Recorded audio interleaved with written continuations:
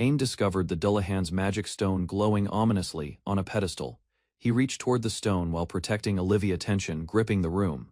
A mysterious figure appeared before Ain, floating silently in a bright ethereal light. The figure explained the cause of Ain's death, revealing a chance for reincarnation. Ain faced a life gacha machine, realizing his new life would begin by chance.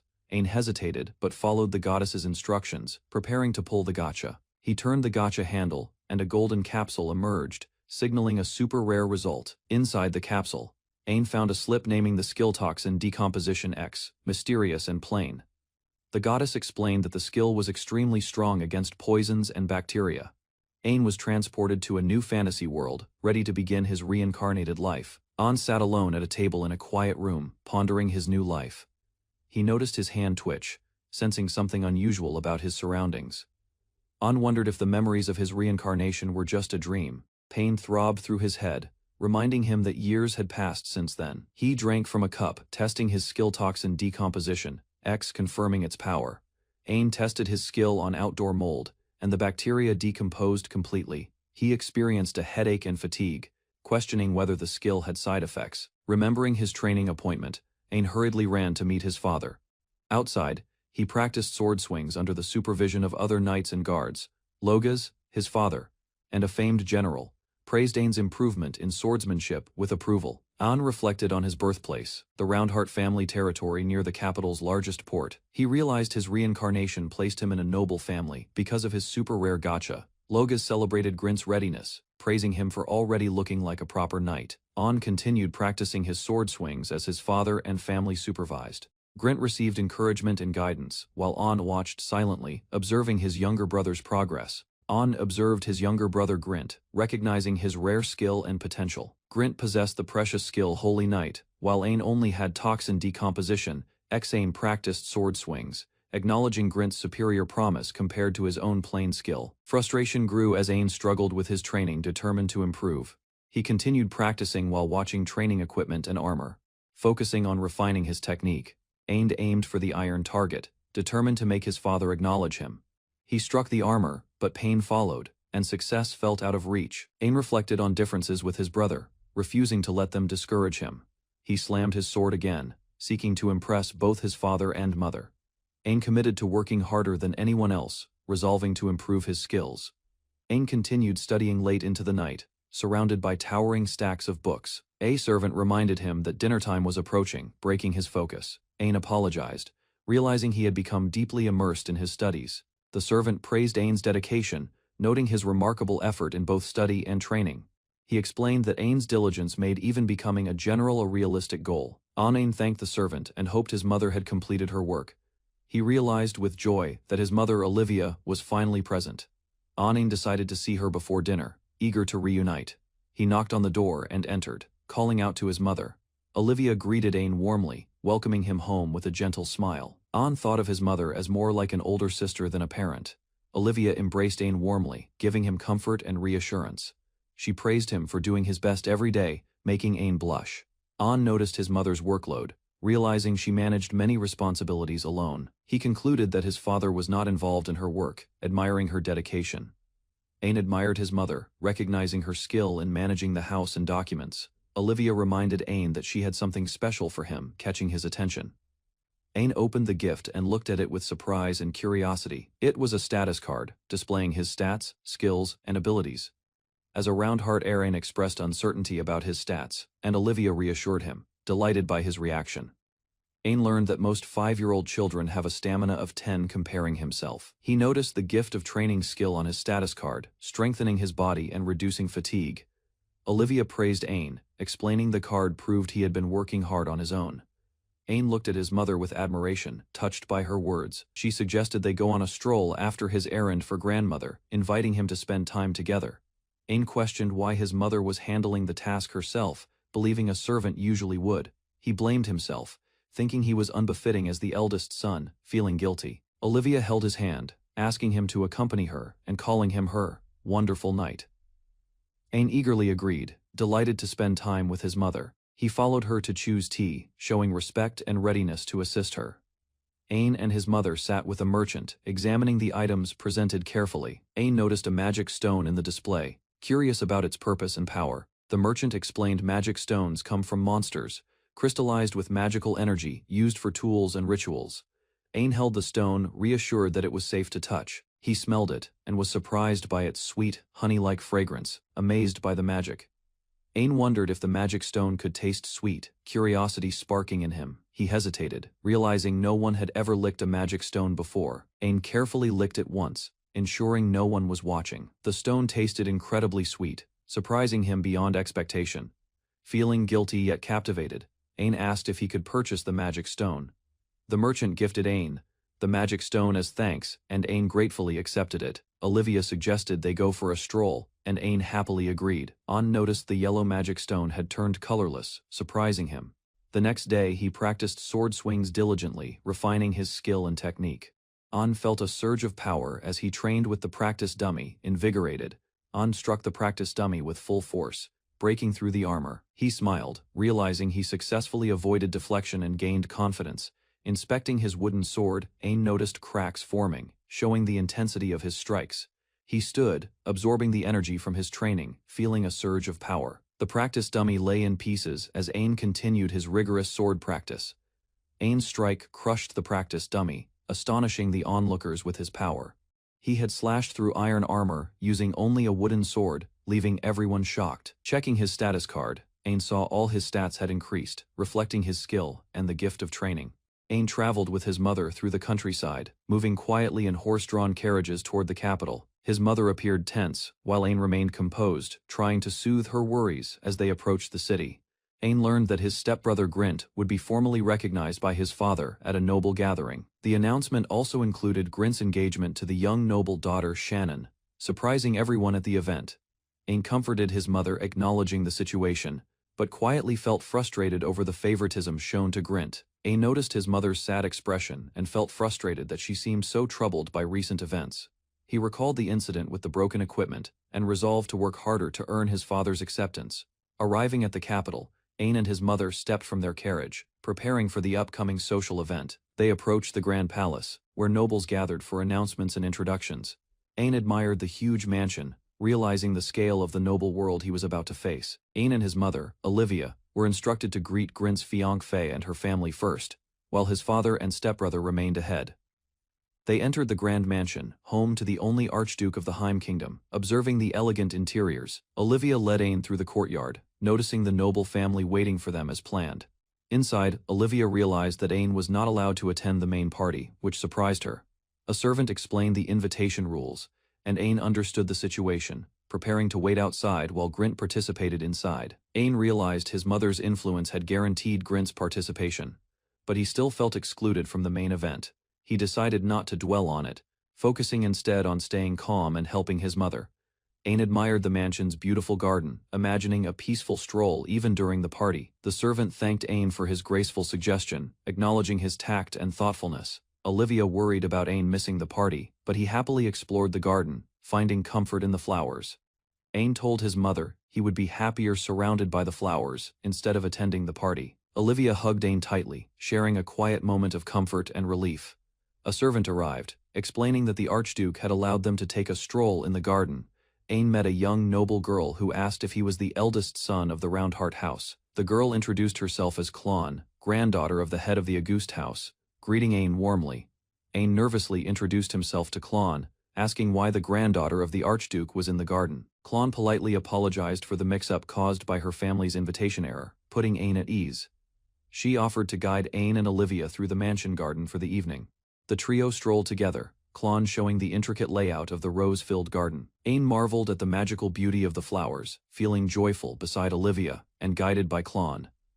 Ain admired the sunset over the middle court, noting that the garden became even more beautiful in the evening. He asked Klon and Olivia if they had heard about the Roundheart house, curious about its reputation. Rumors about Ain being arrogant and having the Holy Knight skill reached other nobles observing the family. Klon quietly reflected on the succession of Heim Kingdom's future, noting Ain's growing recognition. Despite the gossip, Klon concluded that Ain was the most gentlemanly person she had met that day. Ain complimented Klon on her beauty, surprising her with his sincerity. He excitedly pointed out the glowing blue flowers in the garden, drawing Klon's attention. Klon explained the blue fire rose was difficult to cultivate, needing perfect water, earth, and air conditions.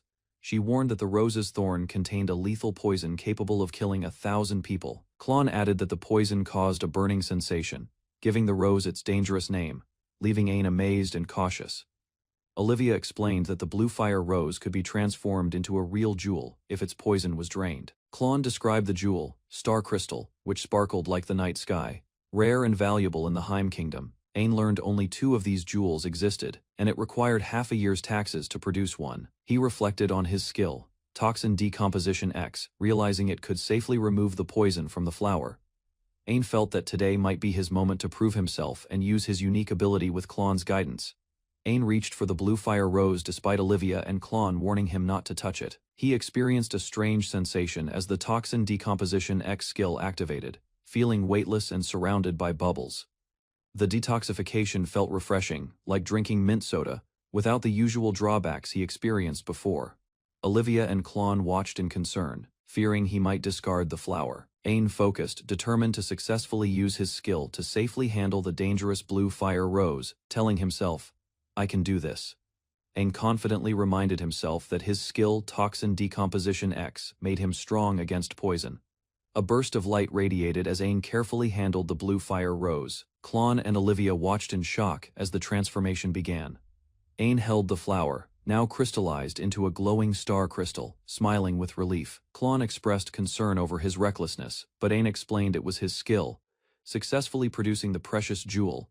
Ain presented the star crystal to Klon, fulfilling her dream of seeing the jewel. He knelt, offering the crystal with a heartfelt request for her to accept it. Olivia looked on, surprised and touched by Ain's gesture. Ain panicked internally, feeling embarrassed that his line sounded corny in the mythical garden atmosphere. Klon's eyes widened in shock, blushing deeply at Ain's gesture and words, captivated by the moment. Ain smiled, explaining that Klon must accept the star crystal he had created using his skill. Klon nervously reached out, placing her hands on the jewel, finally saying, "Yes, I will accept it." She looked radiant under the moonlight, clutching the crystal with delight. Ain offered another crystal to Olivia, surprising his mother with his swift, skillful creation. He thanked Klon for her time, gracefully ending the garden moment before the evening speech began. Klon playfully told Ain not to speak so politely to her, making him blush. Ain agreed, and Olivia noticed that everyone else had already left, leaving them waiting. A maid explained that Earl Roundheart had left early for a nighttime party. Anan and Olivia reflected on their father's neglect, questioning his regard for them. Olivia gently addressed Ain, showing concern for his feelings while standing beside him in the quiet hall. Olivia gently asked Ain about his feelings toward his father, prompting reflection. Ain admitted he was grateful for being raised, but could not forgive his father's attitude toward his mother. Olivia smiled, relieved to hear his honest feelings, showing warmth and reassurance. She took Ain's hand and decided to guide him away from the harsh environment he had endured. They walked together under the moonlight, toward a place Olivia called the most beautiful location, their homeland. Ain stood on the stairs with his mother, hearing her mention their homeland. Her calm expression hinted at secrets yet to unfold. Suddenly, Ain watched in shock as his mother destroyed a mysterious ring, its fragments falling to the ground. She explained she no longer needed it, leaving Ain puzzled but attentive to her actions. She then requested to return to the port city, smiling softly, as Ain agreed. Ain accompanied his mother to the carriage, reflecting on her decision and the journey that awaited them. Ain and his mother rode in the carriage, but it did not stop as expected. She asked him to wait patiently, smiling. Ain looked out the window, noticing the city's streets were unusually noisy and chaotic for the hour. The crowd reacted with fear and confusion as something enormous approached, drawing everyone's attention. Ain's eyes widened as he spotted massive cannons mounted on a giant floating ship. The ship loomed over the city, its immense size leaving the citizens stunned while Ain watched, astonished. Ain followed his mother down from the carriage, astonished by the massive ship docked nearby, stretching over 200 meters long. The citizens stared in shock at Olivia and Ain, unable to comprehend the sudden arrival. Armored knights began marching down from the ship, causing the crowd to panic and flee in fear. Rows of knights advanced in perfect formation, their presence imposing and disciplined. Ain reached for his mother, worried, but she reassured him calmly, instructing the knights to put him at ease. Ain approached a knight stepping forward, her presence commanding attention and respect. The knight introduced herself as Christina Vernstein, greeting Ain politely and warmly. Ain observed her closely, surprised by her beauty despite her armored appearance. Olivia and Christina exchanged words, indicating prior acquaintance and a shared plan for the port city. Ain realized the enormous ship had arrived specifically to retrieve Princess Olivia, confirming the scale of the mission. Olivia told Ain she would explain everything during their journey, while Christina knelt respectfully nearby. Ain followed Olivia up the gangway, entering the massive ship that had come to retrieve them. The scene cut to Auguste Archduke's mansion, a large and imposing building showing the scale of his family's influence. Graf Auguste, head of the family, reflected on a mistake made by their Archduke relatives, noting that a young child had handled it well. The discussion continued as Christina expressed agreement, and Graf complimented Roundheart's eldest son on his remarkable personality, hinting at the family dynamics awaiting Ain. Claude expressed her gratitude for a gift from Ain, making Graf Auguste smile thoughtfully. Graf worried about the Roundheart family possibly breaking a promise regarding succession, showing concern for political tensions. Claude acknowledged Graf's instructions and agreed to keep their conversation secret, ensuring discretion. Graf explained a strategic plan involving a 2-day ship journey from Port City, Roundheart, to a distant continent called Ishtar. Claude studied a map, realizing the kingdom of United Nation, Ishtalica. Graf revealed Olivia's true identity, surprising Claude and emphasizing her importance beyond the Bardland Company. He confirmed Olivia was the daughter of the current king of Ishtalica, linking her to the royal family. Olivia sat gracefully, declaring herself the second princess, her presence commanding respect and awe.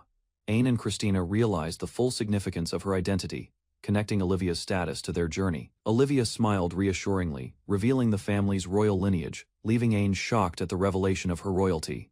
Olivia apologized to Ain for keeping her royal identity secret, speaking calmly aboard the ship. Ain questioned why a princess from such a powerful kingdom would marry Roundheart's family. Olivia and Christina exchanged glances as Olivia hugged Ain, showing a rare relaxed and playful side. Olivia explained she would reveal details gradually, and Ain acknowledged her careful discretion. Ain reflected on seeing his mother act openly happy, finding it far more comforting than sadness. Olivia received a star crystal from Ain, explaining its significance and special meaning. Christina clarified the crystal's symbolism, which implied a proposal to the opposite gender. Ain was shocked and confused, staring at both Olivia and Christina in disbelief. Claude accepted the star crystal, realizing its importance and recalling her previous reaction. Olivia explained the water train system in Ishtalica, surprising Ain with the technology's steam-powered operation. Ain marveled at the civilization in Ishtalica, surprised by the presence of a steam engine. Olivia praised Ain as smart and well-learned, hugging him warmly, while Christina smiled approvingly. Ain reflected on accidentally revealing knowledge from his previous world, while Christina suggested he rest.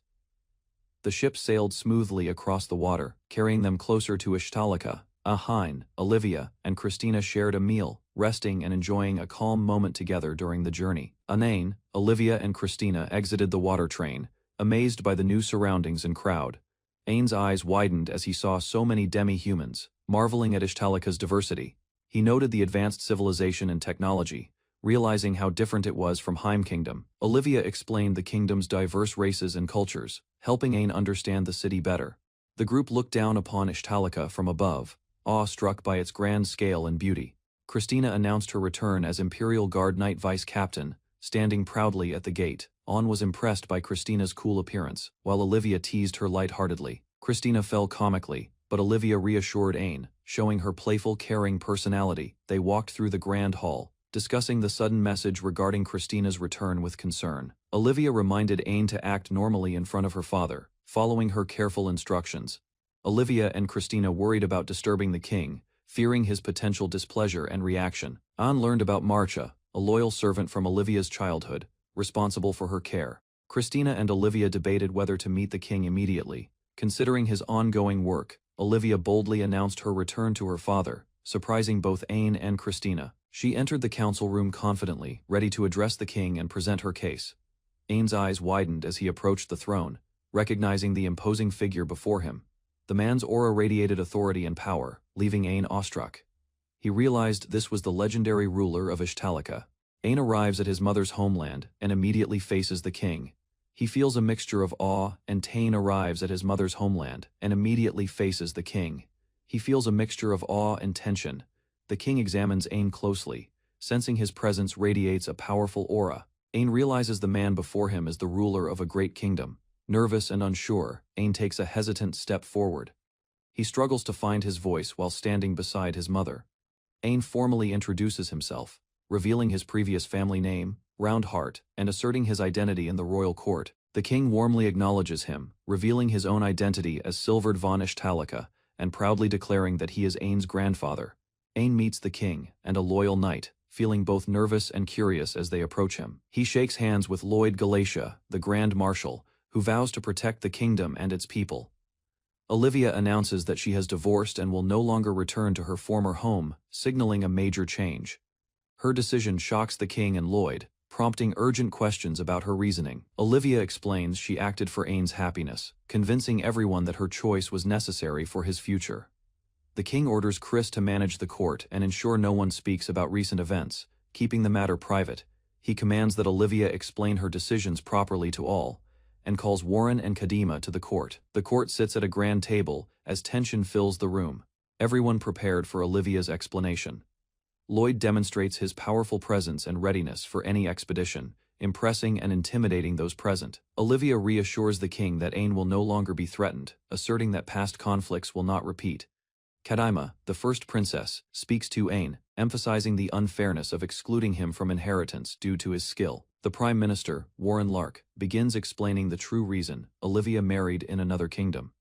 He reveals the marriage was strategic, aiming to acquire sea crystal, a valuable resource for magic tools. Warren explains how Ishtalika processes sea crystals safely to harness magic. Unlike other nations, Ain listens as Warren continues, explaining that the crystals are scarce and necessary, leaving no choice but to request them from another country. The king explains that in exchange for receiving sea crystals, Ishtalika will protect Haim, and Ain will be promoted when he comes of age.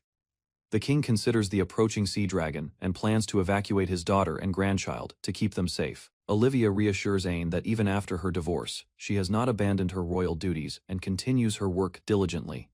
She presents her detailed report, showing that she has already found a potential new supplier for sea crystals. The king reviews her findings and identifies a country northwest of Haim, preparing for the next step in securing resources.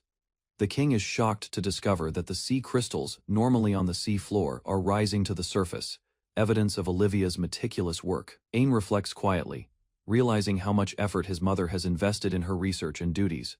Olivia's past hardships are revealed. After giving birth to Grint, she endured unjust treatment, yet continued performing her duties with grace. Even when busy, Olivia never neglected Ain, spending precious time with him despite her responsibilities. Ain feels deep gratitude and guilt, realizing he can never fully repay Olivia for her sacrifices and dedication. The king and court members reaffirm that Ain is their priority, and everyone expresses willingness to endure hardships for his sake. Olivia hugs Ain, expressing her joy at finally meeting him and seeing him safe. Ain looks at Olivia with gratitude, overwhelmed by the reunion with his mother. The king and Lloyd acknowledge Olivia's growth, noting she has become both stronger and more capable. Warren presents a critical document with the queen's permission, advancing the kingdom's plans and showing Olivia's effective preparation. Olivia, the king, and Kadima prepare to sign a critical document with Ain and the court observing. All witnesses, including Warren and Lloyd, reaffirm the document, formalizing the agreement and showing royal approval. An reflects on the significance of the moment, realizing the trust and responsibility placed upon him. The king loudly declares that Ain is officially recognized as royalty of Ishtalika. Ain recalls his humble beginnings, acknowledging how much he was ignored and unacknowledged, making this recognition deeply meaningful. The court, including the king, Olivia, Kadima, and Lloyd, formally announces Ain's royal status, shouting his name with recognition. The king points at Ain, officially appointing him as the crown prince in front of the entire court. Ain, overwhelmed and emotional, realizes he has become the crown prince of a powerful and unrivaled kingdom, marking a pivotal moment in his life. The capital city of Ishtalika stood tall, its towers reaching toward the sky as preparations for royal matters stirred among its citizens. Rumors spread that Olivia Sama had returned, and her son, Crown Prince Ain, was expected to arrive, sparking curiosity and whispers in the marketplace. Villagers and nobles alike speculated about Ain's character, eager for a glimpse of the young prince who had been absent for so long. Ain demonstrated his skill in swordsmanship, impressing onlookers with unexpected precision and agility, showing the results of rigorous training. Grand Marshal Lloyd Galatia acknowledged Ain's growth, praising his dedication while contemplating the potential power of a prince who had just begun mastering his abilities. Ain recalled his struggles. His father and others had never truly acknowledged his efforts. He wondered if everyone would accept him as a capable and rightful crown prince. Grand Marshal Lloyd observed Ain thoughtfully, wishing he possessed at least one promising skill. Lloyd approached, requesting Ain to stand still, preparing to assist the young prince carefully. Lloyd removed his cloak, offering it to Ain, silently signaling protection and acceptance immediately. Ain was surprised as Kadima-san suddenly appeared, energetically greeting him with feline excitement. Kadima-san quickly grabbed Ain, running past Lloyd. As the prince struggled to understand the situation, they entered a tall, cluttered library, filled with books and ancient artifacts, quiet and mysterious. Ain sat across Kadima-san, confused, wondering why he was being suddenly abducted by his companion. Kadima-san explained Olivia-sama's request, showing evidence and reasoning, leaving Ain amazed at her thoroughness. Ain, Kadima-san, and Olivia shared tea, enjoying a calm moment together in the library. Kadima-san showed Ain his status card, revealing increased abilities, including Toxin Decomposition X skill. Once realized his status confirmed he was Olivia-sama's son, part Dryad by birth. Kadima-san explained Dryad's abilities, showing Ain he could eventually grow roots like his mother. Ain learned Ashalika's royalty could inherit multiple races, including human, Dryad, and Kate Sith. Kadima-san noted Ain's status increased dramatically, suggesting a reason linked to his hidden potential. Ain reacted in shock as Kadima-san revealed he had been absorbing magic stones' power. Kadima-san explained that monsters consume magic stones to strengthen themselves, though humans usually cannot. With Ain's unique Toxin Decomposition X, Kadima-san hypothesized he could replicate monster-like absorption abilities. Ain recalled tasting a merchant's magic stone, unaware it might have contributed to his growth. Olivia explained that Ain had absorbed a magic stone inside her, increasing his status. Ain learned that every demi-human contains a magic stone, including elves like Chris-san. Olivia noted Ain's earlier clumsiness was caused by low energy from his absorbed stone. Chris reassured Ain that the magic stone wouldn't endanger her, allowing him to relax. Kadima-san prepared 2 boxes of magic stones to test her hypothesis on Ain. Kadima-san explained the magic stones' prices. Cheap stones were small, expensive ones were high grade. Ain began consuming the cheaper stones, finishing the box quickly, following Kadima-san's instructions. Next, Ain sampled the high-grade stones, noting their color and anticipating their magical effects. Suddenly, Ain staggered, swaying unexpectedly, prompting Kadima-san and Olivia to rush to his side. Ain disliked the walnut-like taste of the high-grade stone, surprising everyone, including Olivia. Kadima-san clarified that Ain couldn't absorb unlimited magic power without certain conditions in place. She explained how different types of magic stones have caps on status increases. Shane realized he had acquired another skill from the high-grade magic stone's monster origin. Ain noted his body felt fine now, though he had headaches with previous attempts. Chris-san explained the gift of training skill enhanced Ain's immunity, confirming his body's safety. Ain finally met his mother Olivia, embracing her warmly as Kadima-san observed happily. Olivia guided Ain toward the castle, preparing him to meet his father respectfully. They approached the massive ornate doors, which hinted at the grandeur hidden inside. Grandfather Silvered opened the treasure room, revealing its vast collection of valuable artifacts inside. Ain questioned the purpose of visiting the treasure room, marveling at gold and treasures. Grandfather Silvered explained. Olivia requested Ain receive a reward and apology for past hardships. Ain was presented with Dullahan's magic stone, a legendary national treasure of Ishtalika. Olivia described the stone's history, linking it to their first ancestor who defeated a demon lord. Ain held the precious magic stone, feeling its power and historical significance intensely. Olivia reminded him it was a royal treasure, part of Ishtalika's legacy and heritage. Ain stood before the glowing national treasure, feeling the weight of its magical presence. Olivia and Silvered advised him to step back, wary of the stone's overwhelming power. Ain faced the magic stone directly, prepared to interact with its legendary abilities carefully. He touched the stone, sensing immense energy unlike any other magic stone he had seen. A message appeared, welcoming Ain's return, marking the start of a new chapter in his journey. Ain gripped Dullahan's magic stone as swirling energy erupted, his family bracing for danger. The stone's power surged toward Ain, seemingly moving independently, surprising him with immense force. Silvered shouted instructions, urging Ain to release the stone if he felt any discomfort.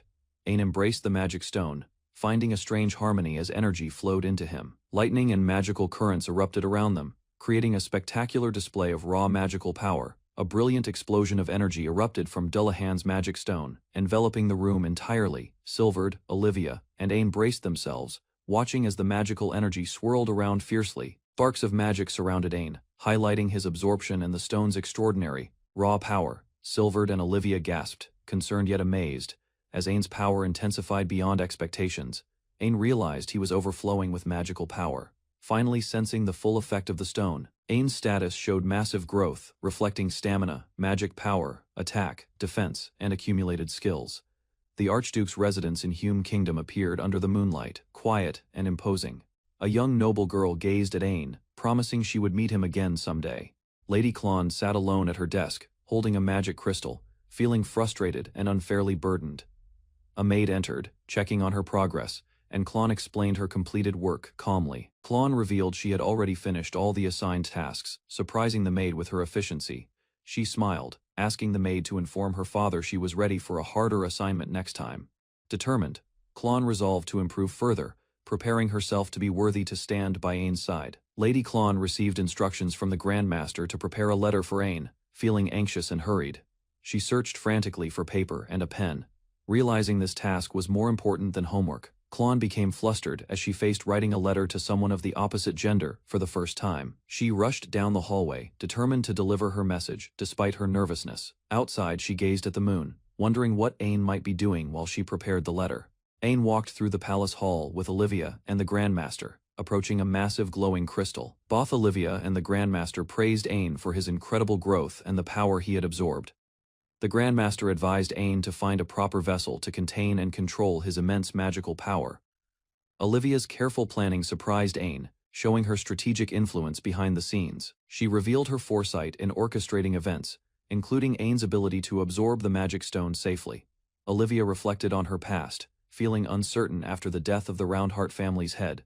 She admitted she was not brave enough to commit to Logas, surprising both Ain and the Grandmaster. Olivia revealed she gave birth to Ain as a dryad, making his magical heritage clear. She apologized to the Grandmaster, explaining her plans had led to a necessary divorce. Olivia requested a private discussion with Ain, leaving him confused but obedient as she guided the conversation. Ain, Olivia, and the Grandmaster sat on a balcony, discussing royal and magical matters calmly. The Grandmaster and Katieman reflected on Olivia's marriage, realizing mistakes in arranging royal unions. Ain admitted he struggled to follow the explanation, feeling confused by the story's complexity. Katieman cheerfully explained the meaning of root, shocking the Grandmaster and causing laughter. Ain learned that dryads form lifelong bonds with only one person, and creating a child is serious. Ain questioned Warren about dryad characteristics, seeking clarification on his origin and family history. Katieman explained that dryads' complex traits allow them to bear a child alone, highlighting their unique biology. Ain learned that he was created entirely from Olivia, making him her direct offspring. The Grandmaster clarified Olivia's duties as royalty, her hesitation in the relationship, and her difficult choices. Ain felt relief and acceptance, realizing that Olivia's decisions protected both her life and his, easing his worries. The Grandmaster explained that the Roundheart family neglected contract terms, leaving Olivia's child unrecognized as heir. Ain felt relieved, realizing no one would blame Olivia, and he laughed as his hunger returned. The Grandmaster warned Ain never to enter the audience hall where the Demon King's magic stone was displayed. Ain reacted in shock, learning the stone belonged to the first Demon King defeated in history. Katieman explained that if Ain became hungry, he could unconsciously absorb nearby magic stones, making the hall extremely dangerous. Ain spoke about the first king, learning he was admired for strength and a big heart. Ain's hands clenched as he reflected on the greatness of the first king and his heroic legacy. He wondered if the first king's fame extended to other. Lady Klon sat alone at her desk, holding a magic crystal, feeling frustrated and unfairly burdened. A maid entered, checking on her progress, and Klon explained her completed work calmly. Klon revealed she had already finished all the assigned tasks, surprising the maid with her efficiency. She smiled, asking the maid to inform her father she was ready for a harder assignment next time. Determined, Klon resolved to improve further, preparing herself to be worthy to stand by Ain's side. Lady Klon received instructions from the Grandmaster to prepare a letter for Ain, feeling anxious and hurried. She searched frantically for paper and a pen. Realizing this task was more important than homework, Klon became flustered as she faced writing a letter to someone of the opposite gender for the first time. She rushed down the hallway, determined to deliver her message despite her nervousness. Outside, she gazed at the moon, wondering what Ain might be doing while she prepared the letter. Ain walked through the palace hall with Olivia and the Grandmaster, approaching a massive glowing crystal. Both Olivia and the Grandmaster praised Ain for his incredible growth and the power he had absorbed. The Grandmaster advised Ain to find a proper vessel to contain and control his immense magical power. Olivia's careful planning surprised Ain, showing her strategic influence behind the scenes. She revealed her foresight in orchestrating events, including Ain's ability to absorb the magic stone safely. Olivia reflected on her past, feeling uncertain after the death of the Roundheart family's head. She admitted she was not brave enough to commit to Logas, surprising both Ain and the Grandmaster. Olivia revealed she gave birth to Ain as a dryad, making his magical heritage clear. She apologized to the Grandmaster, explaining her plans had led to a necessary divorce. Olivia requested a private discussion with Ain, leaving him confused but obedient as she guided the conversation. Enin, Olivia, and the Grandmaster sat on a balcony, discussing royal and magical matters calmly. The Grandmaster and Katieman reflected on Olivia's marriage, realizing mistakes in arranging royal unions. Ain admitted he struggled to follow the explanation, feeling confused by the story's complexity. Katieman cheerfully explained the meaning of root, shocking the Grandmaster and causing laughter. Ain learned that dryads form lifelong bonds with only one person, and creating a child is serious. Ain questioned Warren about dryad characteristics, seeking clarification on his origin and family history. Katieman explained that dryads' complex traits allow them to bear a child alone, highlighting their unique biology. Ain learned that he was created entirely from Olivia, making him her direct offspring. The Grandmaster clarified Olivia's duties as royalty, her hesitation in the relationship, and her difficult choices. Ain felt relief and acceptance, realizing that Olivia's decisions protected both her life and his, easing his worries. The Grandmaster explained that the Roundheart family neglected contract terms, leaving Olivia's child unrecognized as heir. Ain felt relieved, realizing no one would blame Olivia, and he laughed as his hunger returned. The Grandmaster warned Ain never to enter the audience. Ain walks toward the magic stone shop, curiosity in his eyes, noticing the unusual design of the entrance. The shop owner, a striking woman, greets him as she prepares the store, her presence commanding attention. Ain hesitates, unsure about the shop's eccentric owner, while his companion reassures him that the shop is reputable. Chris joins Ain, greeting the shop owner, and the group exchanges polite acknowledgement before focusing on the purpose of their visit. The shop owner asks if they need magic stones, while Ain confirms he came to inspect them, ready to begin his selection. The shop owner compliments Ain's hobby, expressing hope that they will become friends. Chris observes the store, while the owner warns them not to touch the magic stones directly, highlighting their danger. Ain examines the stones carefully, noticing their magical energy and the high prices displayed. Using his training, Ain detects subtle scents of the stones, recalling the unique richness of their magic. The shop owner explains a white wyvern stone, whose monster meat is prized for high-quality steak, and Ain considers whether to try it. Ain quickly decides to buy a magic stone, surprising Chris and the shop owner with his decisiveness. He explains that he received allowance from his grandfather, and promises to keep his crown prince status and powers secret. Ain selects multiple magic stones, and the total cost shocks the shop owner, reflecting his generosity. The shop owner prepares to wrap up the stones, readying them for transport. Ain and Chris leave the shop, excited to return to the castle and absorb the magic stones. Ain discovered a mysterious stone enclosed in a glowing case. He learned from the scholars that the case was specially made to seal the stone's magical power. Curiosity overcame him as he studied the stone, sensing an unusual energy emanating from it. Suddenly, the stone reacted, casting shadows and light across the room. Ain realized the stone's magic was awakening, hinting at an adventure he could not ignore. Ain observes a strange magic stone and senses unusual power from it. He believes it may be dangerous, but not entirely evil. An suddenly offers to sell the magic stone with its case, surprising the two girls nearby. The girls and a merchant react with concern, sensing something wrong, but Ain remains calm. The merchant agrees to buy the stone. Ain accepts the money, while others suspect the stone influenced him. Despite concern, Ain leaves with the payment, still under the stone's subtle effect. Crone worries about the sealed magic stone and believes Majuis would understand it better. While Ain shows a quiet, uneasy expression, Ain moves on and decides to check other magic stones, acting casually as if nothing serious happened. Crone reacts in shock at Ain's behavior, while the others observe him with concern and curiosity. Crone confronts the situation, realizing Ain's words were reckless. While the merchant questions his attitude, Crone begs Majuis to keep the matter secret as the group reflects on what just happened. Ain leaves the magic stone shop feeling satisfied, thinking his visit was enjoyable despite the earlier incident. Chris shows signs of distress, trying to hide her reaction while Ain notices something unusual about her condition. Later, Ain returns home exhausted and collapses onto the floor, reflecting on the long day. A servant named Olivia arrives and offers to help Ain change his clothes, greeting him politely. Ain hesitates at first, but Olivia explains her duty, and he allows her to assist him. Olivia reassures Ain calmly, maintaining her composure while he feels overwhelmed by her presence. Owen receives a letter with no clear sender, and Olivia hands it to him, while he examines it with curiosity. Olivia explains that the letter came from a noble house in the Heim Kingdom. Surprising Ain, they analyze the route, realizing the letter passed through another country, making the situation suspicious. An doubts the letter's origin and begins to question its intent, considering it may be a trap. An reads the letter addressed to him, which describes a past memory involving a gift and a special night.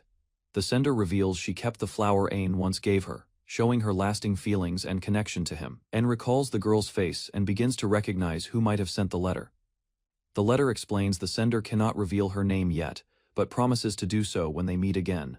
Ain realizes the sender plans to come to Ishtalika, leaving him surprised and uncertain about what will happen next. Ain listens to a maid as she speaks positively about Warren and Olivia. He feels reassured and begins to trust her judgment. The maid questions whether Ain can leave his home for Ishtalika. Ain recalls how Olivia treated him and his mother kindly, strengthening his resolve. That night, Ain looks at the moon and quietly calls out Klon's name, thinking about his future. Ain meets Klon and spends a gentle moment with her, forming a meaningful connection. As they part, Ain hopes they will meet again, carrying that memory forward. Time passes into autumn as Ain walks near the academy with his companions, continuing his training and adjusting to his new life. During combat practice, Ain faces a heavily armored opponent in a formal duel observed from above. Crone and others watch anxiously as Ain is urged forward, showing concern for his performance. The opponent attacks with a powerful strike, aiming to overwhelm Ain and claim victory. Ain reacts quickly, sliding past the attack and evading with precise movement, turning the situation in his favor. Ain defeats the armored opponent with a decisive strike, forcing him to admit defeat in front of the watching crowd. After the match, Ain proudly reports his victory to his mother, who praises his effort and growth. Chris expresses her happiness as she reflects on watching Ain's progress, while others acknowledge how much he has matured. Lloyd continues training the soldiers, reminding them to protect Ain while pushing them to improve their strength. Lloyd explains that Ain's growth comes from both his skill and effort, recognizing his ability to handle his unique power. Lloyd invites Ain to spar, smiling as Ain agrees, despite some hesitation preparing himself for the sudden challenge. As they begin, a powerful shock spreads through the area, drawing attention from people in the city as the ground shakes. The clash causes massive destruction in the training ground, cracking the surface as the force overwhelms the surroundings. After the exchange, Lloyd praises Ain's growth, recognizing how much stronger he has become compared to before. An struggles to remain steady while Chris approaches, showing concern as he warns her to keep her distance. Chris becomes alarmed as An shows signs of exhaustion, worrying he might lose control and absorb a magic stone again. Olivia and Lloyd decide to end the training, confirming Ain's condition and ensuring he rests. Later, Olivia speaks with Ain about preparing for the future, guiding him toward the next step in his growth. Olivia reveals that Ain will attend the Royal Academy, smiling as she shares the decision. Ain accepts the plan and begins studying, preparing himself for life at the academy. Chris becomes alarmed as Ain shows signs of exhaustion, worrying he might lose control and absorb a magic stone again. Olivia and Lloyd decide to end the training, confirming Ain's condition and ensuring he rests. Later, Olivia speaks with Ain about preparing for the future, guiding him toward the next step in his growth. Olivia reveals that Ain will attend the Royal Academy, smiling as she shares the decision. Ain accepts the plan and begins studying, preparing himself for life at the academy. Ain reflects on attending the academy as a crown prince, feeling uneasy about the responsibility ahead. Chris visits Ain and invites him out, giving him a chance to relax before his next step. They walk along a quiet beach, where Ain discovers a peaceful place behind the castle. Chris encourages Ain about the upcoming entrance exam, reminding him of his strength and growth. Ain wonders about facing stronger opponents in the future, thinking seriously about the challenges ahead. Ain questions Chris during their time at the beach, unsure about what she intends to do next. Chris prepares to demonstrate her swordsmanship, asking Ain to pay close attention as she begins, with precise movement. Chris releases her sword in a controlled motion, surprising Ain with her technique. The sword lands at a distance, showing the result of her skill and control over her weapon. Chris suddenly appears beside Ain, revealing her speed, leaving him shocked as he realizes her true ability. Chris explains her movement to Ain, clarifying her skill while mentioning Lloyd's strength and the level Ain must reach. Thanks, Chris reflects on his goal, realizing he must grow stronger to stand alongside Lloyd and Chris. Chris admits she secretly helped Ain before the test, while he reacts to the sudden wind around them. As the wind blows, Chris pauses, her expression shifting as she notices something unusual. Chris becomes flustered after realizing her ribbon is gone, leaving Ain confused as she hurries to retrieve it. Ain witnesses a girl being violently thrown aside during the entrance exam, shocking him as he steps forward. He approaches her with concern, realizing the harsh examiner is pushing candidates both physically and mentally. The examiner intimidates the applicants, questioning their abilities while maintaining strict rules to prevent bias. He demonstrates overwhelming strength, defeating examinees easily and declaring their efforts insufficient. As the test continues, the examiner calls for the next participant, placing pressure on those remaining, including Ain steadies himself, and decides to rely only on his sword, preparing to prove his strength in the exam. He faces the examiner directly, showing determination as the test officially begins. The examiner provokes Ain, challenging him to earn his approval through combat. Ain charges forward with speed, launching a precise attack that catches the examiner's attention. Their swords clash repeatedly, as Ain pushes forward against the examiner's overwhelming strength. Ain continues his attack, trying to confuse the examiner with movement and timing to create an opening. He is suddenly struck and pushed back. Struggling to maintain balance under the pressure, the examiner criticizes Ain's technique, pointing out his reliance on raw ability instead of proper skill. Ain realizes the examiner's strength surpasses the knights he faced before, understanding the gap between them. Despite the criticism, Ain regains his composure, focusing on the goal of passing the exam rather than winning. The examiner refuses to hold back and continues the test, while Ain insists on proceeding despite the pressure.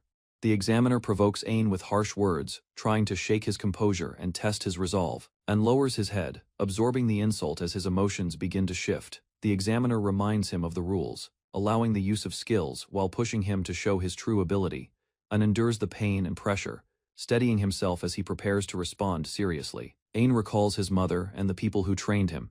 As anger rises after the insult directed at her, he releases his power, activating a skill that manifests dark energy and phantom-like arms around him. The examiner reacts with shock, unable to understand the nature of Ain's sudden transformation. Ain stands firm within the dark aura, declaring his resolve as he prepares to continue the fight seriously. Ain faced a powerful opponent as a large sweeping attack moved toward him inside the arena. The opponent rushed forward aggressively, increasing speed and strength, while aiming directly at Ain without hesitation. Ain reacted quickly, extending his hand as a fast attack closed distance and threatened his position. Multiple strikes surrounded Ain, forcing him to defend while the opponent observed his improving movements carefully.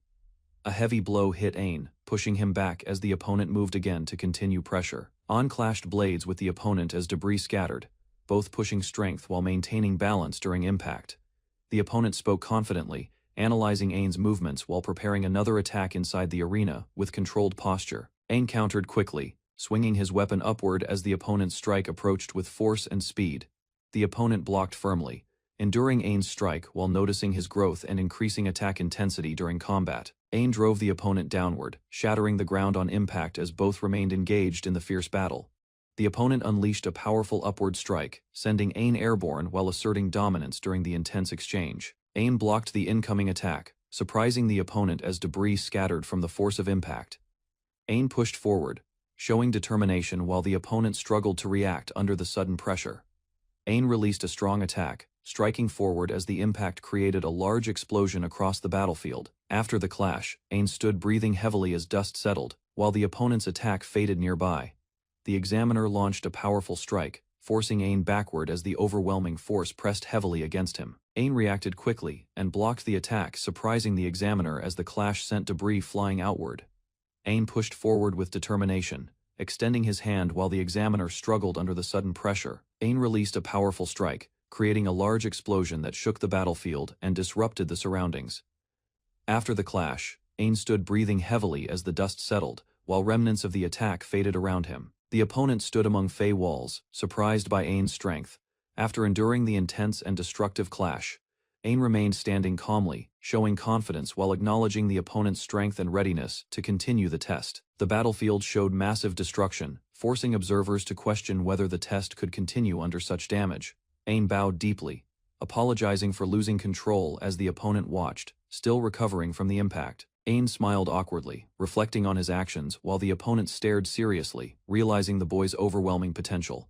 The opponent acknowledged Ain's effort and declared him successful, recognizing his strength and growth during the test. Ain bowed respectfully as the opponent walked away, leaving him standing alone while processing the result. Ain ran through the corridor happily, holding the certificate and feeling relieved after completing the difficult trial. Others gathered and reacted to Ain's success, noticing his presence while sensing unusual tension around him. A woman confronted Ain, questioning his hidden power as he hesitated, aware his ability had been revealed. The female knight confronted Ain, worried about his dangerous skill and the consequences of losing control. She explained calmly that healers were prepared, showing the academy expected injuries during such intense examinations. Ond listened quietly as she mentioned the examiner's strength, realizing the opponent was far more experienced. She warned that the incident would be reported, advising Ain to prepare for possible consequences. A few days later, the academy stood quietly, marking the beginning of events following Ain's overwhelming display. Ain sat quietly while his grandfather lectured him, as his mother stood nearby observing the situation. His grandfather spoke calmly, easing tension while discussing Ain's behavior, and acknowledging his growth after recent events. Ain listened carefully, realizing he must adapt to royal expectations, despite his young age and inexperience. The king decided Ain should participate in public affairs, preparing him for responsibilities beyond the academy. His mother encouraged him warmly, reminding Ain this would be his first duty as a royal member. Ain looked surprised after hearing about public affairs, beginning to understand the responsibilities expected from him. A ship moved across the sea as Ain followed his grandfather, heading toward his first duty beyond the academy. Ain stands with Crone and the old mage, observing the distant sea, sensing something important ahead. Large battleships arrive at Magna Port, drawing attention as Ain witnesses his first public responsibility unfolding. Crone explains the ships defend the nation, while Ain realizes the scale of power surrounding him. They walk through Magna, seeing markets busy and ships docked, understanding the city's importance to Estetisha. Ain inspects cargo and conditions, recognizing duties tied to governance, strengthening his resolve as future king. Ain arrives with Crone and Chris, preparing to inspect the sea crystals delivered from Euro Kingdom. Crone swiftly cuts open the crate, demonstrating precision and strength, while Ain watches her actions carefully. The crate opens instantly, surprising Ain as Chris observes calmly, confirming Crone's efficiency during inspection work. Ain examines the sea crystals closely, recognizing their salt-like appearance and understanding their role in trade. After finishing inspection, Ain reflects on the experience, acknowledging his responsibilities while continuing his growth as leader. Ain recalls his mother leaving for public duties while others react, sensing change surrounding his family situation. A noble woman reads a letter, smiling slightly, as Ain wonders about its meaning and effect. Ain declines rest and chooses to visit the pier, continuing his responsibilities, despite suggestions from others. Chris presents an item while Crone reacts strongly, recognizing its danger even within the secured Navy base. The Great Earth Ruby is revealed, a powerful magic tool capable of protecting its wearer's life. Ain receives permission to move freely, while Crone warns him to stay close, within safe distance, and walks alone to the pier, observing the sea and sky, enjoying a rare quiet moment. He relaxes while watching birds and waves, thinking about rest despite his responsibilities as Crown Prince. A sudden sound from the harbor interrupts him, drawing his attention toward ships and unusual activity nearby. Ain becomes alert, sensing something suspicious, shifting from calm thoughts to awareness of possible incoming trouble. Ain agrees to wait, while Crone and Chris continue their tasks, remaining within the designated safe area. Ain walks to the pier, observing the calm sea and clear sky, appreciating a brief moment alone. He watches birds and waves, thinking about resting, momentarily easing his mind from royal responsibilities. Aa's sudden harbor signal echoes, drawing Ain's attention toward the ships and ongoing movements nearby. Ain grows alert, sensing something unusual, shifting from relaxation to cautious awareness of possible disturbance. Ain lies between crates, finding a quiet spot, thinking about duties and enjoying a brief moment of rest. A seagull perches nearby as Ain relaxes, the surroundings calm while he remains hidden beside crates. Listening to the waves, Ain feels comfort, his thoughts slowing. As the peaceful atmosphere lulls him, Ain falls asleep, drifting into memories, recalling familiar places and feelings connected to port towns.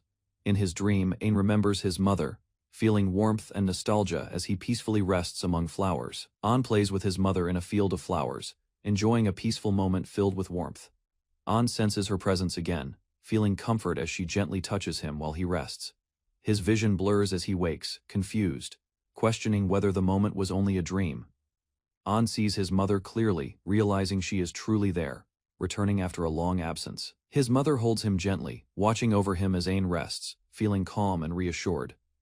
Klon explains her grandfather's situation, while Ain listens, learning about the responsibilities passed within her family. A map reveals Klon's journey, showing the route and the incident that caused her disappearance midway. Ain and Klon sit together, discussing the past, as she expresses concern about matters not easily resolved. Crone returns and greets Klon, while Ain prepares to introduce her, bringing everyone together at the pier. Crone notices something unusual, watching closely as the situation develops around Ain's unexpected reunion. Crone invites Klon to join them to Magna, and Ain agrees, while the group prepares to leave together. Klon formally asks to accompany Ain, showing respect, and he accepts, acknowledging her presence beside him. Later, Klon and her mother sit together at night, beginning a quiet conversation inside the residence. Klon expresses gratitude to her mother for support and arrangements made during this important visit. Her mother reflects calmly, revealing mixed feelings while observing Klon's growth and the path ahead. Klon sits with her mother, Olivia, sharing tea calmly, while a quiet and serious atmosphere surrounds them. They begin a private discussion, focusing on Klon's intentions and the decisions she must face moving forward. Olivia asks directly about Klon's future, observing her closely as Klon reacts with visible tension. Klon feels pressure, gripping her dress, understanding that she cannot hide her true thoughts anymore. Chris and the elder reflect on similar concerns, recognizing the importance of Klon's answer for Estetitia. Klon explains her purpose in coming to Estetitia, revealing her determination to meet Ain personally. Olivia questions Klon's future intentions, carefully observing her thoughts about her relationship with Ain. Klon responds firmly, showing resolve, declaring she already prepared herself before leaving her homeland. Olivia smiles brightly, accepting Klon's feelings, satisfied with her answer and her determination moving forward. Olivia proposes Klon attend the academy, planning her future while integrating her into Esthetitia's environment. Olivia assures Klon that the royal family will support her growth, recognizing her potential within Estetitia. Klon reaches out, asking for support, while Olivia accepts, offering guidance to help her develop further. Klon responds with determination, holding back tears, resolving to continue her efforts and grow stronger ahead. Ain studies in the Grand Library at night, surrounded by books, focusing on tasks with Marche beside him. Ain continues working through heavy assignments, eating while reading, determined to finish everything, despite growing exhaustion and concern. Later, Ain studies alone at his desk reviewing notes, maintaining discipline as the quiet night deepens around him. Klon appears behind Ain, startling him during his work. While he struggles to stay focused and finish lessons, Klon observes Ain interest, noticing effort, while Marche smiles nearby as Ain reacts awkwardly to her unexpected visit. Klon smiles warmly, expressing renewed determination, while Ain watches her reaction, surprised by her sudden confidence and cheerful attitude. Klon informs Ain about Warren's invitation, explaining she will attend the celebration with her grandfather as honored guests. Ain reflects on the situation, realizing his position remains unclear. While Klon listens calmly and observes his thoughtful expression, Klon encourages Ain to rest, mentioning the bath, while Ain admits exhaustion and prepares to end his studies for night. Klon leans closer, inviting Ain to go together, causing him to react with surprise, while she maintains a gentle smile. Ain arrives at the grand banquet hall, observing nobles and guests gathering around tables, while maintaining a calm and composed presence. Klon appears in an elegant dress, approaching Ain after changing, drawing his attention as he notices her refined appearance. Klon explains her delay due to accompanying her grandfather, while Ain admires her formal look and regains his composure. Ain and Klon sit together at the party, quietly observing the surroundings as nobles converse and enjoy the grand celebration. They look over the illuminated city, reflecting on the experience, as Ain considers the beauty and uniqueness of Ishitalica at night. Ain observes magic stones displayed at the banquet, realizing their common use in the kingdom, while Klon watches quietly. Ain explains his situation at the party, noting his uncertain position, while Klon listens and reflects on Heim differences. Ain considers his future role, thinking about becoming king, while Klon advises him to improve his speech and preparation. Nearby nobles question Ain's presence, expressing doubt and suspicion, while Ain and Klon remain calm despite growing attention. The crowd begins whispering about Ain and Klon, spreading curiosity and tension throughout the banquet hall as they stand together. Klon reassures Ain and encourages him to enjoy the party, gently pulling him forward as he regains composure. Klon leaves to get food, asking Ain to wait, while he watches her go and remains standing alone. Elder approaches Ain, informing him about a prepared gift, drawing his attention and causing slight confusion.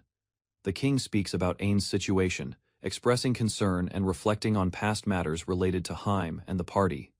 The elder continues explaining the plan, while Ain listens carefully, realizing something important is about to be revealed. A glass suddenly shatters on the floor, drawing attention as Ain notices the sharp sound and looks ahead. A noble confronts Klon, stepping forward with hostility, while surrounding guests turn to watch the tense situation unfold. The noble insults Ain, questioning his presence, as Klon grows uneasy, and the atmosphere becomes increasingly uncomfortable. The noble reaches toward Klon, attempting to assert dominance, causing her to react with shock and hesitation. On steps in firmly, blocking the noble's action, protecting Klon while confronting the situation with calm authority. The noble continues confronting Ain and Klon, questioning her status while drawing attention from surrounding guests in the hall. The noble harshly criticizes Ain and Haim, warning him about crossing boundaries while expressing clear hostility and arrogance. Klon worries and tries to stop Ain, but he remains calm, standing firm as the situation grows more intense. An recalls past experiences of rejection, remembering how he and his mother were treated without belonging anywhere. An reflects on his weakness and past, while Klon looks concerned, realizing the burden he still carries within himself. Ain steadies himself, gripping his hand tightly, resolving to face the situation with his own strength and determination. Ain steps forward and declares himself, directing any resentment toward him instead of Haim, while Klon watches anxiously. The nobles react with surprise, their expressions shifting as Ain's words disrupt the tense atmosphere inside the hall. Ain calmly questions the noble's dissatisfaction, addressing the issue directly as the surrounding crowd listens in silence. The noble panics under pressure, denying accusations, while Ain maintains composure, controlling the situation with firm authority. Ain places his hand on the magic stone, releasing power as energy flows outward, drawing immediate attention from everyone nearby. The magic stone begins changing, turning transparent, as guests react with shock and confusion at the unexpected phenomenon. The crowd murmurs loudly, unable to understand the transformation, while tension rises across the banquet hall. An presents the transformed stone, calmly explaining its significance as proof, while maintaining a firm and composed expression. An declares the platinum result as evidence of his strength, demonstrating his ability and silencing doubts among the nobles. Ain stands before the nobles, holding the crystal and boldly questioning their doubts about Ishitalika's strength and pride. The elder and king react with shock, recognizing Ain's resolve as the atmosphere shifts across the banquet hall. Ain steps forward confidently, declaring his name and identity, drawing full attention from the gathered nobles and guests. Ain addresses the crowd directly, inviting any complaints toward him while maintaining calm authority despite the tension. Ain raises the crystal high, declaring his promise to become a king who will lead Ishitalika forward. The nobles react in shock, realizing Ain's true identity, as the atmosphere shifts dramatically across the entire banquet hall. An calmly asks acceptance for himself and Klon, standing beside her while maintaining a composed and sincere expression. An reflects on his words, realizing he spoke honestly, while the surrounding guests remain silent and focused on him. The nobles begin bowing toward Ain, acknowledging his status as Klon stands beside him. Surprised by the sudden change, important figures observe calmly, recognizing the moment as the decision spreads across the hall and tension settles. An realizes his new position, understanding he has officially become the crown prince of Ishitalika.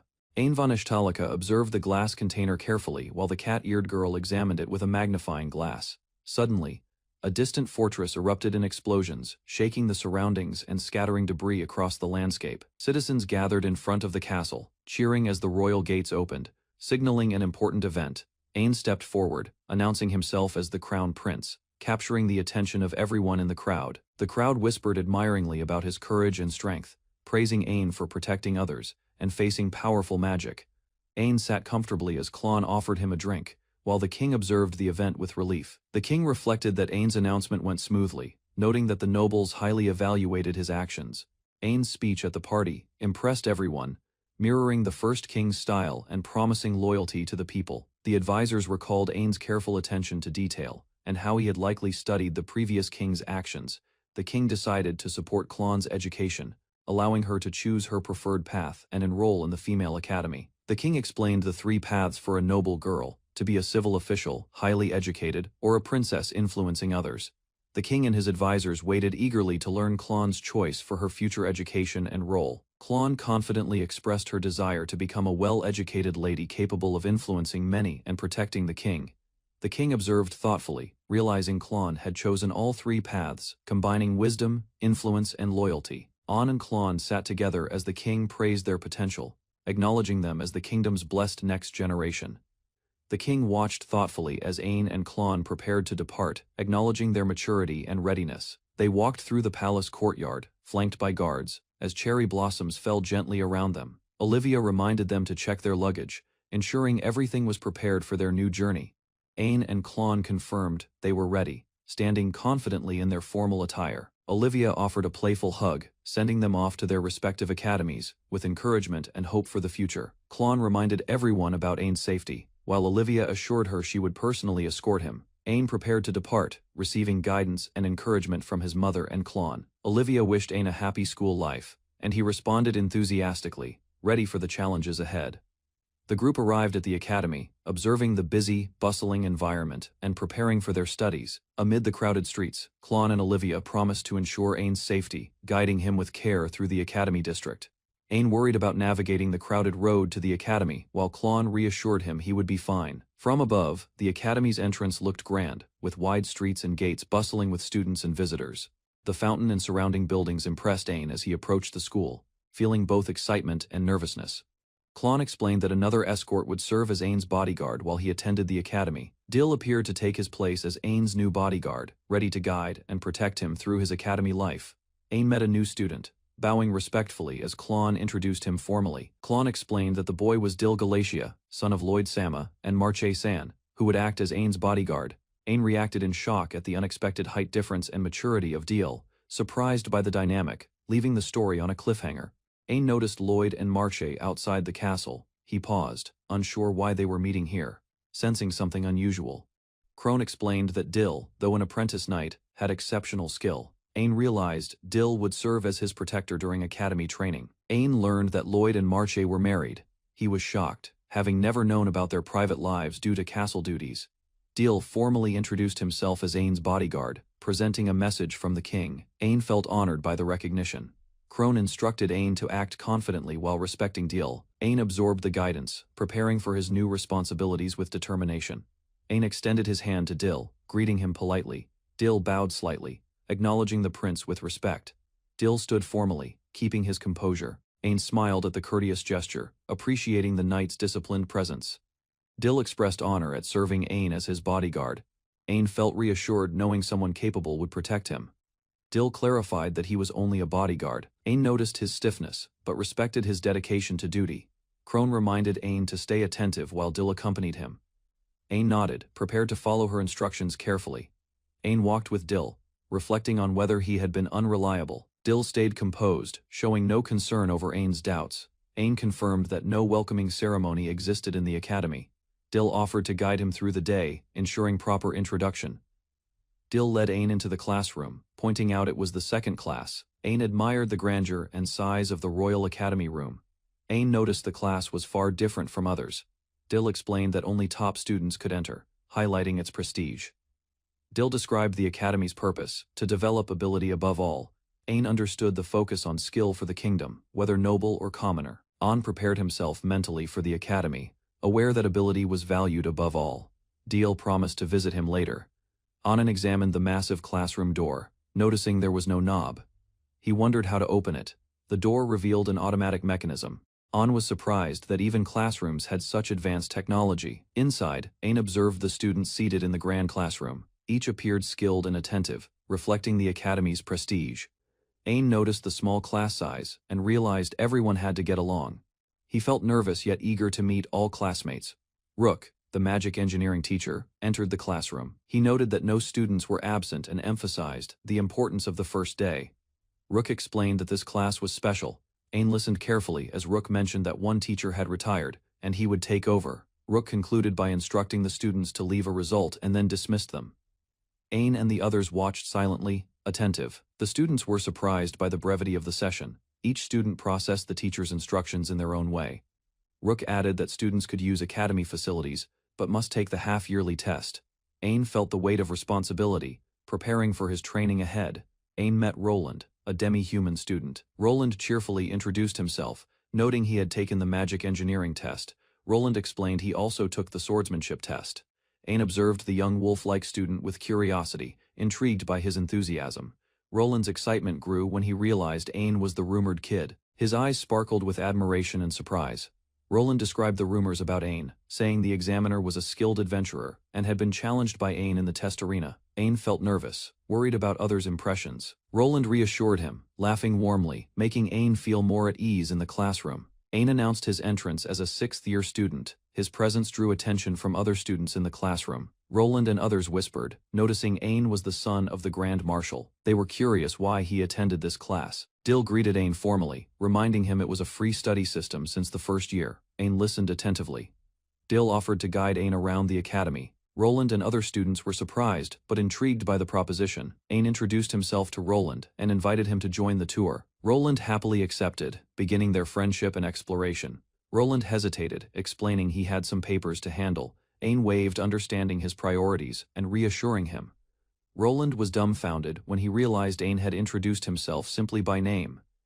He discovered Ain was the Crown Prince. Ain and DL walked through the academy, exploring its vast halls and magnificent architecture.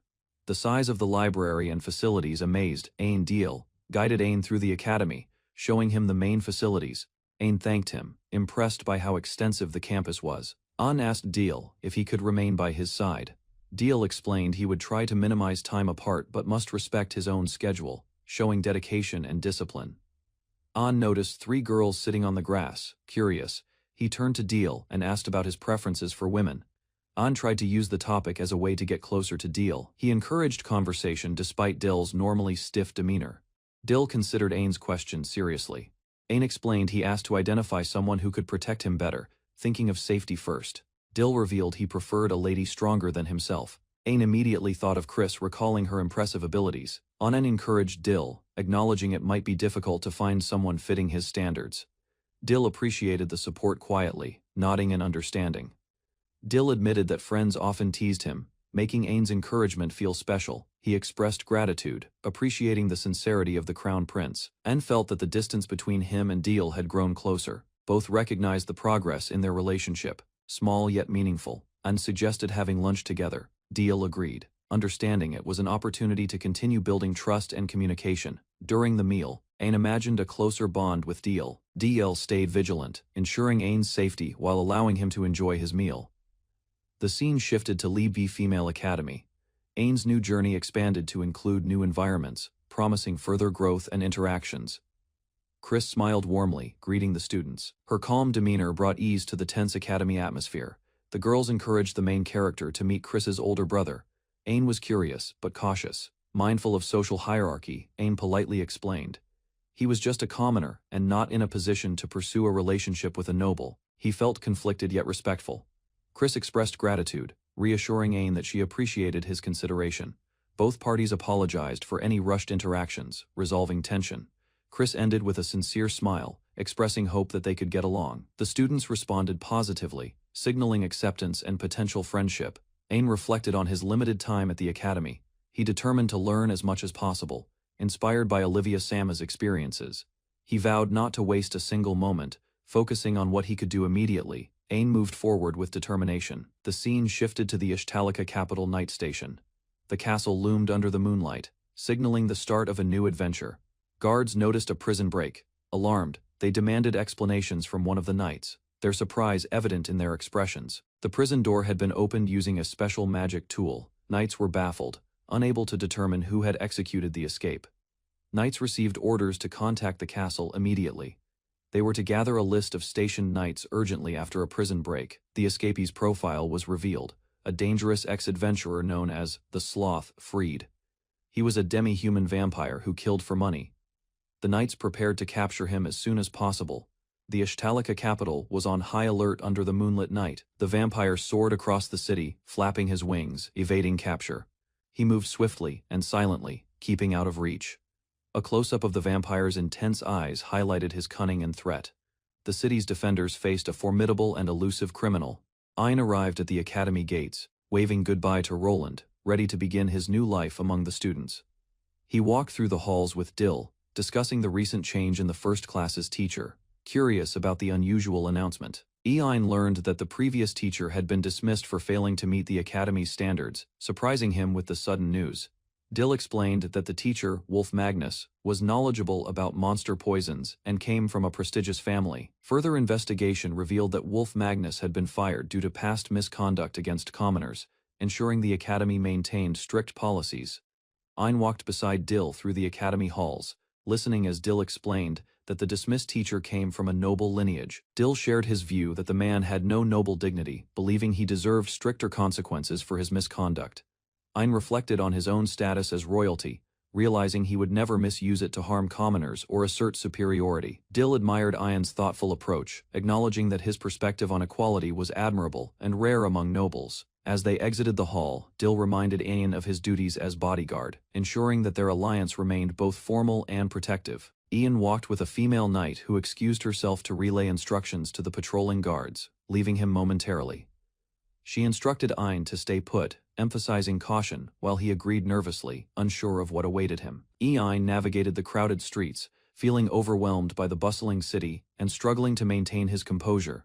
He noticed a group of students from Libi Female Academy interacting with local guards, their presence sparking curiosity and concern. A group of mercenaries offered their protection to the students, but Ein remained firm in his duty, refusing additional assistance. Ein stepped forward, asking the group of students and mercenaries to stop, noticing their behavior troubled them. The mercenaries questioned him aggressively, but Ein remained calm, allowing the students to retreat safely. One mercenary swung at Ein, but he skillfully avoided the attack, surprising the adults with his quick reflexes. He countered with a precise strike, defending himself while explaining he only acted in response to their aggression. The mercenaries realized his skill and status as a student of the Royal Academy, pausing in shock and reconsidering their approach. Ian raised his hands in apology, trying to calm the mercenaries and avoid escalation after the confrontation.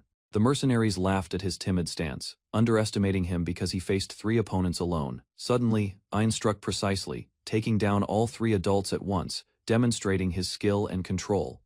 The female knight appeared behind him, impressed by his restraint and decisive action, affirming his authority in the situation. Ian reflected on the events, deciding to report the incident to the king, while the knight teased him for always getting into trouble. Ian entered the treasury with Laurel and the female knight, observing the collection of swords and artifacts with curiosity. Laurel and the knight praised Ein for his actions earlier, asking him to reflect on his choices and responsibilities.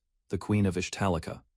Laurel complimented Ein, noting that his courage and calmness matched the expectations of a crown prince. They presented Ein with a black dagger, emphasizing that it symbolized the strength he gained from absorbing Dullahan's magic stone. Ein lifted the dagger carefully, aware of his role as crown prince and the responsibility to wield it wisely in the future. Ein gripped the dagger, amazed at how natural it felt, as if it were an extension of his own arm. He thanked his grandmother for the gift, beaming with joy and pride at receiving such a prestigious weapon. Laurel and the female knight praised Ein warmly, remarking on how much he had matured and grown stronger. Ein proudly showed that the dagger was a gift from his grandmother, fitting his status and abilities perfectly. A new visitor, a cat girl, interrupted politely, capturing Ein's attention and hinting at more events to come in the royal court. Ein examined a cursed magic stone purchased from Majolica's store, puzzled by its strange energy and effects. The group discussed how to research the stone, but even the cat girl admitted she could not analyze it. The cat girl teased Ein, tugging on his ears, causing him to squirm and protest, showing his short temper. Ein apologized, explaining that his reactions were natural, while the female knight reminded him that violence wasn't always the solution. They concluded that only one approach remained, acknowledging the situation had gotten out of hand but preparing to move forward carefully. The cat girl instructed Etienne to try sucking the cursed magic stone, surprising him with the unusual method. They discussed precautions, agreeing to seal the room and destroy the stone if anything went wrong, ensuring safety. Klon stepped back as Ein prepared to interact with the stone, guided by the female knight's careful instructions. The stone began to react subtly as Ein focused, its mysterious energy drawing his full attention. Ein concentrated on holding the stone, observing subtle changes while the group monitored carefully, aware that the cursed magic might awaken. Ein held the cursed magic stone, feeling it pulse with an unknown energy as the group watched nervously. Suddenly, a dark presence emerged, calling out, "I found you." Startling everyone in the room, the cat girl and the female knight shouted for Ein to put the stone back in its box immediately. From the stone, phantom-like serpentine hands appeared, swirling around Ein, showing that the magic stone had awakened. Ein reacted in shock as 4 phantom hands reached toward him, testing his control and the strength of the stone's curse. Ein struggled as the phantom hands from the cursed magic stone swirled violently, while the cat girl and the female knight shouted in alarm. He gripped the stone tightly, realizing that his body was reacting involuntarily to the stone's energy. The magic stone began absorbing into him, trembling in his hands, testing his control over its powerful curse. The cat girl leaped forward, urging Ein to stop and return the stone to the box immediately. Despite the chaos, Ein fought to maintain balance, resisting the phantom hand's pull as the room shook from the stone's power. Ein looked down at his arm, shocked as it had transformed into a massive armored appendage, the power of the magic stone surging through him. He stepped back, trying to comprehend what was happening as the group watched in astonishment, the cursed stone reacting violently. The cat girl and the female knight exchanged worried glances, unable to predict the stone's full effects, as Ein's arm continued to grow and pulse with dark energy. Ein suddenly finds mysterious armor forming on his arm, surprising Crone and the others inside the quiet library room. Ein realizes his body moved on its own after touching the magic stone, alarming Crone and revealing unusual resonance effects. Ein listens as the merchant explains the connection between Dullahan and Demon Lord stones, suggesting a strange bond forming. The merchant warns Ein that magic stones may possess will, urging caution as their resonance could lead to dangerous outcomes. The merchant reveals the cursed stone Ein bought reacted intentionally, implying his encounter was not coincidence, but planned from beginning. Ein observes the cursed magic stone inside the case, sensing danger, while Chris reacts outside after hearing sudden noise. Ein loses control as objects scatter across the room, while Klon tries delaying Chris from entering and seeing chaos. The armor disappears, leaving Ein exhausted on the floor as Crone, Chris, and Klon stare at the messy room. Ein explains the situation briefly, while Chris celebrates the armor vanishing, though Crone watches him carefully with suspicion remaining. Chris opens the delivered parcel excitedly, while Crone receives it calmly, unaware it may connect to earlier mysterious events. Chris opens the long-awaited book with excitement, while Ian and Crone quietly observe the detailed cover from nearby. Chris eagerly asks Ian for help sending something, while Crone listens calmly, watching her energetic behavior inside the room. Chris reveals she spent a large allowance on the book, surprising Ian and amusing Crone as curiosity grows about it. The group learns the book was written by a famous elf and focuses on the history and story of Demon Lord. Chris happily begins reading the book aloud, while Ein and Crone watch closely, sensing the content may reveal important truths. Chris struggles to read the book, while Ein and Crone realize something is wrong as she trembles holding it. They discover the book is written in ancient elf language, making it unreadable, and Ein examines the pages carefully. The group sees a portrait resembling Dullahan, surprising Ein as the figure looks similar, increasing suspicion about the book's meaning. Crone prepares to leave while reminding Chris to take care, as the situation calms and the group temporarily disperses. Crone notices the expensive book left carelessly, realizing its importance and connection to the mysterious events surrounding Ian. Crone examines the book titled Demon Lord Biography, showing interest as Ein's earlier discovery continues to draw attention. Crone reads the contents quietly, noticing a detailed illustration, while Klon watches carefully from nearby, observing her reaction. The page reveals the Elder Lich, and Crone studies the figure closely, sensing its importance within the book's history. Chris suddenly remembers her task and rushes out to deliver the package, leaving the others behind in the room. Later, a formal setting appears where a speaker addresses an audience, hinting at upcoming developments related to the book. Ein reads about an academy district competition, showing confusion as he considers what it means for students like him. Chris explains the annual event and its contests, but Ein refuses participation, surprising her despite her excitement. Ein reasons that only higher classes will compete, believing their abilities surpass his, making participation unrealistic for him. Chris leaves to research the event, while Ein decides to focus on training, convinced avoiding the competition is better. Ein heads to the training grounds and meets instructor Kaiser, preparing himself to improve, despite choosing not to compete. Ein meets instructor Kaiser, who challenges him confidently, recalling past tests and preparing to evaluate his current strength seriously. Kaiser checks Ein's readiness and armor, then begins the test, showing concern while ensuring proper preparation before battle starts. The training field activates as energy spreads, and Kaiser operates the system, summoning a powerful opponent for Ein to face. A massive summoned bison appears before Ein, overwhelming in size. As he stands firm and prepares to confront it alone, Ein recalls defeating the bison before and considers a new approach, while Kaiser warns about its shockwave attacks and risks. Ein catches his breath after throwing the bison, watching it fall while preparing himself for the next possible attack. Kaiser criticizes Ein's reckless method, striking him to correct his thinking while warning against facing danger without proper strategy. Kaiser demands a better plan, emphasizing that strength alone is insufficient and urging Ein to think more carefully in battle. Later the scene shifts to a calm setting, showing a quiet cafe as the intense training session comes to an end. Ein rests with Krone, reflecting on training, while realizing he might still participate in the Academy District competition. Ein sits at the cafe as discussion about the swordsman competition continues, while students nearby pass by in the Academy District. Ein notices 3 girls approaching, and Krone observes them as they carry themselves confidently toward his table.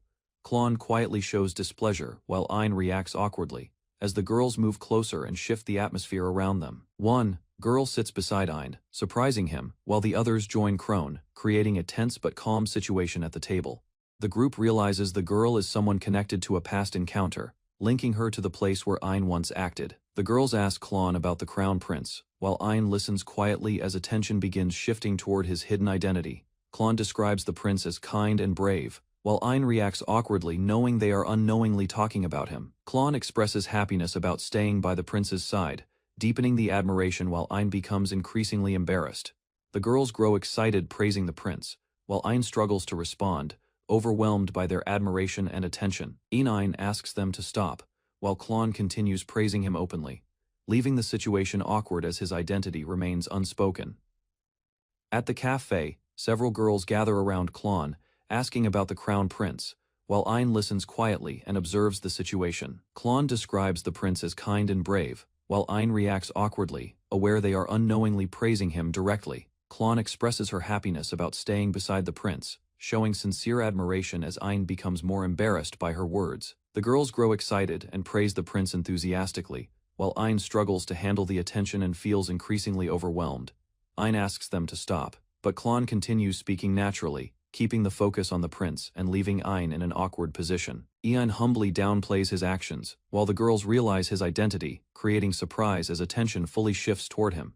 Ein invites Klon to return together, extending his hand, while she accepts calmly, understanding his intentions without hesitation. Klon questions Ein's actions gently, and he admits partially, showing honesty as their bond quietly deepens. Ein excuses himself and leaves the group, while the girls remain surprised, watching his calm departure from the cafe. Ein walks through the academy grounds alone, but suddenly notices someone ahead, signaling a new encounter about to begin.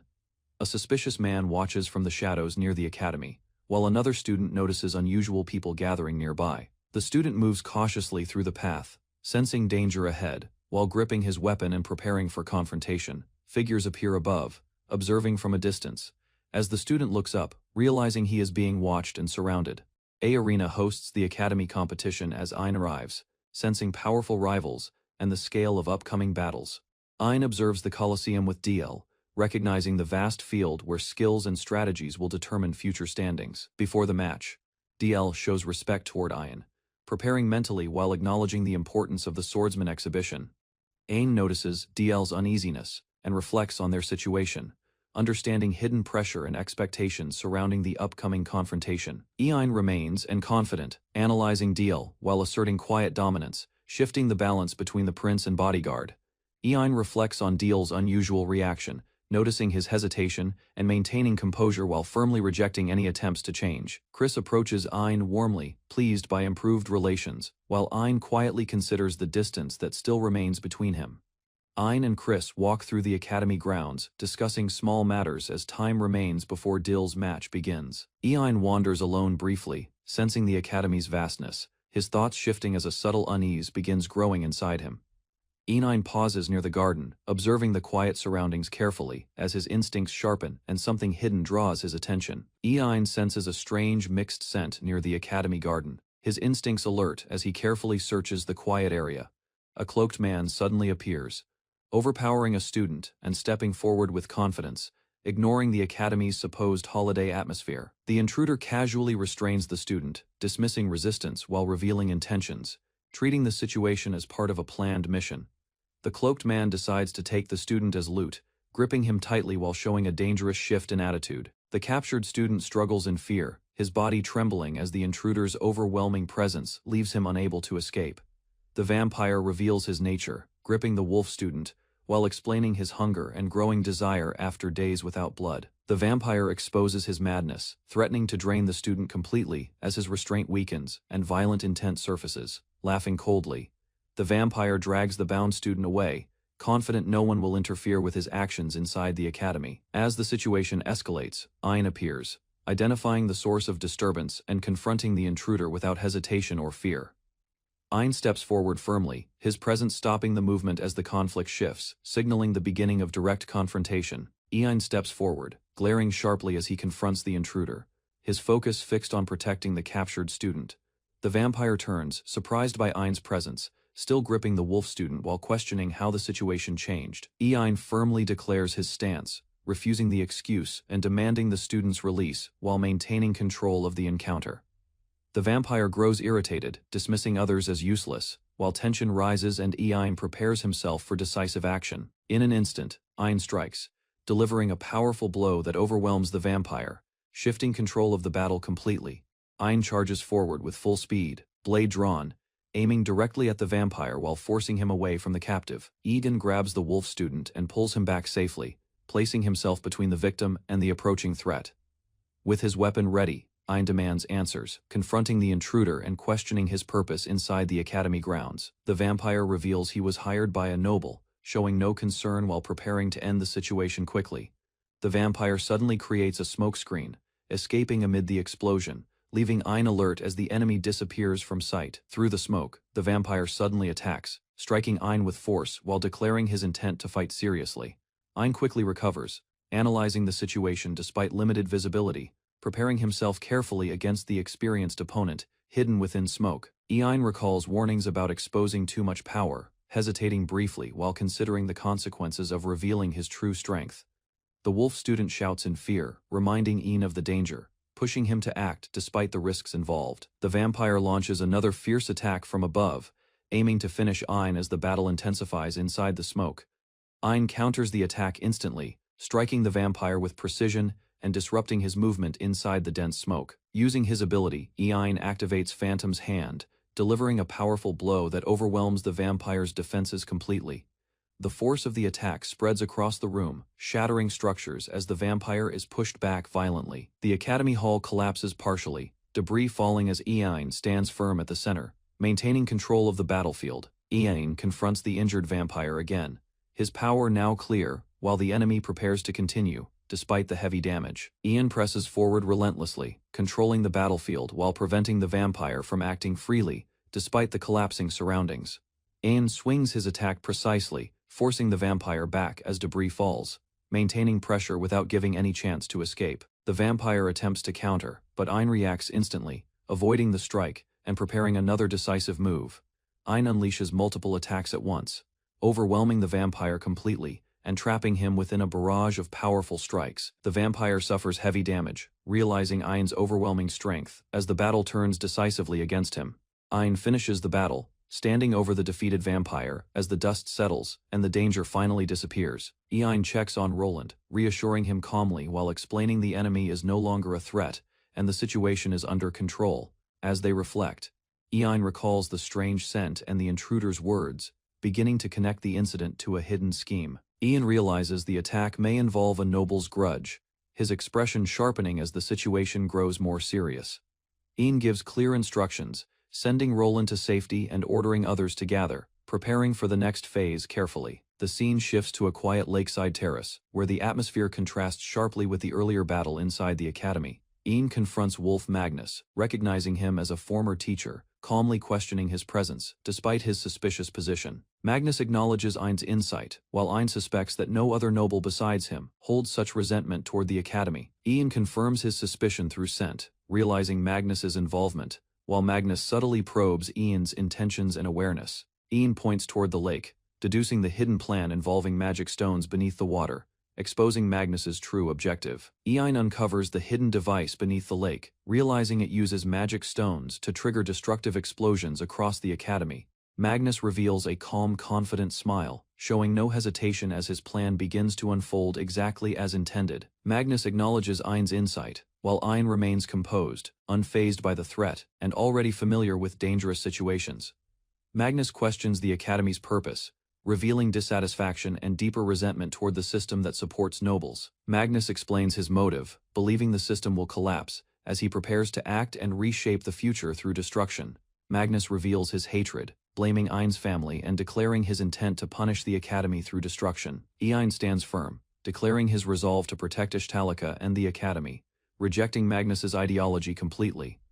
Magnus explains the bomb's power, stating the explosions will scale with magic stones, making the destruction unavoidable. A massive explosion erupts, shaking the Academy, as Ein realizes the device has already been activated. Magnus declares his goal to destroy everything and rebuild a new Ishtalika based on his twisted beliefs. With madness in his eyes, Magnus proclaims the moment as a revolution fully committed to his destructive plan. Ein faces Ishtalika's enemy, declaring resolve to stop the explosion and protect citizens as tension rises across the city. The enemy activates hidden magic tools, revealing confidence while Ein charges forward, realizing the danger behind the enemy's plan. Explosions erupt around Ein, but he withstands the shockwaves, analyzing the magic and preparing to counter the attack. Ein stands firm despite danger, warning the enemy of the incoming explosion while showing determination to survive and protect others. The enemy calmly reveals his protection against explosions, intending to witness Ishtalika's destruction while relying on his magic tools. Ein closes distance and strikes, surprising the enemy whose guarded body reacts as hidden tools begin activating under pressure. An attacks relentlessly, urging surrender, while explosions surround them, testing the enemy's defenses and limiting his movement across battlefield. The enemy counters with swift movement, refusing defeat, attempting to regain control while Ein continues pressing forward without hesitation. Ein lands a decisive blow, damaging the enemy's body, forcing visible strain as the magic tools struggle to maintain protection. Ein pierces through the enemy's defense, delivering a powerful strike, overwhelming him, and pushing the battle toward its conclusion. Ein overpowers the enemy, declaring his resolve, while the enemy trembles, unable to understand the overwhelming strength before him. The enemy collapses to the ground, defeated, as Ein stands nearby, confirming the battle's end and securing the immediate danger. Ein realizes the bomb remains active, quickly moving away, deciding to handle the explosion before it threatens the entire city. Ein discovers the massive magic device underwater, recognizing its scale and danger, preparing himself to neutralize its destructive power. An uses his skill on the magic stones, attempting to absorb their energy, focusing on stopping the explosion despite the risk.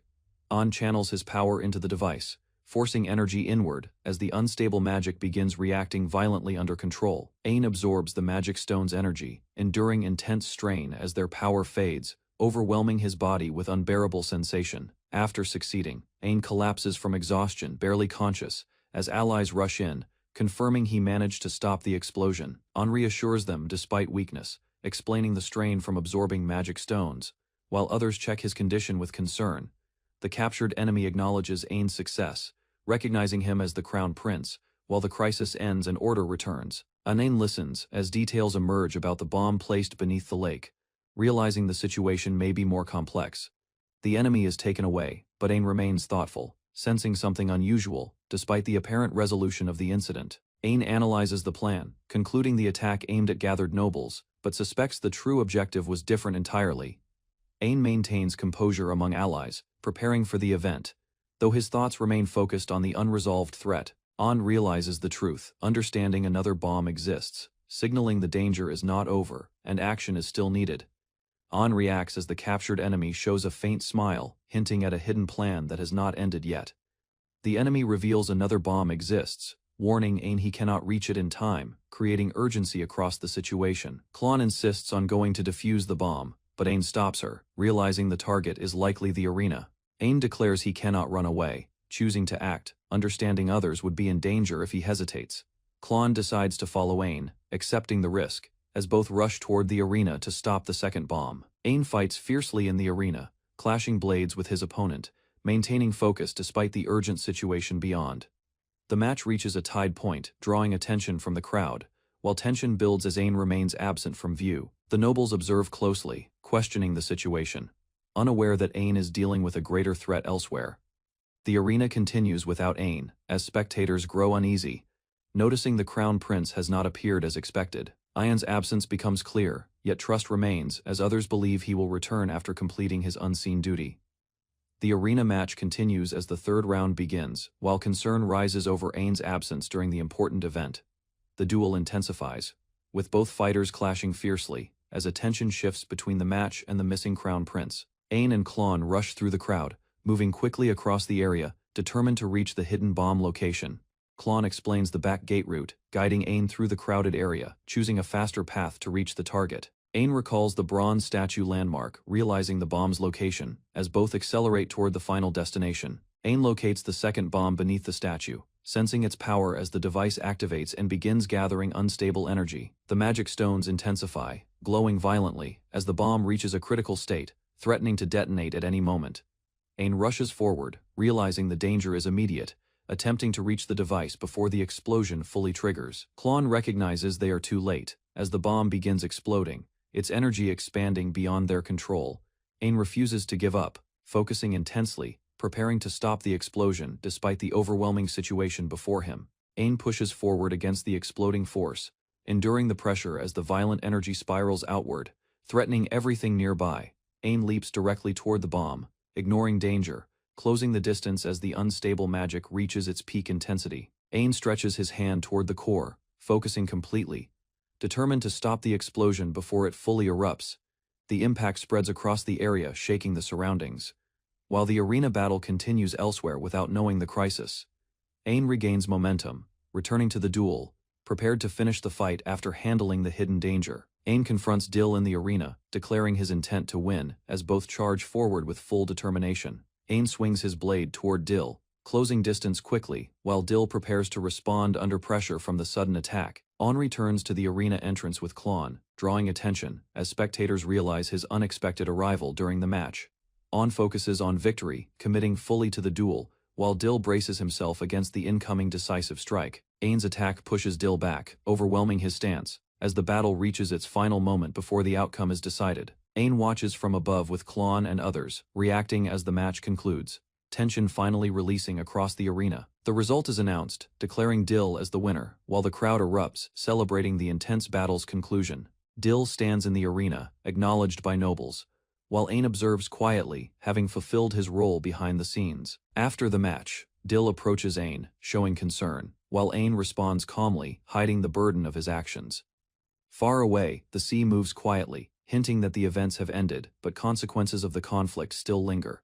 Ain arrives at the coastal castle town, observing the wide sea and surroundings while entering through the main gate. After receiving permission, Ain shops with Crone and companions, choosing clothes as part of a reward from past achievements. The group walks along the terrace road, overlooking the ocean, calmly exploring the town together under clear weather conditions. Ain reflects on spending responsibly as Crown Prince, realizing the high cost of purchases while enduring the cold sea wind. Noticing the cold, Crone suggests practical clothing, and Ain considers preparing better to handle the harsh seaside climate conditions. Ain and Crone observe the Crescent Harbor, noticing dangerous reefs spread across the open sea near the coastline. Crone explains the land was reshaped after a past disaster, leaving the coastline altered by a powerful unknown force. She reveals a single monster caused the destruction, overwhelming fleets and possessing power strong enough to control the sea. The terrifying sea dragon emerges in Ain's imagination, representing the overwhelming threat that once devastated the entire region. Ain and Crone react in silence, realizing the scale of danger, their expressions tense as they process the truth. Crone explains the sea dragon has destroyed many ships and taken countless lives, showing the scale of its power. She states the sea dragon ranks just below the demon lord, marking it as one of history's most dangerous beings. Crone adds the monster appears every century, and Ain considers whether it might already have awakened again. Recently, the group looks toward the town, understanding the threat could return soon, causing tension as they think about future danger. Crone reassures Ain calmly, promising protection while explaining that research and defenses against the sea dragon continue improving steadily. Ain clarifies the story's importance while walking with Crone, as she recalls promising to share it during their outing. Crone becomes excited and suggests visiting a store, shifting the mood away from the heavy topic of the sea dragon. The group agrees and quickly heads toward the town, with Crone mentioning Chris also has something she wants to find. They arrive at a shop filled with various goods, where Ain observes items like accessories and shoes displayed neatly. Inside, They explore different floors, appreciating the shop's atmosphere, while splitting up to browse and continue their visit. An speaks with the elderly shopkeeper, hesitating briefly before deciding on his next action while preparing to leave. An reveals he has something specific in mind, showing a thoughtful expression as he considers his intention carefully. Night falls over the castle as preparations begin, marking the transition from the town visit to an important evening event. A grand banquet takes place inside the palace, where nobles gather and celebrate under bright lights and formal arrangements. Ain attends the event with others, observing the cheerful mood while his grandfather enjoys the occasion and speaks proudly. Ain receives birthday gifts from Olivia and a young girl, marking his 8th birthday celebration with warmth and appreciation. Ain presents his own gifts proudly, offering thoughtful items while showing gratitude during the formal gathering at the banquet. Ain notices Chris is missing from the party, while Olivia and the others remain nearby, maintaining a calm atmosphere. Olivia explains Chris's shy nature, giving Ain a reason for her absence while observing the situation quietly. Olivia suggests Ain step onto the balcony alone, hinting at something planned, leaving him slightly confused but curious. Chris nervously waits on the balcony while Ain arrives, snow beginning to fall as the quiet atmosphere surrounds them. Chris tries to explain her presence, giving unclear reasons, while Ain listens and notices her awkward and hesitant behavior. Ain realizes Chris is struggling to lie, understanding her true feelings, despite her attempt to hide them. Chris gathers her courage, becoming emotional as she prepares to act, her nervousness visible while facing Ain directly. Chris gently places a scarf on Ain, expressing her care through actions as snow continues falling around them. Chris blushes while quietly wishing Ain a happy birthday, her emotions showing as she struggles to express herself clearly. Ain reacts with surprise, realizing the scarf is a gift, while Chris becomes more embarrassed standing close to him. Chris panics and explains she intended to give it earlier, recalling their shopping day while trying to clarify her feelings. She admits her nervousness and lack of experience with giving gifts, fidgeting as she honestly explains her situation to Ain. Ain responds kindly by offering his own gift, easing the tension as Chris reacts with surprise and visible emotional relief. Chris receives a necklace from Ain, surprised and touched as she carefully holds the gift, realizing its meaning. Ain explains the gift is his way of showing gratitude, acknowledging Chris's constant support and care toward him. Chris initially refuses out of modesty, feeling unworthy, while reacting strongly to receiving something so meaningful from Ain. After thinking, Chris accepts the gift sincerely, while Ain expresses his appreciation and promises to cherish her scarf. Chris looks at the necklace in her hands, quietly reflecting on the moment and the emotions behind the exchange. Chris smiles warmly, her feelings clear, as she treasures the gift while watching Ain leave in the cold night. Ain and Academy students arrive on a remote island for field training, preparing to face monsters and test abilities together. During exploration, Ain notices danger approaching as bats attack from above, quickly moving through trees to intercept and protect others. Ain strikes the ground powerfully, defeating the bats with precise force, demonstrating his growing strength and control over acquired abilities. After the fight, students react differently as Crone stays calm, while others argue about Ain's role and contribution during battle. Ain stands among his companions as they continue deeper into the forest, united by the Academy mission and shared experience. The instructor announces strict rules, forbidding students from bringing supplies, requiring them to survive using only their skills during the trip. An reads the document carefully, realizing the challenge demands teamwork, while the instructor allows students to freely form groups of 4. Bats, Roland, and Leonardo approach Ain, inviting him to join their team, forming a balanced group with shared trust and purpose. The group begins their journey confidently, walking through the forest while discussing rankings, believing their combined strength will overcome most challenges ahead. Dill Glacier appears as their escort, warning Ain's group to stay alert, reminding them hidden dangers exist beyond the visible monsters. 1 month earlier, Ain attends the academy as preparations begin for a yearly field trip involving all first and second classes. An instructor explains the event formally, presenting documents and outlining rules, while emphasizing structure, expectations, and the official importance of participation. Students react with excitement, while Ain listens calmly, understanding the trip differs from usual events and requires awareness of hidden risks.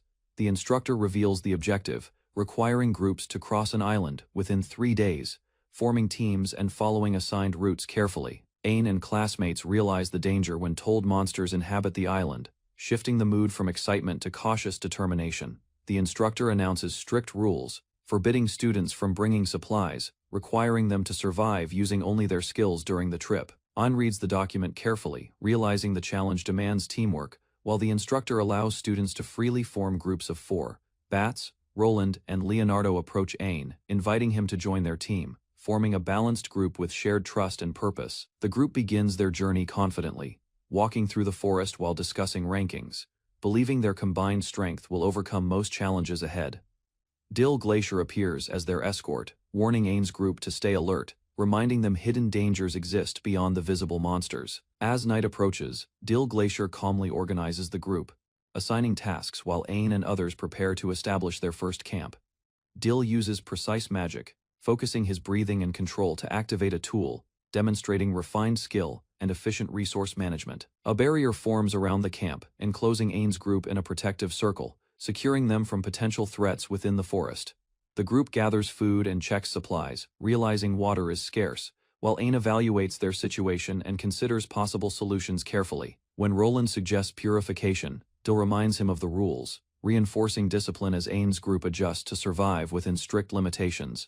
Roland confidently prepares to solve the water issue, smiling as he decides to act immediately despite the group's uncertainty. Roland demonstrates his method, using monster stones and adjusting their properties to create a simple purification effect for the muddy water. The water becomes clear instantly, surprising Owen and others as Roland explains the changes he made to improve its quality. Owen observes carefully, questioning the ease of using such tools, while Dill reacts with concern about breaking the Academy's strict rules. The group reorganizes roles, with Owen and Bats taking the front line, while Leonardo and Roland remain in support positions. Owen observes his team interacting comfortably, realizing their cooperation and balance may lead them to succeed during the difficult field trip. Roland discovers unusual fruits in the forest, warning the group about their poisonous appearance, while sharing what he found nearby. Dill explains that similar fruits exist, advising caution, while Owen listens and considers how to safely determine whether they are usable. Owen decides to rely on his unique ability, carefully examining the fruit using his poison-related skill to avoid danger. Using his power, Owen neutralizes the poison, confirming the fruit is safe and demonstrating his usefulness to the group.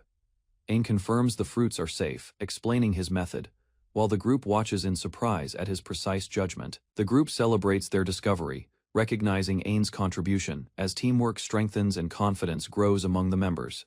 As night deepens, the group prepares their meal, organizing tasks efficiently while maintaining awareness of their surroundings and possible threats. They cook the captured prey over a fire, ensuring proper preparation as they rely only on gathered resources from the island.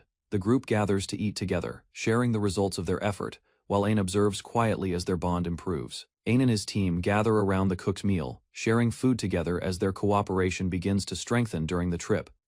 Dill Glacier accepts Owen's invitation and joins them, showing trust in Owen's leadership, while maintaining his composed and disciplined attitude. Owen prepares tea using gathered leaves, adding comfort to the meal and improving the group's overall condition after a long day. Dill acknowledges that such actions are often tolerated, explaining that minor flexibility exists within the Academy's strict field trip rules. The group relaxes together, enjoying the moment, while Owen ensures their unity remains strong as they continue following the rules. Owen and his team gather around the cooked meal, sharing food together as their cooperation begins to strengthen during the trip. Dill Glacier accepts Owen's invitation and joins them, showing trust in Owen's leadership while maintaining his composed and disciplined attitude.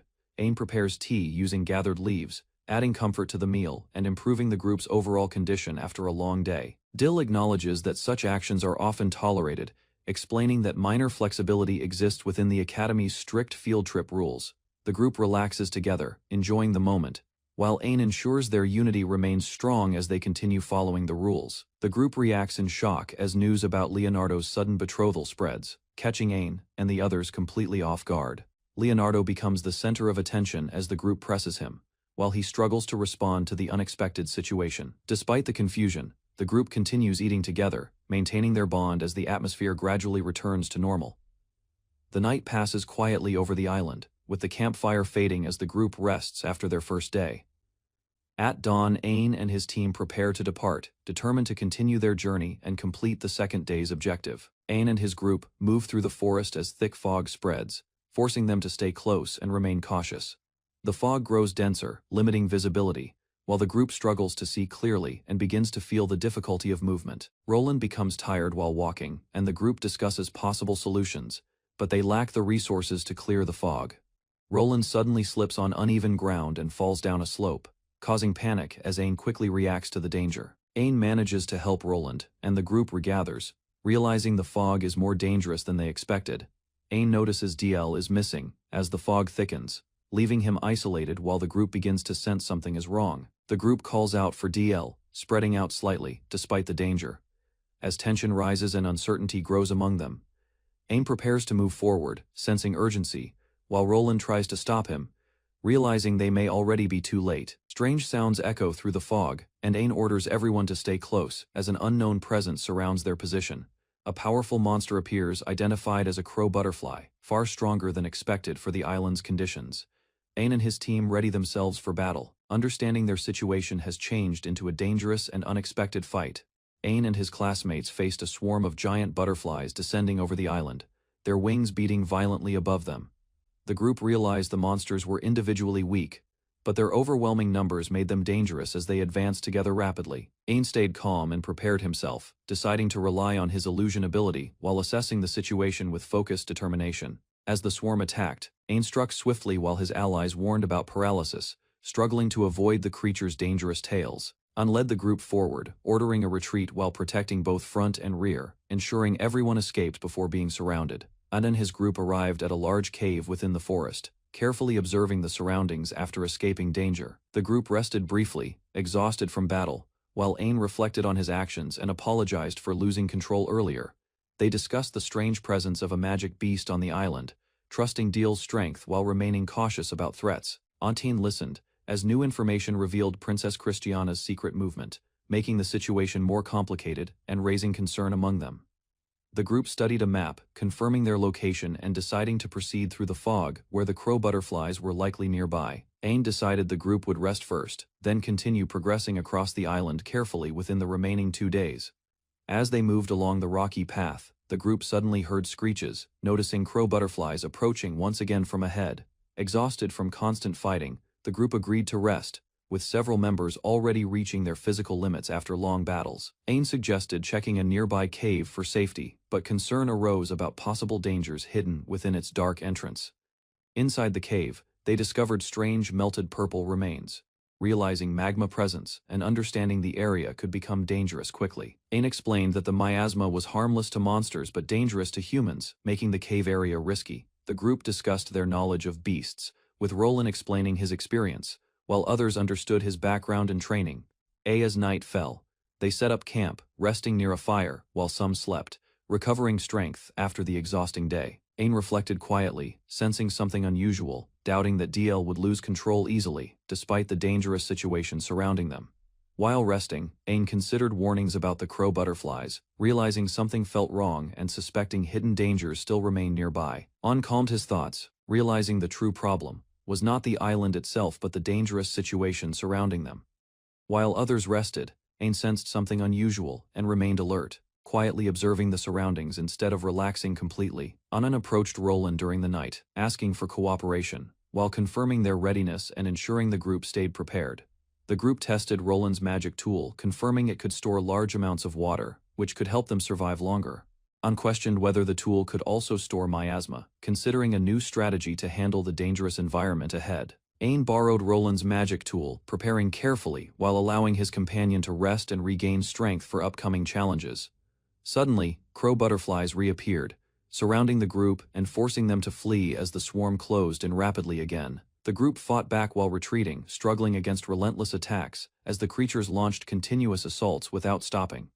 Ain quickly asked Leonardo about protection against poison, realizing the butterflies' attacks carried dangerous effects that threatened everyone. With confirmation, Ain moved decisively, as the group advanced together, pushing forward despite danger. While trusting their combined strength, Ain stepped forward and called for Leonardo to create a barrier, positioning himself as the butterflies approached aggressively. While Leonardo prepared the barrier, the others fought to hold the swarm back, struggling to defend against continuous attacks. Ain revealed he had formed a plan based on earlier information, deciding to act despite the dangerous and uncertain situation. Before the plan could unfold, one of the butterflies captured Roland, lifting him into the air and putting him in danger. Ain moved immediately to save Roland, striking the monster as the group regrouped. Determined to overcome the relentless swarm, Leonardo successfully deployed a barrier, enclosing the group as crow butterflies surrounded them, preventing immediate danger from reaching everyone inside.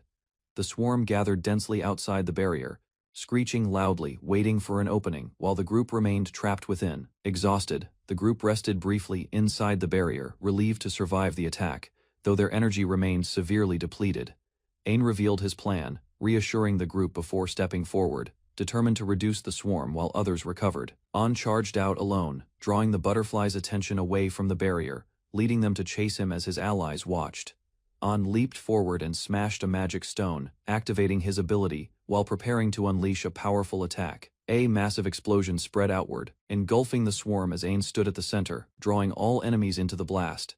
The butterflies were overwhelmed, their movements collapsing as the attack struck them repeatedly, forcing the entire swarm to fall. From a distance, the group watched in shock, unable to fully comprehend the scale of Owen's sudden overwhelming power. After the battle, Owen returned unharmed, calmly explaining his resistance to miasma, reassuring everyone as the danger finally subsided. The group expressed relief after the battle, scolding Owen for his reckless actions while showing concern for his safety. Owen urged everyone to continue moving, believing the mission was not over and that they should reach their destination quickly. They finally arrived at the target peninsula, surprised by the quiet surroundings. Sensing something unusual about the area, Dill appeared before them, acknowledging their efforts and praising Owen's strategy while confirming the group's successful teamwork. Christiana and Dill revealed the hidden purpose behind the mission, explaining that it was meant to test and develop Owen's growth. Owen confronted Dill seriously, expressing how much worry his reckless actions caused, while the others watched the tense moment unfold. Dill struggled with his feelings, admitting his immaturity and inability to properly act as both leader and protector. Owen listened and firmly demanded that Dill promise not to act carelessly again, emphasizing responsibility and concern for others. The tension eased slightly as Owen clarified his intentions, showing understanding while still maintaining his firm stance. Dill accepted the criticism, reflecting quietly, while Owen reassured him, showing trust in his ability to improve moving forward. Owen stopped Dill from apologizing, formally, stating that such behavior was unnecessary and instead made a simple request. Dill accepted and respectfully addressed Owen, expressing his willingness to move forward together and support him from that moment on. The group reacted warmly, laughing and easing the tension as they watched the exchange between Owen and Dill. Owen and Dill shook hands, confirming mutual understanding, while Owen lightened the mood with a more casual attitude.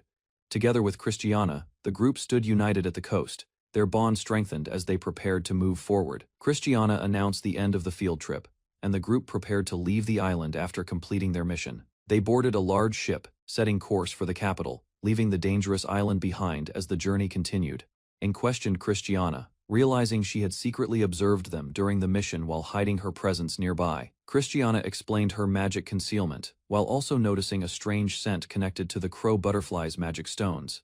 Suddenly, the ship shook violently as a magic beast appeared in the sea, forcing the group to prepare for another battle. Owen and Christiana spotted a massive kraken emerging from the sea, realizing something was unusual about its sudden appearance.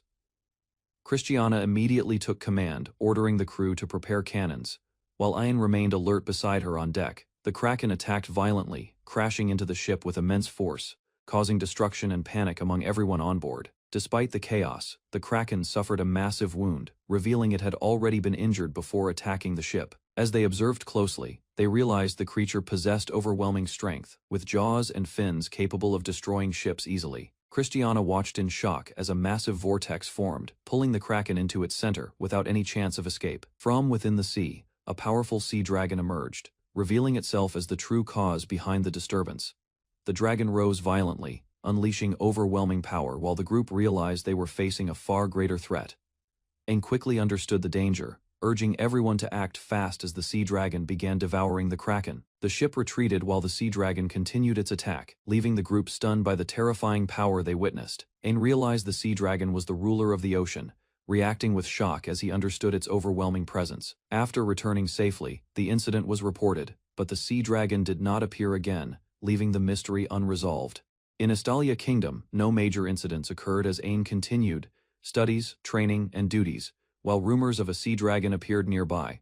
At the academy, Owen was seen off by classmates cheerfully, while he maintained composure, preparing himself for responsibilities awaiting him afterward. Owen calmly reflected on his progress, having turned 9 years old, and advanced smoothly, continuing his disciplined routine without causing concern. Chris informed Ain about scheduled sword practice and lessons, preventing distractions, while Ain accepted guidance and remained focused on improving his abilities. Crone gently adjusted Ain's uniform before departure, showing quiet support. As Ain stood still, slightly surprised, yet continuing his steady path forward, Crone adjusted Ain's necktie carefully, and he expressed gratitude, while she smiled calmly, satisfied after ensuring his appearance was proper. As Ain and Crone prepared to leave, armored soldiers suddenly approached urgently, drawing attention and interrupting their calm departure from the area. Crone reacted with sharp focus, sensing urgency, while a soldier leaned closer, speaking quietly about a serious matter requiring immediate attention. The soldiers respectfully informed Crone about urgent orders, assigning them to escort Ain to the castle, and she accepted without hesitation. Crone decided on a quick detour before heading to the castle, maintaining composure while guiding Ain forward under the changing situation. Ain questioned the soldiers firmly as they hesitated. Then one began explaining urgently while another restrained someone, showing clear distress. Ain learned a monster-class national crisis had appeared, and Christina had already been dispatched, causing him to realize the situation's seriousness. Upon arriving at the castle, Ain was welcomed back, and quickly informed the king was waiting in the large conference room. Inside, tension filled the halls as knights were few, and everyone appeared uneasy, leading Ain to understand the crisis was severe. Ain entered the conference room where leaders had gathered, stepping forward to report his return, and faced the unfolding national emergency. Ain rushed into the room and saw his mother weak, supported by the king, causing him to panic and lose composure. The king ordered everyone to continue the meeting, maintaining authority, while the tense atmosphere remained as officials focused on the crisis. An elder explained that a sea dragon had appeared in Magnaport town recently, shocking Ain as he listened carefully. The elder revealed the situation was worse than expected, dismissing earlier assumptions, while Ain struggled to understand the sudden escalation. It was finally revealed that there were actually 2 sea dragons, leaving Ain stunned as the crisis grew far beyond expectations. Ain imagined the destructive power of 2 sea dragons, becoming dizzy as his mother supported him while he struggled to process the crisis. An elder explained Christina was sent due to her command ability, warning that Magna would be destroyed quickly without immediate action. Ain raised his voice, insisting the castle's full military strength should be used, unable to accept sending Christina alone into danger. The elder revealed most forces were already deployed, including naval power, leaving the castle with limited defense, despite the growing threat. A knight stated they had no choice but to trust Christina, as remaining forces were needed to protect the capital. Ain struggled internally, recalling the terror of the sea dragon, while understanding his grandfather's words were correct about the danger. Overwhelmed by fear, Ain admitted his weakness, feeling the urge to run away as the pressure of the situation weighed heavily. Ain reflected on his experiences and the people supporting him, gradually regaining resolve as their presence strengthened his determination. Remembering Crone's unwavering support, Ain found courage within himself, realizing there was something more frightening than running from responsibility. Ain declared his decision to go to Magna and fight the sea dragon, standing firm despite fear as he chose to act. The king angrily rejected Ain's decision, while others were shocked, reminding him he was the crown prince with responsibilities. An refused to remain idle, declaring that even the first king would fight, showing his determination, despite opposition from everyone. Olivia tried to stop Ain, worried for his safety, but he remained focused, unwilling to abandon Christina in danger. The room grew tense as everyone watched Ain and Olivia, questioning his resolve, while realizing he would not change his decision. Ain firmly requested permission to join Christina, standing resolute, as he chose to face the sea dragon himself. The king acknowledged Ain's resolve, while the room watched, and Ain felt hopeful, hearing his grandfather's calm response. A sudden impact struck Ain from behind, stopping him instantly as he lost balance, unable to react to the unexpected force. A knight intervened, blocking Ain firmly, declaring his duty, preventing him from moving forward, despite Ain's strong determination. Olivia rushed forward and embraced Ain protectively, shielding him, while the knight stepped back after carrying out his role. Olivia protested strongly against the use of force, expressing anger as she defended Ain from being treated harshly. The king ordered Lloyd to take Ain away and send Olivia to rest, while servants obeyed and carried out instructions immediately. The king declared strict authority, forbidding anyone from interfering, as Olivia cried out desperately while being restrained and separated from Ain. Ain lost consciousness as he was held back, while the decision was made that the crown prince could not be sent to Magna. Ain repeatedly struck the sealed door, but it remained unmoved. Inside the castle, tension grew as something urgent unfolded nearby. Ein tried forcing the door open, realizing his abilities would not activate. He grew frustrated as the situation worsened. Ein clenched his fist and tried to stay calm. He worried about Chris and others facing danger beyond the barrier. Crone explained a powerful seal blocked all magic in the room. She urged patience while the group remained trapped inside. Ein admitted his weakness and lowered his head. Despite frustration, he remained still, thinking carefully about what he should do next. Ein prayed quietly, asking for strength to save Chris and others. A faint presence guided him to observe the room. Ein heard a mysterious voice and turned toward the bed. He noticed something unusual hidden nearby and became alert. Ein discovered a strange black magic stone displayed in the room. Its presence felt heavy and unnatural to him. Crone reacted in shock, recognizing the cursed magic stone. The object suddenly moved, releasing force that startled Ein completely. Ein grabbed the cursed stone despite the danger. Ignoring warnings, he prepared himself, determined to use its power carefully. Ein unleashed power. After grabbing the cursed stone, dark phantom hands spread around him, filling the sealed room violently. Crone panicked. As Ein's phantom hands activated despite the seal, the overwhelming energy made her fear losing control completely. Ein's consciousness faded as a gentle presence appeared behind him. The figure embraced him, calming his unstable power slowly. The cursed stone began to drain as Ein absorbed its energy. A warm feeling spread, reminding him of his mother. Ein regained awareness with a calmer expression. The dangerous power settled within him, leaving him stronger and more composed. Ein gently held the drained magic stone and closed his eyes. His expression softened as the dangerous power stabilized inside. Crone reacted with shock, realizing Ein absorbed the stone completely. She worried his power might lose control again like before. Ein calmly pointed forward, showing confidence. He reassured himself internally, maintaining control over the power he had just gained. The seal suddenly shattered, sending fragments across the room. The barrier blocking the door disappeared as the magic collapsed. Ein extended his hand, releasing controlled power. Crone braced herself as the room changed, realizing Ein had overcome the seal. Crone stared at Ein in shock, realizing he broke the seal. She questioned how much power he had gained. Ein calmly introduced himself as the Crown Prince. He stepped outside and quietly closed the door behind him. Claudia appeared in the hallway and approached Ein. She questioned his decision, but he continued forward with determination. Ein looked back and assured Claudia he would return. He showed resolve as he prepared to face what awaited him. Claudia moved closer and embraced Ein gently. The moment remained brief, strengthening his resolve before he continued forward alone. Ein reacted with surprise as Claudia suddenly moved closer. He lost balance slightly, unprepared for her unexpected action. Claudia smiled gently and encouraged Ein. She expressed her support, hoping he would return safely from the coming challenge. Ein regained composure and smiled back. He accepted her encouragement, showing quiet confidence before continuing on his path. Ein ran down the corridor, leaving Claudia behind. She watched silently, holding her feelings as he moved farther away. Claudia remained alone in the hallway, wishing for Ein's safe return. The quiet space reflected her lingering concern. Ein ran forward and suddenly stopped. He sensed a powerful presence ahead, realizing someone dangerous was waiting for him.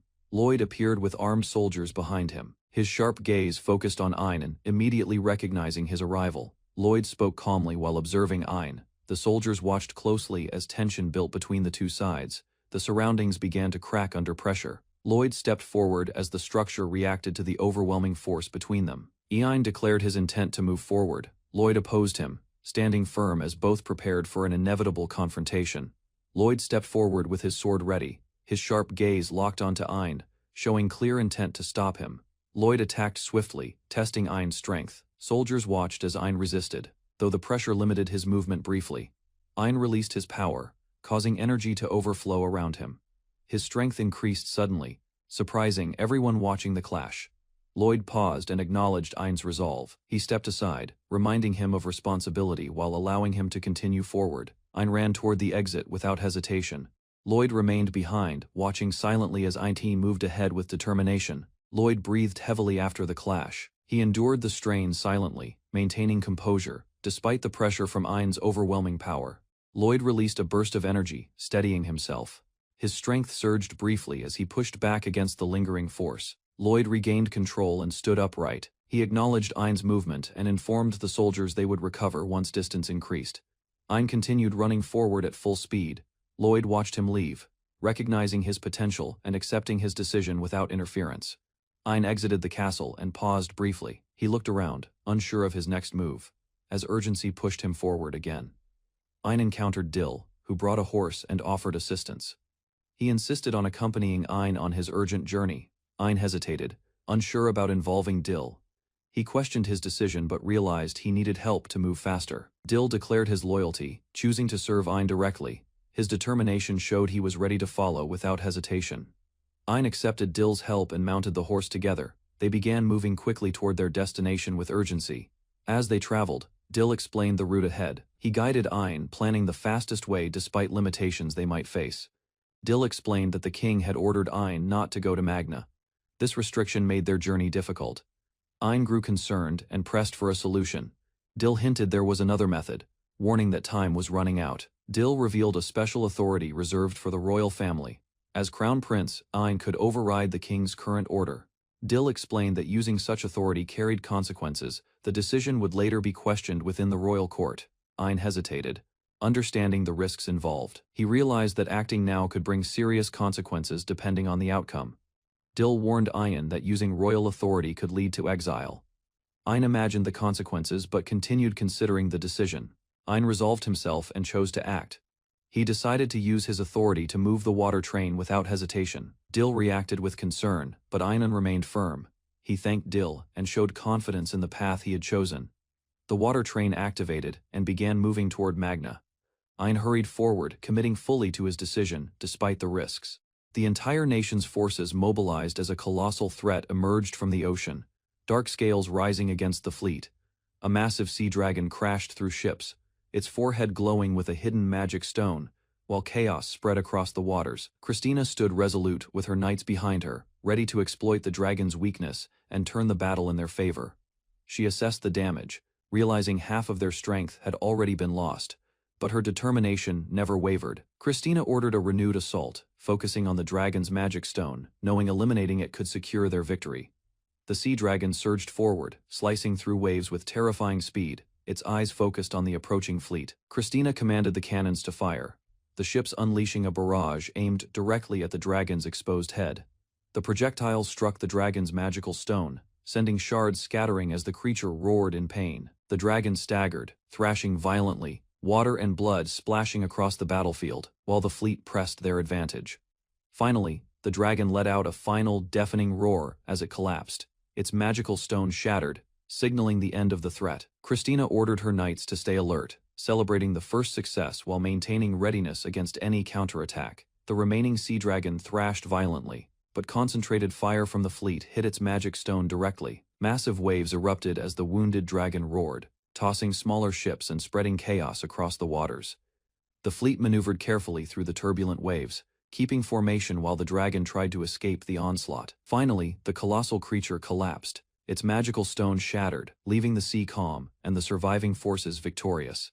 Even after its magic stone was broken, the sea dragon unleashed a final devastating attack, throwing soldiers into the water. Christina realized another dragon appeared, its presence sending shock through the fleet and forcing her to stay alert.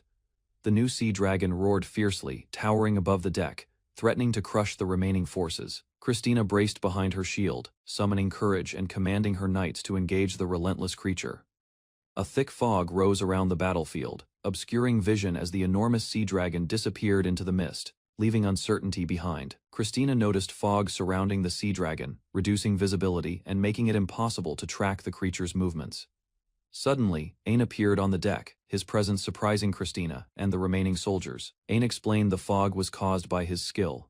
Thick fog designed to impair the dragon's sight and protect the fleet. He declared his authority as Ain von Ishtalika, invoking the power of the royal family to lead the battle. An commanded the forces, rallying everyone to support him as he prepared to fight the sea dragon directly. An reminded Christina to follow the crown prince's orders, asserting authority as the royal heir on the battlefield. Christina recognized Ain's resolve, noticing the same determined look in his eyes as he commanded the fleet. Ain delegated control of the ships to his allies, preparing himself for direct confrontation with the approaching sea dragon. The dragon surged forward, roaring fiercely, while Ain stepped forward to challenge it, ready to take on the main threat.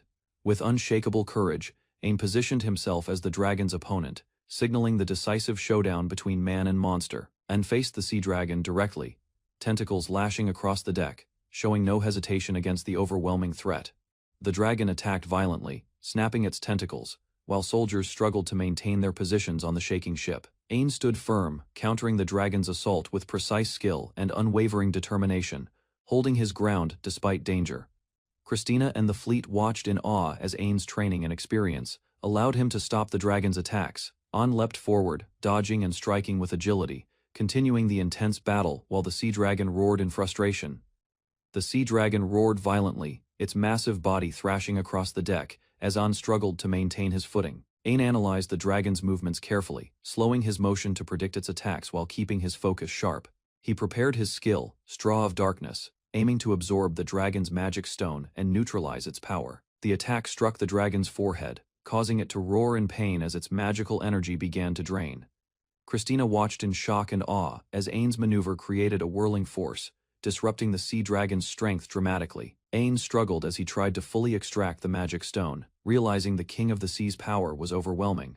Determined, he pushed himself further, attempting to complete the skill even underwater, turning it into a battle of endurance. The dragon thrashed violently, but Ain maintained focus, gripping tightly and applying all his strength to the task. He reached the limit of his oxygen and magical stamina, feeling the strain of water pressure and phantom hands. Despite exhaustion, Ain kept going, knowing the dragon's highest-level magic stone lay just ahead, refusing to give up as his power waned. Ain focused intensely, declaring he would convert the magic he absorbed back into power, determined to overcome the dragon. He drew more energy from the sea dragon, carefully siphoning its remaining magic through his skill, building momentum for the final strike. Ain's power surged as he continued absorbing magic, pushing his strength to the limit and preparing to unleash it all. The sea dragon roared in agony as Ain drew the last remnants of its magic, weakening the creature drastically. With a final push, Ain channeled the accumulated energy into an overwhelming attack, striking decisively while the dragon struggled to resist. An realized he needed just a little more effort, pushing himself to maintain focus and continue the struggle against the dragon. The fleet and allies watched after the battle, relief and smiles, showing that the dragon's threat was nearly over.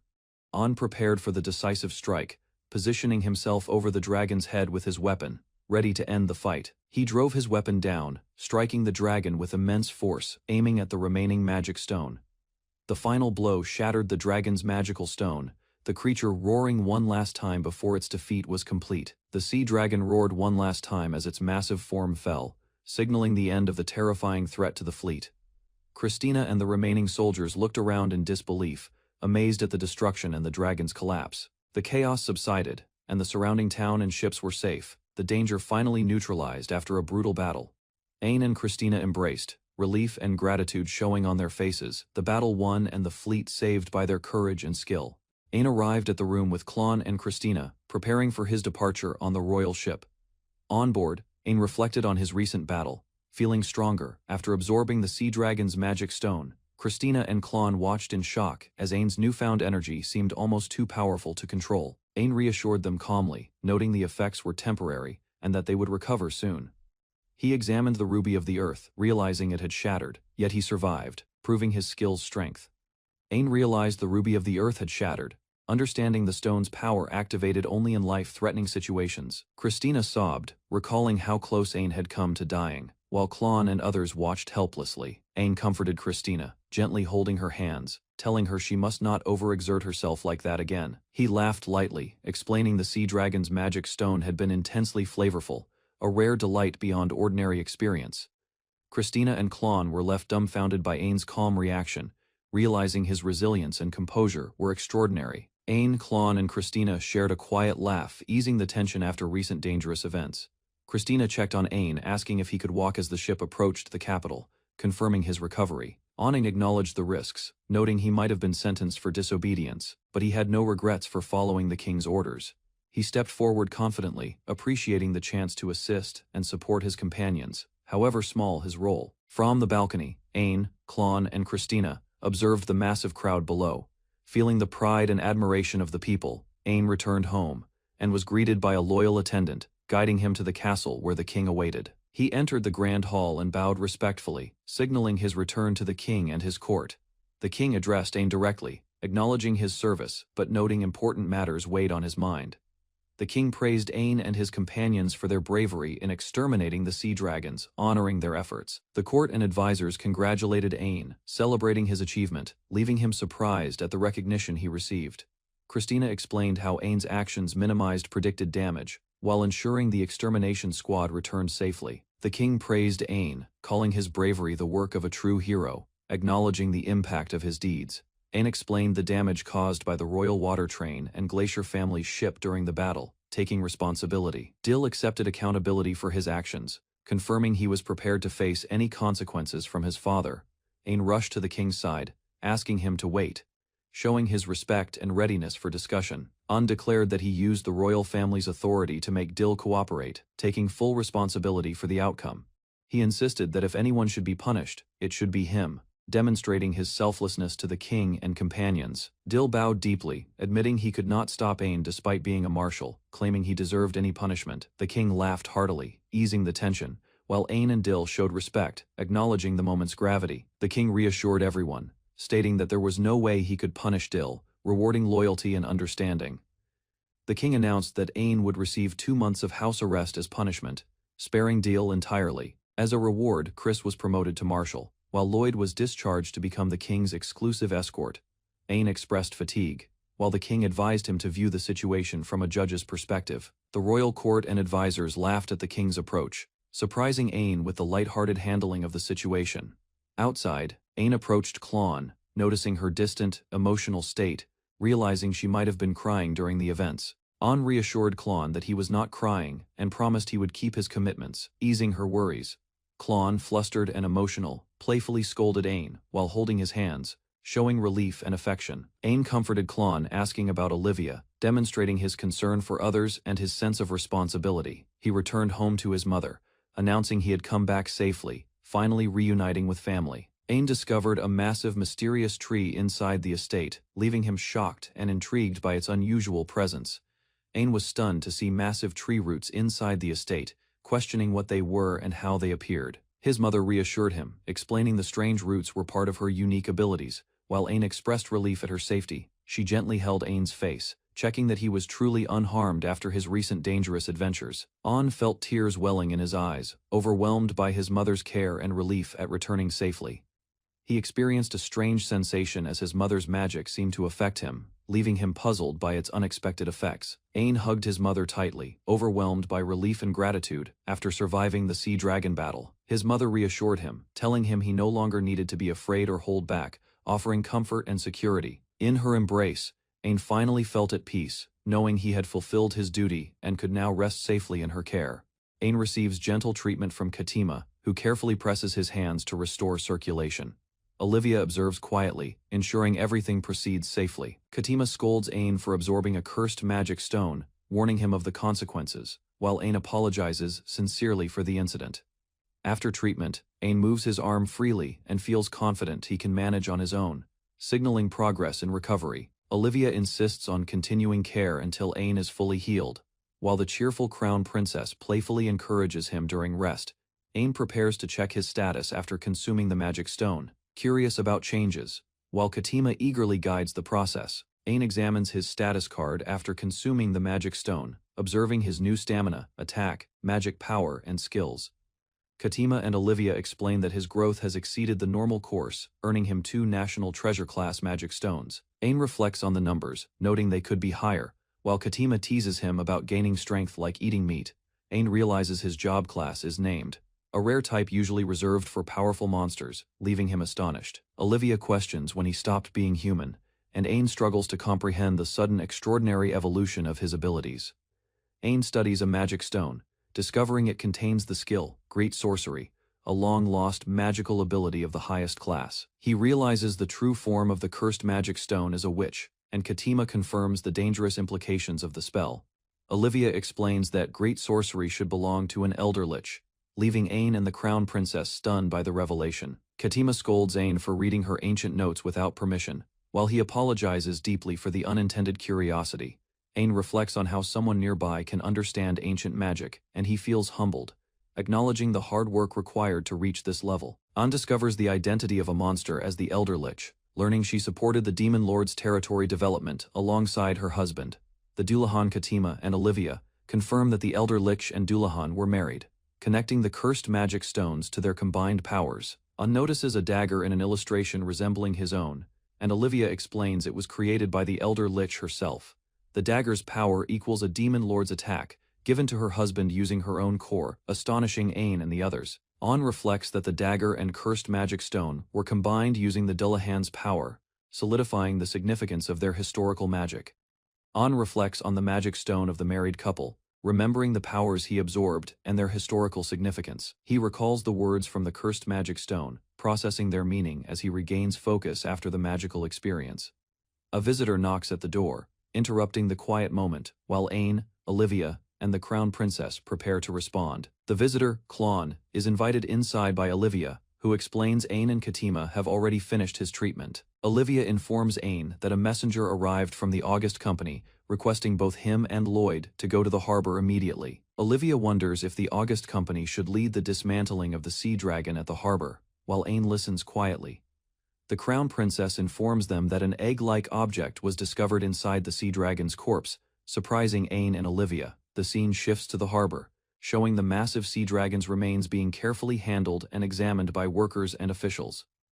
Lloyd, Christina, and Olivia arrive with the royal guards, approaching the officials to inspect the findings closely. Owen greets Graf Dono formally, surprised to see him, while Olivia and the group prepare to report the situation regarding the dragon. Graf Dono examines the alleged sea dragon egg, with Lloyd, Christina, and Olivia closely observing to confirm its authenticity. They find 2 large eggs, causing surprise and urgency among the royal party and guards present at the harbor. Olivia orders the soldiers to draw their swords, preparing for any threat that may emerge from the eggs. She instructs Owen to step back for safety, while Chris and the others position themselves to control the situation. The eggs begin to crack, and everyone braces as the creatures inside prepare to emerge, signaling imminent danger and action. The sea dragon eggs hatch, revealing 2 small winged creatures, startling everyone at the harbor. Owen, Olivia, Lloyd, and Christina react with shock and concern as the creatures begin to move. The hatchlings make noises and start exploring their surroundings, causing the soldiers to tense in readiness. Lloyd prepares to subdue the creatures while Owen questions the need to control them, showing his hesitation. Owen admits he feels uneasy about the situation, explaining he has a bad aftertaste from the previous experience. Owen smiles at the newly hatched sea dragons, kneeling to greet them as they react with bright chirps. He holds both creatures gently, showing comfort and affection, while Lloyd, Olivia, and Christina watch cautiously. Owen realizes the twins view him as a parent, because he absorbed the magic stone of their original parents. Lloyd assures him the creatures could easily be subdued if needed, but Owen considers a different approach. Graf Dono asks what Owen plans to do with the creatures, giving him time to decide. Owen grins and decides he wants to keep them, planning to convince his grandfather to allow it, embracing responsibility. Owen walked through the castle gardens, observing the neatly trimmed hedges and quiet pathways, thinking about his next training. He released the sea dragons he had raised, watching them eagerly devour food, their power growing with every bite. Owen brought the creatures to the royal hall, where his grandfather reluctantly allowed him to keep them after careful consideration. He named the dragons, the older sister Elle and the younger brother Al, bonding with them as they grew stronger. Owen continued feeding them, noting their loyalty and charm, feeling a quiet satisfaction in nurturing his magical companions. Elle played with the sea dragons, feeding them while their tails and wings splashed gently around the courtyard. Owen watched her, feeling a sudden warmth and noticing a change in his own heart as he observed her. Elle handed him a magic stone, smiling gently as Owen accepted it. Surprised by the gesture, he tasted the stone, its bittersweet flavor filling him, while the dragons wiggled excitedly around them. Later, in the quiet royal hall, Owen reflected on the day, feeling both joy and a hint of longing. Owen reported to his family, reassuring them that his arm had healed, and he could resume sword practice without problems. He explained he could manage small tasks himself, like combing his hair, though it was still somewhat difficult. Olivia insisted on doing it for him, stating she wanted to, showing her care and attentiveness. Even his grandfather noted that Olivia's abilities surpassed many, comparing her favorably to heroes of past adventures. Finally, the grandfather assigned Owen a special official task, lifting his house arrest, and entrusting him with responsibility. Owen's grandfather appointed him as his representative to Euro, entrusting him with an important official mission abroad. He learned the mission involved overseeing the sea crystal trade, a crucial resource for the kingdom's magic tools. Owen reflected on his role as crown prince, realizing the weight of responsibility and the need to act carefully. The grandfather detailed the escort plan, assigning Chris and several Imperial guards to ensure Ain's safety during sensitive trade talks. Though nervous about the duty, Ain clenched his fist, determined to perform well and honor his grandfather's trust. Ain felt excitement as Olivia embraced him, looking forward to seeing new places on their upcoming journey. Meanwhile, in the library, the young cat girl, Katima, struggled to keep up with her studies, dozing on piles of books. She focused on the pages, her attention caught by illustrations that revealed mysterious and important information. Ain discovered that the little girl depicted was the Demon King, Ash, known as the Nightmare of Envy. Katima examined the book further, finding it hard to reconcile the image with the reputation of the feared Demon King. Ain studied the history of the Demon King, noting the devastation she caused and the high cost of her battles. He examined her close associates, the Dullahan and the Elder Lich, and questioned their true intentions during the war. He wondered why the Elder Lich avoided attacking humans directly, while the Dullahan waited passively, not taking initiative. Ain concluded that, despite the war, neither of them intended to kill, which preserved parts of Ishtalika. He realized there was another close associate of the Demon King whose role had yet to be fully understood. Unlearned about the Red Fox, a mysterious human form monster that influenced the Demon King's behavior, a bewitching presence that altered history. Katima studied the texts, noting that the Red Fox was likely the cause of the Demon King's rampage and destructive actions. She compared the Red Fox to other names in Euro, suspecting a connection between the creature's worship and local traditions. Exhausted from translating, Katima fell asleep while working, showing her dedication but also the toll of research. Elle reminded her of upcoming official business with Ain, signaling the transition from study to real-world responsibilities. Katima and Elle prepared for Ain's journey to Euro, ensuring all research and arrangements were complete.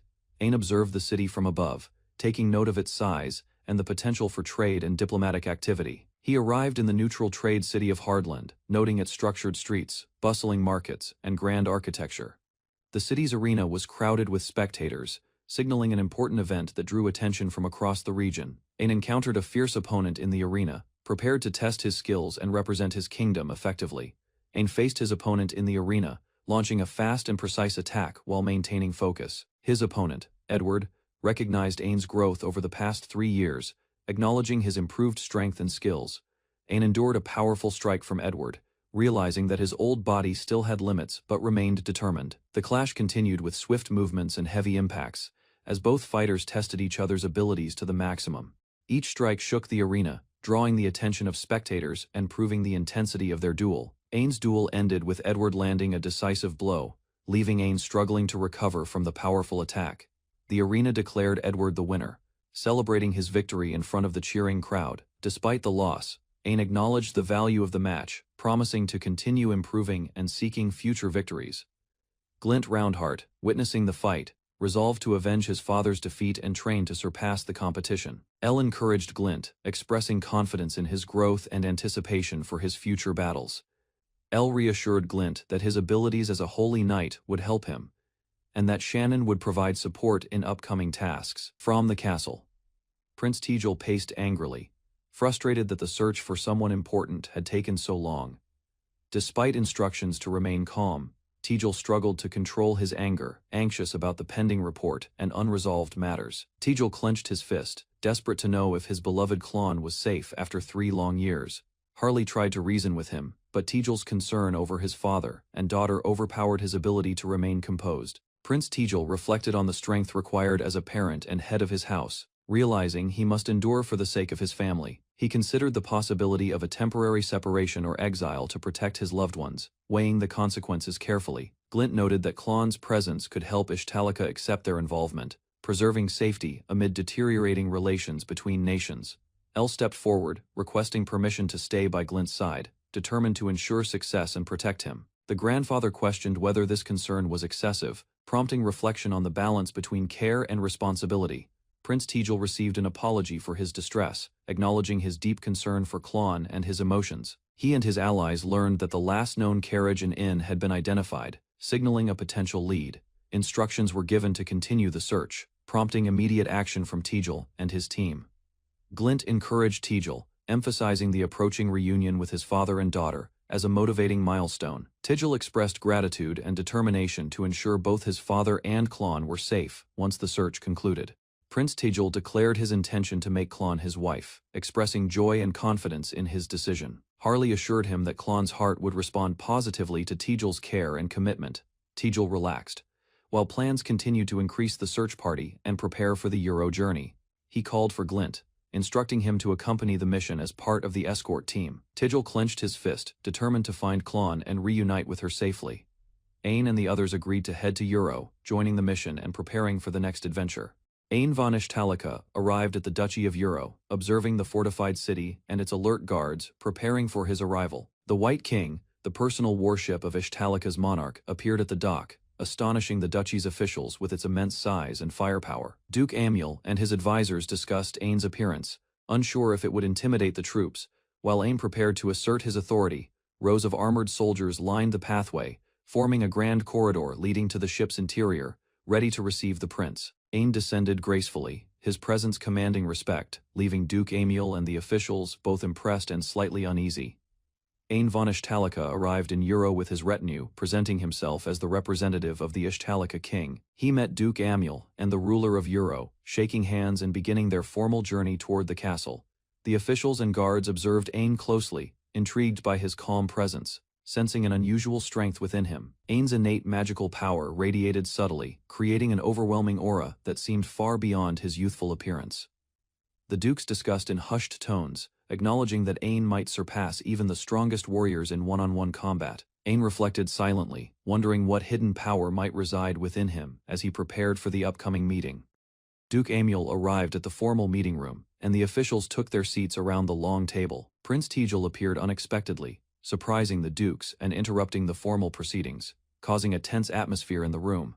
The duke confronted Prince Tijul, questioning his sudden appearance, while Ain observed calmly from his position at the table. Prince Tijul presented a formal letter from King Haim, officially recognizing the visit, and the meeting began with authority. Glint noticed Ain and froze, recognizing him with disbelief, feeling an immediate connection to the figure before him. He urgently warned his companions, revealing his shock at seeing Ain, while others tried to understand the situation. It became clear that Ain was formerly part of the Roundheart family, the brother Glint had long sought. Ain calmly greeted Glint, acknowledging their past, and the room fell into a tense silence as recognition spread. Chris San restrained Glint from acting rashly, while Ain asserted his authority as Crown Prince, forbidding any attack against the guests. Ain declared that the room was no longer suitable for discussion, insisting that urgent matters take priority. Glint protested loudly, defending his rank as the third prince, challenging Ain's authority despite the tense atmosphere. Ain calmly explained that as Crown Prince, he held a higher position, and even a child could recognize it. Ain's expression hardened, commanding everyone to be silent, asserting his control over the room with quiet authority. Glint hesitated, and the others paused, as Ain revealed his singular reason for visiting Euro, shifting the focus entirely. Glint demanded answers, insisting that Klon August should have become his wife, expressing his outrage openly. Officials explained that Klon had traveled to the Duchy of Euro under instructions from Archduke Graf August. Prince Tijul angrily accused the Duchy of Euro of trading the Archduke and his granddaughter to curry favor with Ishtalika. Duke Amiel and the other officials reacted in shock, realizing the gravity of the accusation and its political implications. An maintained his composure, acknowledging the situation and noting that Euro had become a villain in this story, despite diplomatic ties. Glint insisted the Duchy of Euro denied involvement in human trafficking, but his agitation revealed doubt within him. Wolans Lark introduced himself as Ishtalika's chancellor, stepping forward calmly while the room shifted toward negotiation. Glint declared he would investigate Klon's situation personally, determined to uncover the truth behind her disappearance. Wolans explained that diplomatic ties were severed, suggesting cooperation only through mutual benefit, rather than obligation. Duke Amiel proposed an exchange, offering information about Klon only if Ishtalika agreed to negotiate terms first. Glint contemplated the Chancellor's proposal, realizing that certain consequences might follow if they pursued information about Klon. Wolans Lark calmly questioned the price, prompting Glint to react with urgency, while Ain observed quietly. Glint expressed frustration at the limitations imposed, feeling powerless against the political maneuvers of Euro's rulers. Ain rebuked Glint's behavior, reminding him that a crown prince must act with dignity and restraint. Prince Tijul acknowledged Ain's accomplishments, emphasizing that Ain's heroic deeds, including subduing dragons, earned him respect that could not be dismissed. Prince Tijul threatened to prove his strength if his authority was questioned, showing determination and anger. The dukes and officials observed warily, as Wolin's Lark and Ain assessed the tense situation with care. Prince Tejal suggested a contest to resolve the disagreement, surprising everyone in the room. Ain whispered to Wolins, seeking guidance on how to approach the escalating negotiations tactfully. Glint, Tejal, and Ain faced an explosive confrontation, uncertain how their conflicting demands would be resolved. Ain von Ishtalika approached the castle gates, its towers towering above the training grounds. The kingdom's stronghold stood firm. He arrived with Christina and Chancellor Warren, all panting from the climb. The training field stretched before them. Ain observed the knights, his eyes steady. Christina and Warren watched closely, impressed by the unexpected differences in skill. Dill drew his sword, testing his strength. The air crackled as he readied himself for rigorous combat. Ain noted Dill's progress, realizing he had grown stronger. Christina and Warren nodded, acknowledging his remarkable improvement. Clint struggled to maintain his stance. Gripping his sword tightly, Ain watched. Relieved, he restrained his full strength. Dill faced Clint, his focus sharp. Christina, Warren, and Ain observed from a distance, evaluating the young knight's technique. Clint's tension grew, and Dill readied himself for another strike. Warren and Christina remained attentive, noting each movement. Clint activated his skill, Holy Knight, unleashing a surge of power. Sparks flew as the ground trembled beneath him. The strike landed, and Clint fell back, exhausted. Ain, Christina, and Warren acknowledged his growth and increasing skill. Clint clashed with Dill, swords meeting with sparks. Both pushed their limits, dust and energy swirling around them. Observers, including Ain, Christina, and Warren, watched intensely, astonished by the young knight's strength and skill. Dill finally overpowered Clint. He stood firm, commanding respect, while Clint fell, exhausted but still determined. Clint knelt before Ain, dedicating his victory. Ain smiled, acknowledging the young knight's loyalty and effort. Even exhausted, Clint reflected on his abilities. Ain and Christina discussed his growth, noting that his skill exceeded expectations. Ain observed Dill, noting the pinnacle of skill a holy knight could achieve. He reflected on the risks involved. Warren applauded the duel, impressed by the fight. Ain considered asking his father for guidance regarding dangerous techniques. A meeting began with Duke Amul. Ain and the others listened attentively as formal discussions started. Wolin explained details of Miss Klon to Duke Amul. The group listened, surprised by the unexpected developments. The advisors smiled, sharing advice on how to approach Ain regarding important figures in Ishtalika. Ain remained thoughtful. A noble read the letter, trembling with shock. He shouted, unable to believe the news about Miss Klon. Ain sat at the throne, flanked by Christina and Warren. The council continued, calm and composed. Outside, Ain and Christina walked through the castle grounds. The kingdom lay peaceful beneath the afternoon sun. Ain explained to Christina the importance of observing towns to understand the kingdom's weaknesses and resources. They surveyed Euro from above. Ain analyzed the farmland, noting reliance on grain imports and the challenges of sea trade. Ain and Christina studied a map, noting the grain production in Haim and trade routes across Euro and other regions. Ain explained how excess grain from Euro could disrupt Haim's economy, preventing poverty while benefiting trade partners.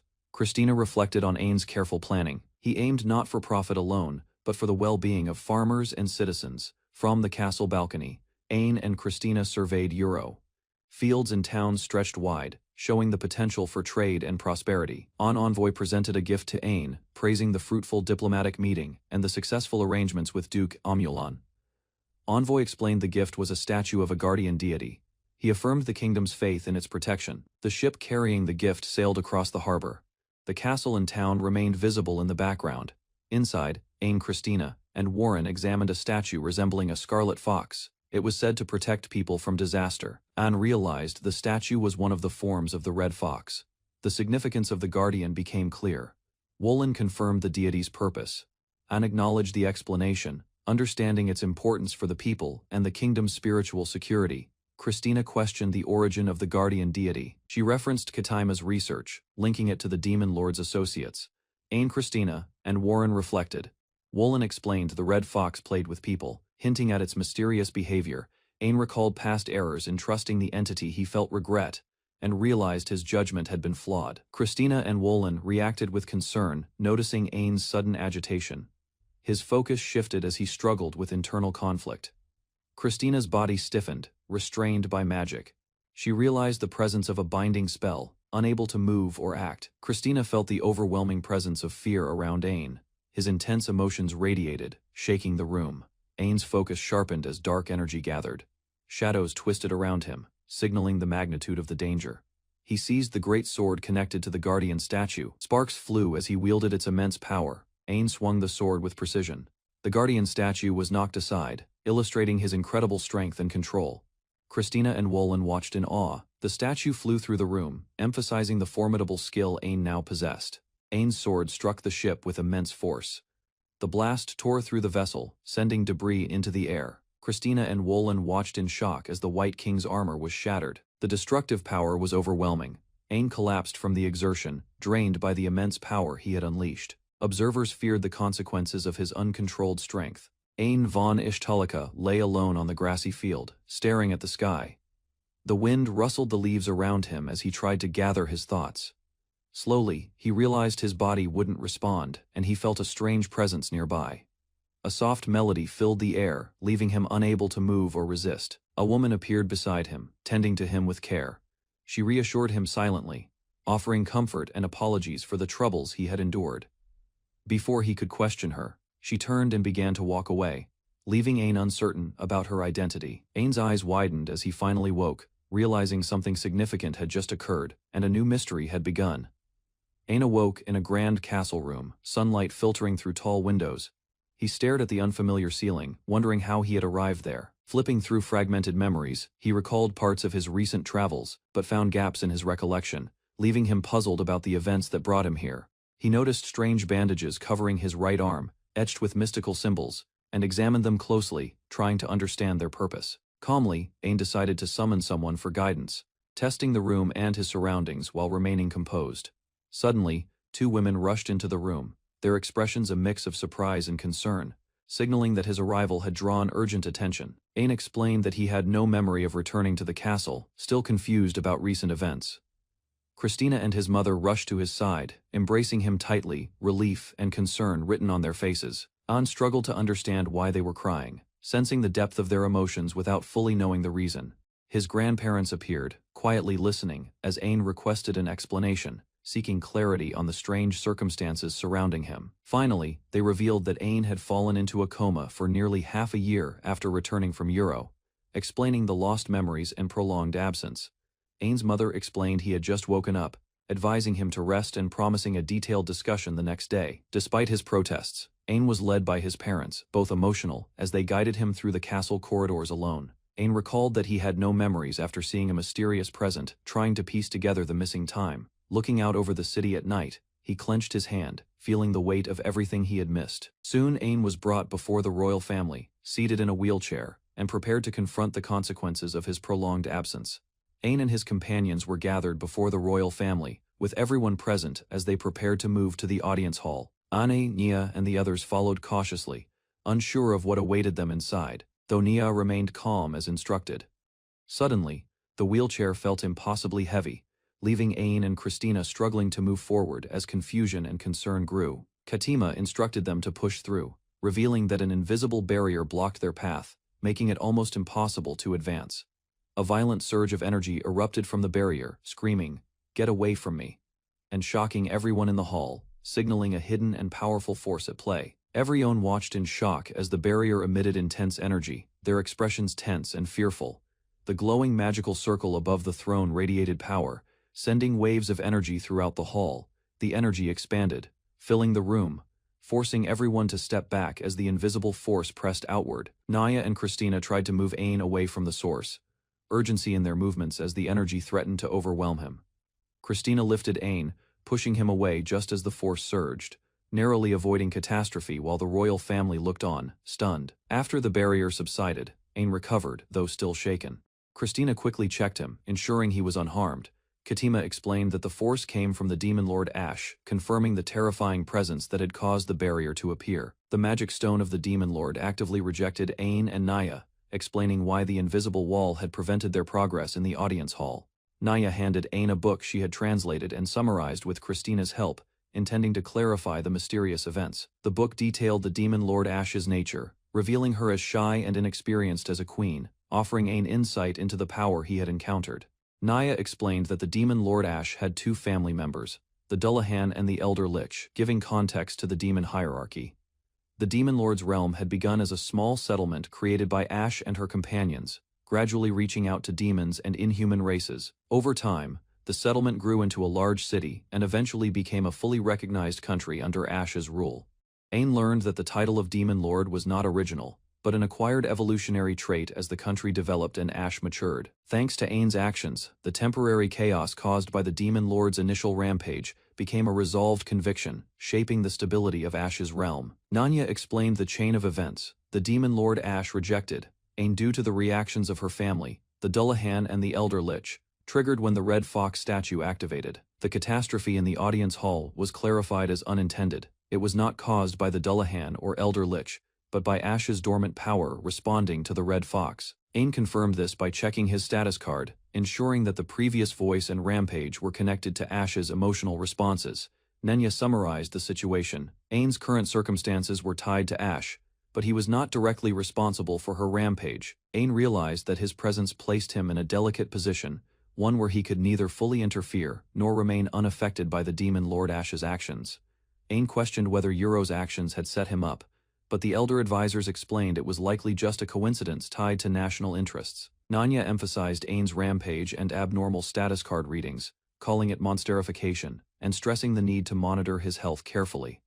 Ain agreed to cooperate, allowing Nanya to directly investigate and consult him, while the elders arranged support from the academy and adventurers. The royal family and companions expressed concern for Ain, reassuring him that their worries came from care and not blame. 1 month later, Ain was transported in a carriage, beginning the next phase of investigation and preparation for what lay ahead. Ain sighed in exhaustion, overwhelmed by the demands of catching up after his half-year absence. Christina explained the extensive tasks ahead: physical rehab, keeping up with advancement tests, and coordinating with the Adventurers Guild. Ain and Nea planned to visit Majorica's shop, with precautions against public exposure, using perception-obstructing magic tools.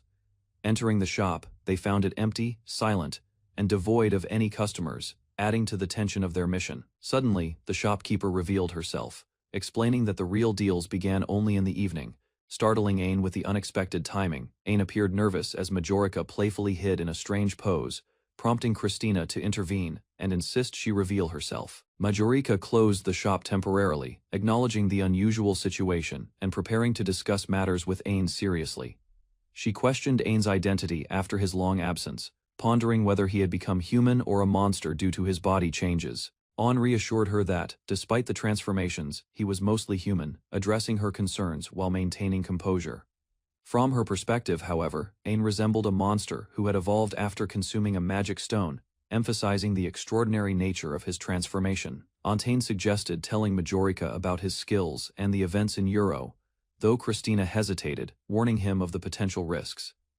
Majorica explained her role, comparing herself to a deity and the world tree, protecting nearby life and absorbing evil monsters. She advised Ain that if he wanted to research his body and the Red Fox incident, he would need to travel to specialized cities. The first city, Isto, was a holy land dedicated to magic tool research, gathering most of the relevant information. The second, Balto, was near Old Demon Lord territory, containing the castle and the corpse of a giant monster from the first Emperor's conquest. Ain excitedly decided to travel to Balto, though Christina expressed concern for his safety in the Old Demon Lord territory. She recalled her own experiences investigating the Demon Lord's castle, noting the presence of mysterious monsters and the danger involved. Ain planned to visit Isto first, with Majorica offering to write an introduction letter to a knowledgeable acquaintance there. They discussed needing a magic tool to obstruct perception for safe investigations, and Majorica offered to create special robes for them. The cost of the magical robes was confirmed, emphasizing the seriousness and preparation required for their upcoming research and missions. Ain noticed the high cost of the magic tools and questioned the reasoning, while Majorica explained they were specially ordered and fairly priced. He learned that the story's content was complicated and difficult to explain fully, leaving him curious yet cautious. Majorica revealed that her older sister had been in the same adventuring party with herself and Kaiser Dano, surprising Ain. Ain reacted with shock, realizing that Chris San's sister was reportedly stronger than Lloyd San, which seemed incredible to him. Ain comforted Christina, who seemed uneasy discussing her sister, acknowledging that she had been tamed and encouraging her to relax. Ain reflected on their decision to travel to Isto, understanding the necessity of gathering information for his research and investigations. Klon pouted quietly, feeling overlooked as Ain focused on preparations and investigations. Ain noticed Klon's mood and asked if she was upset, Realizing that their time together had been limited due to his rehabilitation and busy schedule, he expressed gratitude to Klon and the others for caring for him during his unconscious state, emphasizing his appreciation and relief.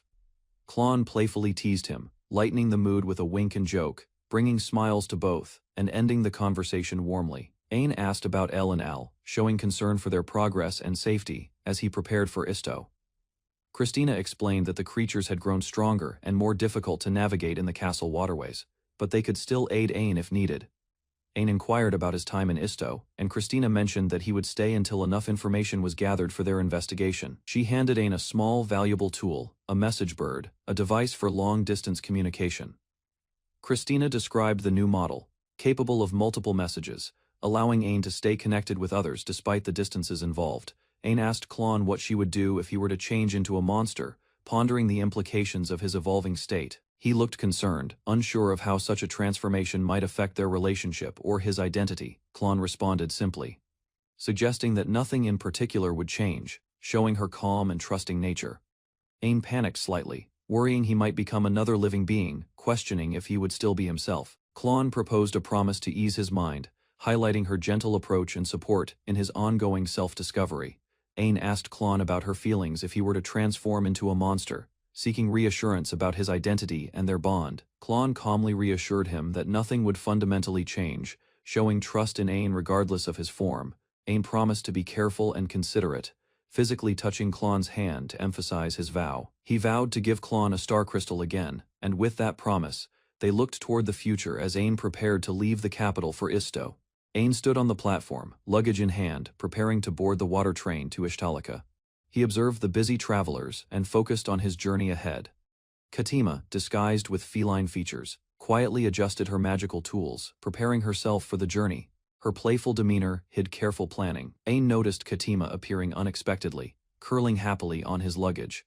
He frowned slightly but accepted her presence, realizing she had found a way to accompany him. Olivia considered the trouble of concealing Katima's identity, while Ain and his companions adapted, allowing Katima to travel hidden in the luggage. Katima revealed her own magic device that disguised her identity completely. Ain nodded, satisfied, as the train departed toward new adventures. Ain and his companions, including Katima, traveled on the water train toward Isht, preparing for the research trip.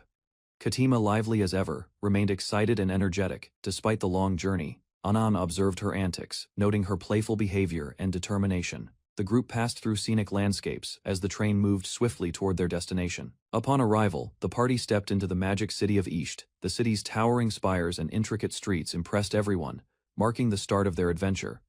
They approached the Tower of Wisdom, the center of magic tool research. The structure stood apart from the capital, emphasizing Isht's unique magical technology. Pipes extended from the tower throughout the city, distributing magical energy from stones.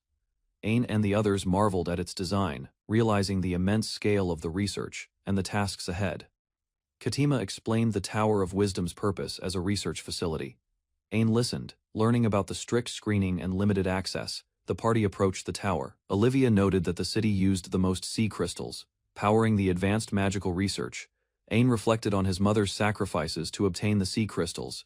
He felt conflicted about their use in Isht. The companions silently observed the tower, understanding its importance and the weight of magical development on their journey. Lloyd suggested checking into the inn first. Ain agreed and decided to contact Klain, preparing for the next steps in Isht. Ain contacted Klain upon arriving in Isht, noting the colder climate and the massive Tower of Wisdom. He felt a mix of excitement and anticipation. The group moved carefully through the city streets. Lloyd reminded Ain to keep his hood on to maintain identity concealment while walking. Following Majorica's referral letter, the party searched for the correct address. Ain led, attentive to the city's layout and landmarks. Olivia examined the letter closely, realizing they had reached an academy affiliated with the institute. Katima confirmed the location. Guards at the entrance stopped them. The party was questioned about their intentions, readying themselves for the next stage of their magical research mission. Ain noticed the guards' caution, aware that Katima's feline appearance made them uneasy. He whispered reassurance to her. Olivia presented the referral letter. The guards examined it carefully, wary of counterfeit documents, maintaining strict protocol. Lone Guard hurriedly called for Chief Professor Oz after reviewing the letter, showing the urgency and respect for the referral. The party waited calmly at the gate. The guard apologized politely, requesting they remain for a moment while procedures were completed. Suddenly, the guard's demeanor completely changed. Ain and the others realized Majorca-san's influence was significant, and the gate procedures became smoother. Ain finally met Chief Professor Oz, who introduced himself warmly. The professor's friendly demeanor eased the party's tension. Oz expressed pleasure at their visit, acknowledging Majorica's recommendation and the importance of their inquiry. Ain and Olivia felt reassured. Oz gestured them inside, explaining Majorica Dono's status as a revered professor. Katima noted the respect others had for him. The party entered Oz's office, surrounded by countless books and magical artifacts. The space reflected the tower's research depth and prestige. Oz addressed Ain directly, recognizing him as the Crown Prince. The party realized the significance of their visit and the Academy's trust. Professor Oz apologized for his earlier formality. Ain shook his hand, appreciating the professor's thoughtfulness and the warm welcome.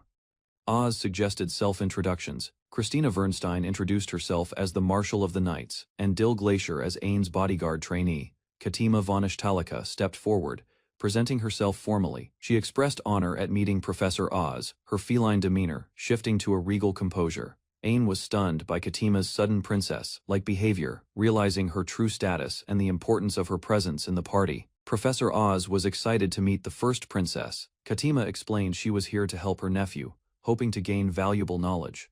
Professor Oz asked how he could assist. Ain requested the professor meet with Katima later, signaling a private discussion about his body. Ain explained he wanted help regarding his body and the red fox, highlighting the urgency and personal significance of the matter.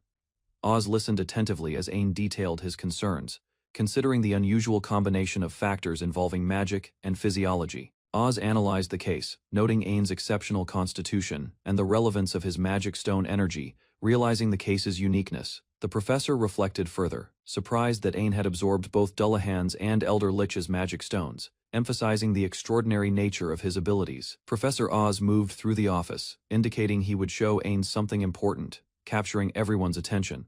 Ain and Olivia noticed Oz holding a sealed box. Katima asked if it contained a magic stone, intrigued. Oz explained that Majorica had sealed the room and the box, ensuring the magic stone would not go rampant. Ain, curious, questioned whether the box held the information he sought. Oz confirmed it was critical for him to see. Christina held Ain's hand, ready to support him as Oz prepared to reveal the contents. Oz opened the box, revealing the Red Fox's magic stone. Its dark, crackling energy demonstrated the immense power they had discovered. Ain and his companions, Christina, Olivia, and Katima, discovered the Red Fox's magic stone, its power radiating intensely before them. Ain reassured Christina, showing calm and determination, as the group observed the effects of the stone on their surroundings. An explained that the stone was unique, confirming that it was the only one he had acquired during his research. He approached Professor Oz, requesting assistance to understand the stone's power and its influence on his body. Professor Oz agreed, stating he would need a few days to compile data, while Ain patiently waited for answers. Ain offered Professor Oz a reward for his help, but Oz insisted that hearing Ain's story was enough. Christina intervened, explaining that the people might think Ain was forcing Oz to assist, urging him not to refuse. Oz considered a reward that was not monetary, thinking carefully while Ain and Katima watched attentively. Oz began explaining a troubling matter, noting that in East, children had been abducted recently. He continued, revealing that the cases involved orphans living in slums, and authorities had not taken the matter seriously. Professor Oz expressed concern to Ain, saddened that the children's abduction cases remained unresolved. He urgently requested Ain to instruct the knights, personally, emphasizing the importance of his words. Ain recognized the professor's dedication to helping orphans, showing gratitude as Oz prepared to act. Ain decided to join the search for the missing children himself, ensuring the investigation received full attention. Christina worried about the danger, but Ain suggested joining only until Professor Oz completed his research. Balancing safety with action, Christina sighed, realizing Ain's decision to join the search could not be restrained. While Ain and Katima observed calmly, Professor Oz asked if it was truly acceptable, and Ain assured him that it was a normal occurrence. Ain and Oz shook hands, agreeing that in the meantime, Ain would do his best to find the missing children. Oz arranged for guards to escort Ain, ensuring his safety as he left. While the group prepared to depart, Oz handed Ain old research data from East, explaining it might provide clues about Ain's unusual body condition. Ain thanked Professor Oz as guards were called to escort the group outside, ensuring their safe departure. Professor Oz received a letter, acknowledging it with a smile while preparing for the next steps. The group led by Ain, Christina, Olivia, and Katima left the building under careful guidance from the guards. Professor Oz, alone, looked thoughtfully out the window, reflecting on the tasks and research he still needed to complete. The group paused outside, taking a short break at an inn, and Katima excitedly suggested shopping while everyone prepared for their next actions. And called after Katima as she moved ahead, concerned for her safety. While Christina reassured him, Ain and Christina entered the inn, surprised to find their usual room unavailable. The innkeeper grew furious, demanding the room be vacated, startling everyone present. Christina explained the situation to Ain, noting there was no reason to worry, while Ain observed calmly. The innkeeper angrily left, vowing never to host them again, and the group prepared to continue on their way. Ain and his companions were warned of a powerful guest approaching. Christina urged Ain to stay behind for safety. The guest threatened, boasting control over monsters like wyverns and krakens, startling the group.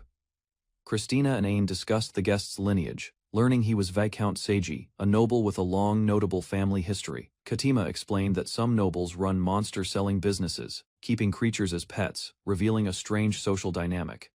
Christina reflected on the guest's strange financial situation, noting that despite wealth, he did not live in luxury. Ain observed Viscount Seiji's back, reflecting on the noble's authority and influence in the city. Katima expressed confusion about the situation, while Ain and Christina tried to explain quietly. Christina revealed the reason for staying up late, bringing attention to a small puzzling piece of junk. Ain noticed Christina sleeping on his lap, showing her exhaustion from the long day of events. Ain quietly acknowledged her fatigue, while Katima remarked on the unusual sight of a marshal asleep on a crown prince's lap.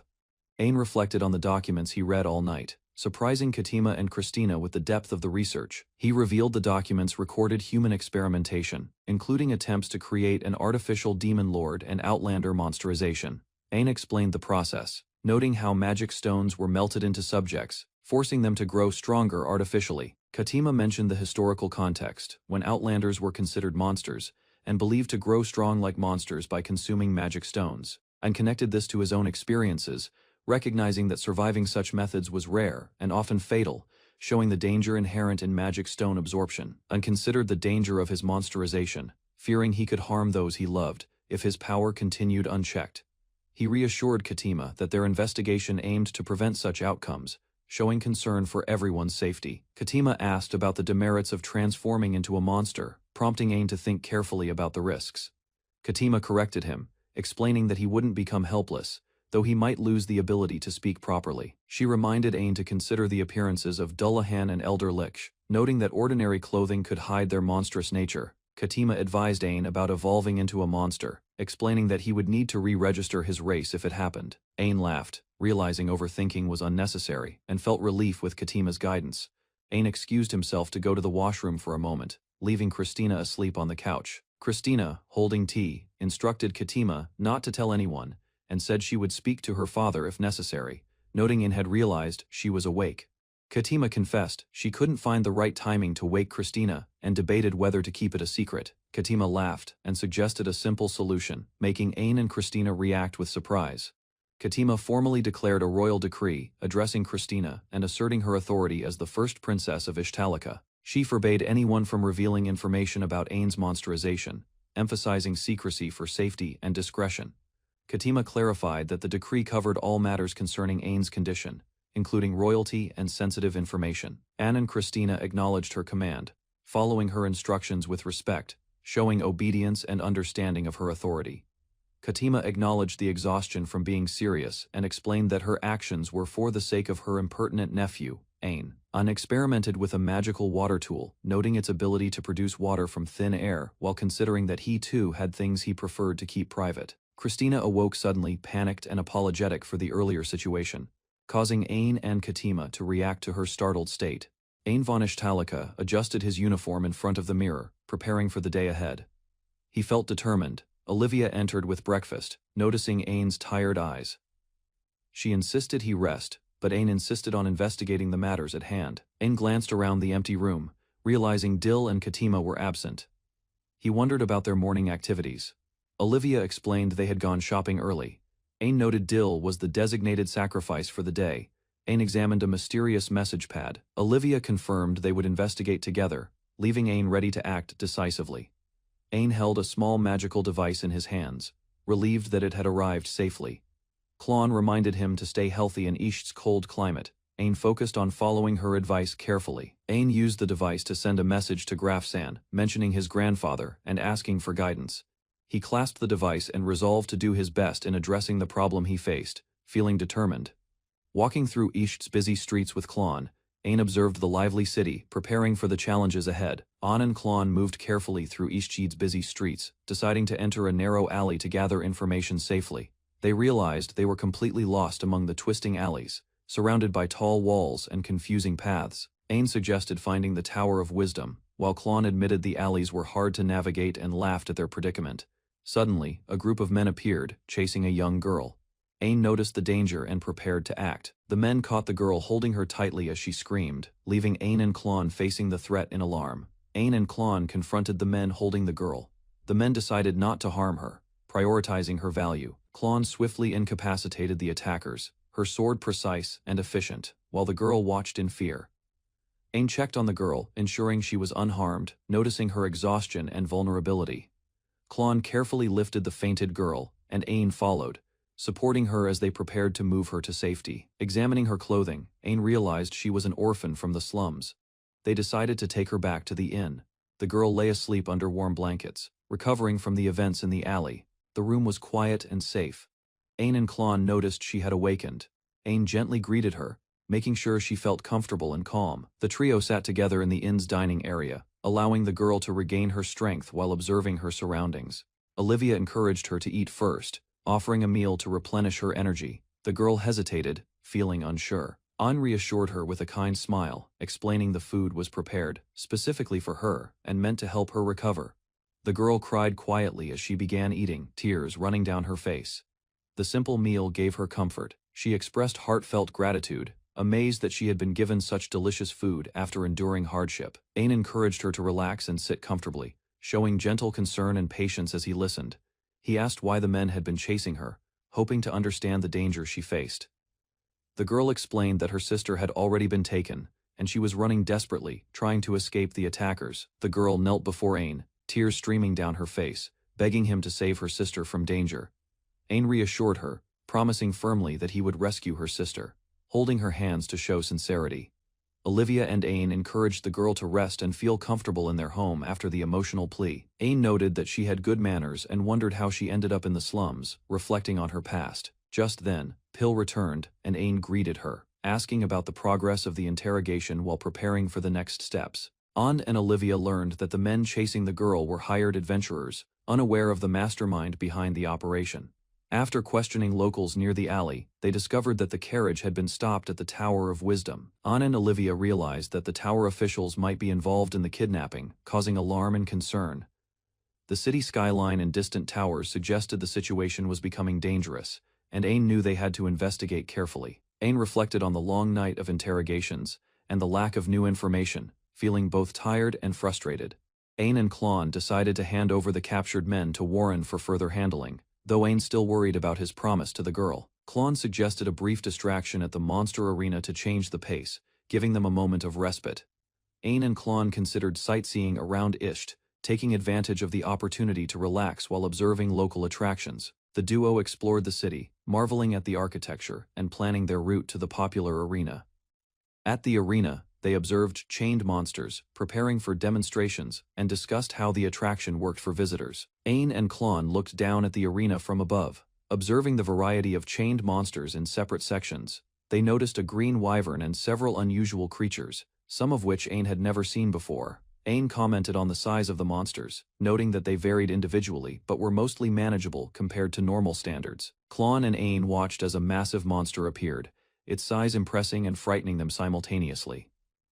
The green wyvern was dwarfed by an even larger creature, nearly twice its size, leaving Ain and Klon in awe. Ain and Klon observed the massive wyvern up close, noticing the sheer size and muscles that intimidated other monsters in the arena. They decided to approach and look at the wyvern more closely. Despite its terrifying presence, the wyvern suddenly roared and slammed the ground, causing smaller creatures and spectators to tremble in fear. Ain noted how powerful the creature appeared, realizing the wyvern might be reacting to the sea dragon's power inside him. Meanwhile, a noble visitor, Viscount Seti, arrived and was formally greeted, signaling the beginning of an important event at the arena. Viscount Seti scolded the spectators for causing a disgraceful scene, demanding order and attention from his subordinates. He noticed Ain behaving unusually, and his companions wondered if someone had drugged him due to his strange reactions. Seti confronted Ain and Klon, asking if they had been observing the wyvern earlier, though they insisted they were only looking. On was ordered to remove his hood, while Klon and he stood silently under scrutiny. Klon stepped forward, raising her hand to prevent Seti from taking any action against Ain, asserting her authority. An and Klon stood firmly, facing the noble visitors who questioned their intentions, maintaining calm but determined expressions. Klon threatened to stop the interrogators if they attempted any rough actions, asserting her authority. Ain declared that the girl was very important to him, warning that he would not allow her to be touched. He reiterated that they had only been observing the wyvern, insisting on the truth of their actions. The nobles reluctantly acknowledged Ain's courage and spared him, though they instructed the wyvern to be returned to its cage. Ain and Klon decided to end their sightseeing for the day, reflecting on the unusual encounters they had experienced. Klon grabbed Ain's hand, holding it tightly, signaling comfort and reassurance. As they walked together, Ain looked down, contemplating the events, while Klon stayed close, their bond evident in silence. Klon smiled gently at Ain, showing her support and conveying warmth without words. They continued walking through the city, side by side, their hands still joined, moving forward together after the day's events. Klon pouted at Ain and turned away, while Ain reached out, signaling a moment of playful tension between them. Ain considered the financial strain of maintaining the wyvern and kraken, questioning how the Viscount's family could support them. He calculated that feeding one creature could cost millions per month, realizing that prize money from the arena would not cover it. Ain and Klon looked up at the Tower of Wisdom, awestruck by its towering height and magical design. Klon explained that the tower could create auroras under certain conditions, leaving them amazed by the magical infrastructure. Ain and Klon walked through the rainy streets, discussing whether Viscount Saji had access to the Tower of Wisdom. Klon explained that the previous owner had a laboratory, suggesting that Saji likely inherited access, prompting Ain to consider the kidnapper's motives. They realized that the carriage heading to the Tower of Wisdom implied an aristocrat with unknown wealth might be involved in the kidnapping. Ain and Klon looked up at the Tower of Wisdom, sensing that it could be central to the mystery they were uncovering. They observed prisoners confined in a distant facility, hinting at the darker side of the city and the stakes of their investigation. An and Klon observed the room where several children sat, looking frightened and vulnerable, hugging themselves tightly. One of the children, crying and clutching her knees, called out for her sister, revealing the emotional toll of their captivity. Ain watched Crone quietly as she mentioned the Tower of Wisdom, sensing danger around the suspicious structure nearby. Crone warned Ain that using royal authority recklessly could bring trouble. While he considered forcing entry into Tower, Ain hesitated, realizing the Tower of Wisdom security was difficult, as Crone suggested a stealthier infiltration approach instead. Crone showed Ain detailed plans, explaining they needed to disable the tower security systems before proceeding further inside. Ain understood the plan, realizing the giant magic stone furnace underground powered the tower, giving them a target. Ain suggested destroying the tower, but Crone strongly objected, warning massive casualties would result from such reckless action. Crone leaned closer and whispered advice, guiding Ain toward a better plan while he struggled to decide what action. Verla reacted in shock after hearing her sister might be inside the Tower of Wisdom, while Ain confirmed uncertainty. Crone gently asked for details, and Verla, emotional, hoped any clue about her missing sister could help find her. Verla introduced herself and revealed her sister Macy was only 6 years old, making the situation far more urgent. An calmly introduced himself, while Katima loudly denied being a cat, insisting on her identity despite obvious appearance. An prepared to leave, assigning Dull to guard Katima, while Verla remained confused about his true background and identity. Verla earnestly asked Katima about Ain, calling him her savior, while Katima casually told her to close the door. Katima introduced herself as Katima von Istalika, revealing Ain's full name, deciding it was pointless hiding such information anymore. Verla froze in shock after hearing the Istalika name, realizing Ain's true status and importance far exceeded expectations. Ain moved with determination, revealing his status as Crown Prince, while Katima and Crone followed closely behind him. Katima quickly took charge, declaring it was time to act, while preparing to begin their plan inside the room. Katima criticized Ain for acting without planning, while the knight understood the urgency of saving the kidnapped victim. The knight outlined preparations, including contacting authorities, bringing a healer, and gathering supplies, while Katima continued directing actions. The knight requested to join the mission, determined to assist, while Katima listened and considered his resolve seriously. Katima organized preparations, asking for letters to maintain secrecy, while Ain's presence remained hidden from others in the kingdom. The group prepared supplies and confirmed arrangements, as Graf and others agreed it was time to depart immediately. Inside the wagon, concern grew as Graf questioned their decision, while the journey toward the Tower of Wisdom began. Ain reassured everyone calmly, comparing the danger to past battles, while Crone showed visible unease about the mission. They met Graf and discussed support, as Ain appreciated his help, recognizing the importance of cooperation for success. Ain listened as Graf explained the magic stones would be delivered to the basement, confirming preparations before entering the tower. Crone suddenly insisted on going alone, worried about Ain's safety, but he remained determined to continue the mission. Crone expressed her anger toward the kidnappers, unable to forgive them, while Ain calmly acknowledged her strong feelings. Ain imagined the suffering children, realizing the cruelty of those separating them from families, strengthening his resolve further. Ain clenched his fist tightly, anger building, as he decided to stop those responsible and end their actions. Ain declared his responsibility as Crown Prince, realizing he must face the existence of criminals harming innocent people.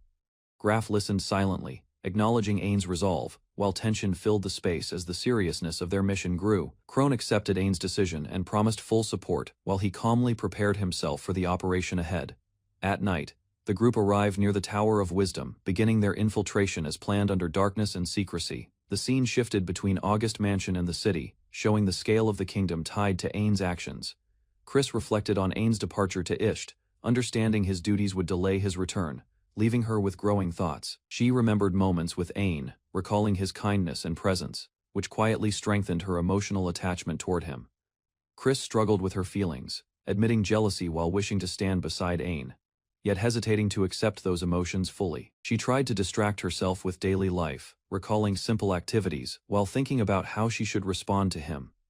Chris lowered her gaze, deep in thought, as her feelings settled into quiet determination about her connection with Ain. Chris lay in bed, overwhelmed by her feelings, realizing she could no longer suppress her growing emotions for Ain.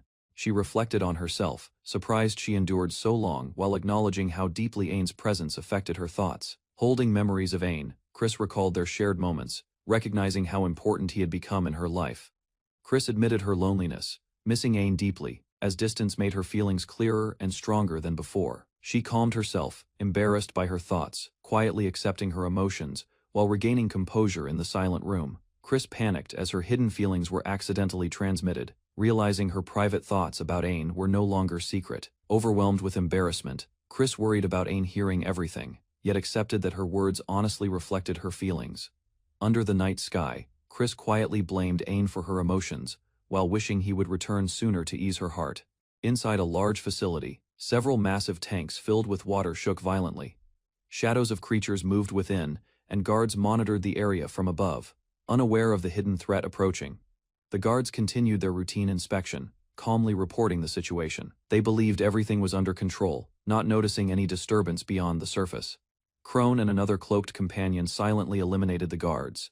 Their movements were precise, ensuring no alarm was raised during the infiltration. Ain and Crone regrouped. After entering through a cramped wooden passage, they confirmed the infiltration was successful and moved deeper into the facility. Ain was called out from hiding as the team prepared for the next step. The group advanced carefully, ready to uncover the truth behind the investigation. Ain and Crone arrived at the underground facility, observing massive tanks where magic stone energy circulated through controlled systems below.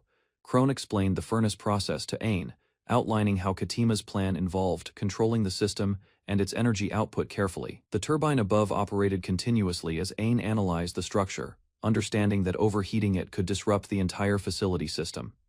Ain focused his power, extending his senses toward the liquid below while preparing to interfere with the magic flow inside. The water began swirling violently into a whirlpool, alarming Crone as the energy reacted, suggesting influence from a powerful sea dragon. Ain activated ocean current, forcing massive waves to surge violently, overwhelming the system and pushing the turbine beyond limits. Ain maintained control of the flowing energy, focusing intensely, while Crone watched as the pressure inside the system increased rapidly. The overheated pool suddenly froze from extreme reaction, shocking Crone as the entire chamber turned cold and unstable quickly. An and Crone decided to advance upward, aiming to find proof while security weakened due to the disruption below. They moved through the facility, climbing higher floors while guards rushed elsewhere, allowing Ain and Crone to continue unnoticed. Ain and Crone reached a massive sealed door, recognizing it as the final destination where the hidden truth was kept. Crone identified the door as a magic item and prepared to break it, warning Ain to step back carefully. Crone unleashed her strength, striking the door repeatedly while Ain watched, sensing the barrier gradually weakening under force.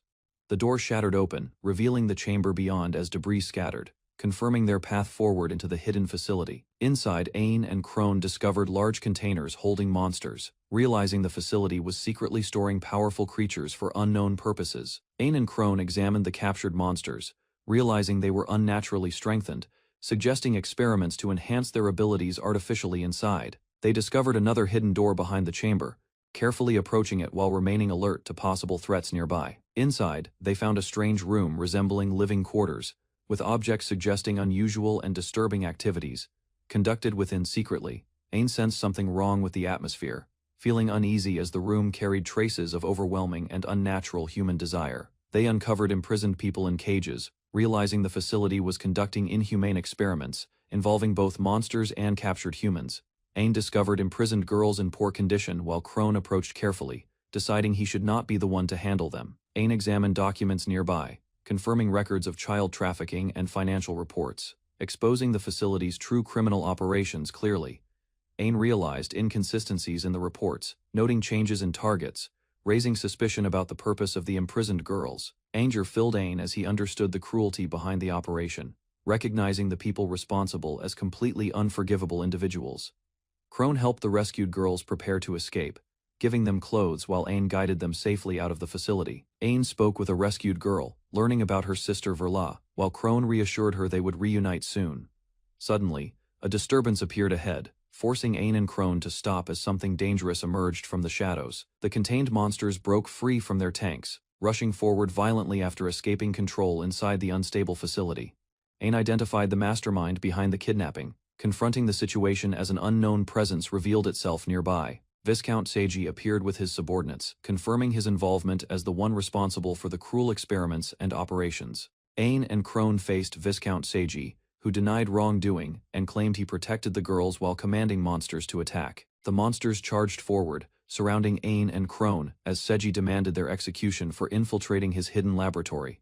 Suddenly, Seiji was struck from behind, blood spilling as he realized something unexpected had turned against him completely. Onen and Crone swiftly defeated the attacking monsters, cutting them down with precision while maintaining control of the chaotic battle. Seiji panicked and demanded help, realizing his forces were failing, unable to understand the overwhelming strength before him. Seiji's subordinates panicked as their weapons were rendered useless, realizing they had completely lost control of the situation. A sudden projectile flew past, shocking Seiji as he sensed danger approaching faster than he could react. Crone confronted Seiji directly, demanding answers while asserting control, making it clear he would not escape punishment easily. Crone struck him down and forced submission, deciding to capture him alive for further questioning instead of immediate execution. Despite surrendering, Seiji suddenly resisted, attempting a desperate counterattack as he lunged toward Ain in a final act. Seiji released a dangerous miasma, choking his own subordinates as they collapsed, unable to endure the spreading toxic energy. Crone reacted in anger while Ain realized the danger, recognizing the miasma as a deadly threat spreading rapidly.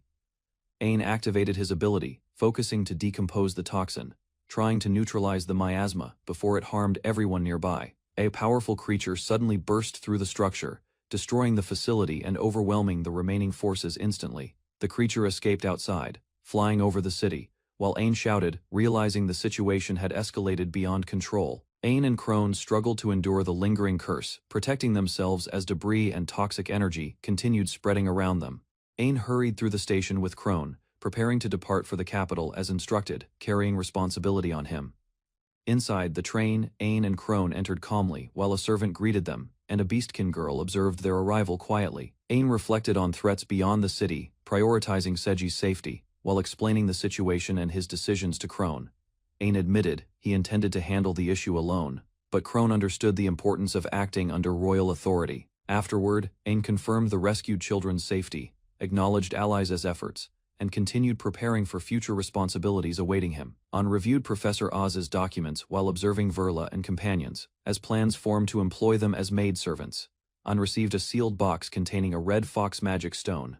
Realizing its importance and reacting with visible surprise, the train carrying Ain continued across a long bridge, moving steadily toward the capital and the responsibilities awaiting him. Alone in his room, Ain reflected on recent actions and remembered a message from Klon he had not heard. Ain recalled Klon's feelings, recognizing her loneliness and understanding the emotional distance created by his duties and responsibilities.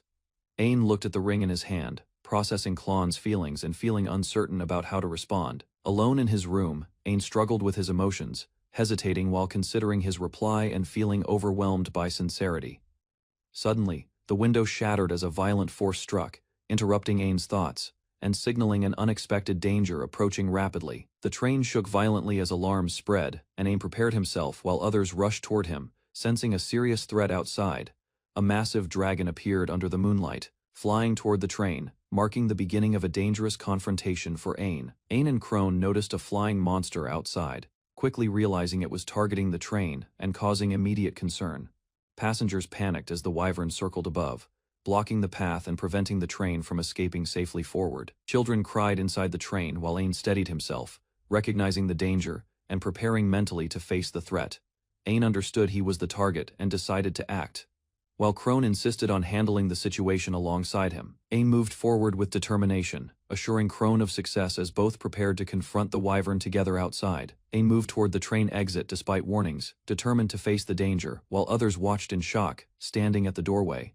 Ain looked outside calmly, focusing on the approaching threat and preparing himself mentally. Ain gave orders to protect Verla and others, revealing his identity as Crown Prince and surprising those nearby.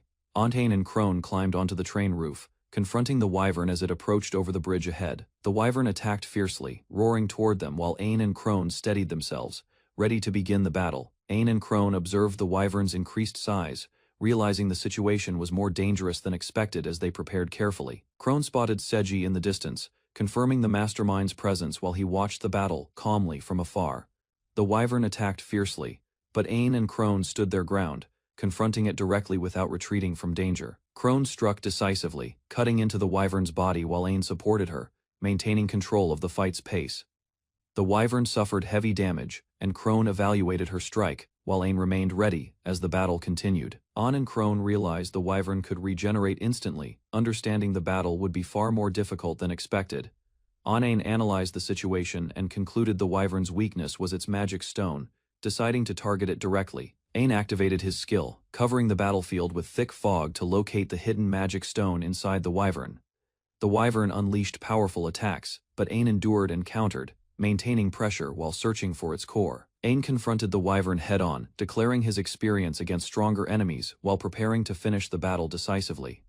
The wyvern's body twisted violently, releasing sharp attacks as it roared, resisting Ain and Crone's continuous assault. Ain identified the magic stone on the wyvern's forehead, shouting the weakness while tracking its movements carefully.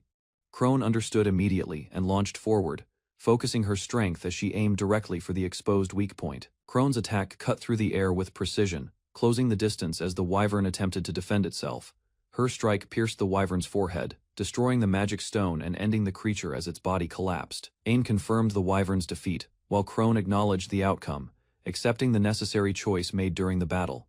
Ain stood on the train roof as a massive shadow emerged, revealing a new threat rising from below. A kraken attacked the bridge and train, while Seji declared control, threatening destruction and escalating the situation further.